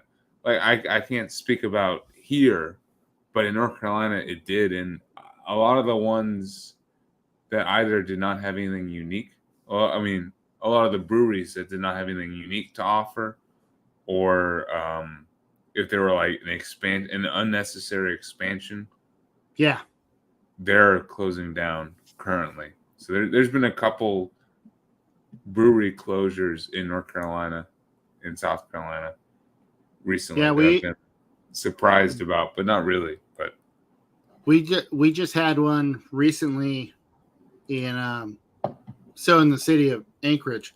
Mm-hmm. There was a brewery that, I mean, they'd only been open for maybe 10 years, but it changed hands. Yeah. So it was Resolution Brewing, changed names to Alpenglow Brewing Company. And then the head brewer, actually, he wasn't even told that they were shutting down.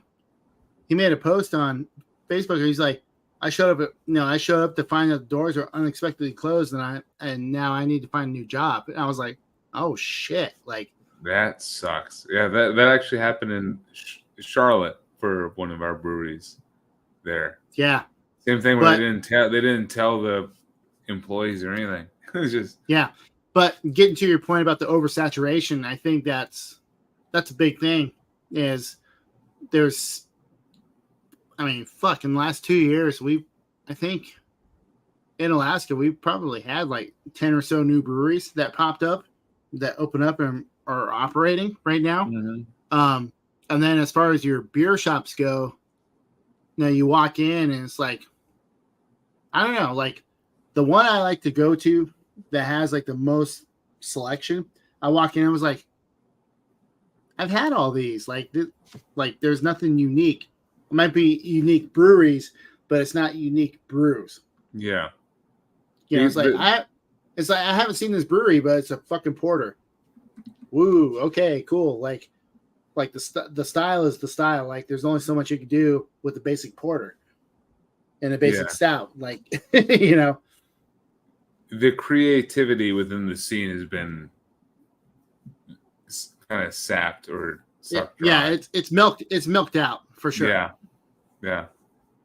Which is a bummer to admit, like, but that's kind of where we're at. Like, it doesn't take away the enjoyment that I have in all the styles and all the beer that I found up to this point. But on the other, I don't know where they're gonna go. Like, where is it gonna go from here? Yeah, But on the one hand, is like the tried and true, the stuff that you already knew and really enjoy, is still sticking around. So it's like, well, Yep. worst comes to worst, I go back to what I know. Yep. 100%.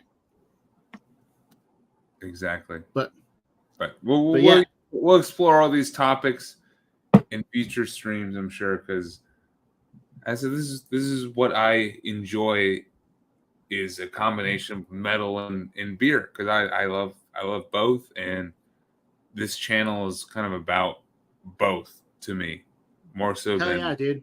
one over the other. So, dude, Tyler, I appreciate you jumping in and taking part. Cheers, man. Hell yeah, man. Will not be the last one. Exactly. We're empty here. So, all right, for bud. everyone who watched, I appreciate it. You guys, it was awesome. Great night. Cheers. Fuck yeah, dude. This was awesome. See you on the next one. Peace. Later.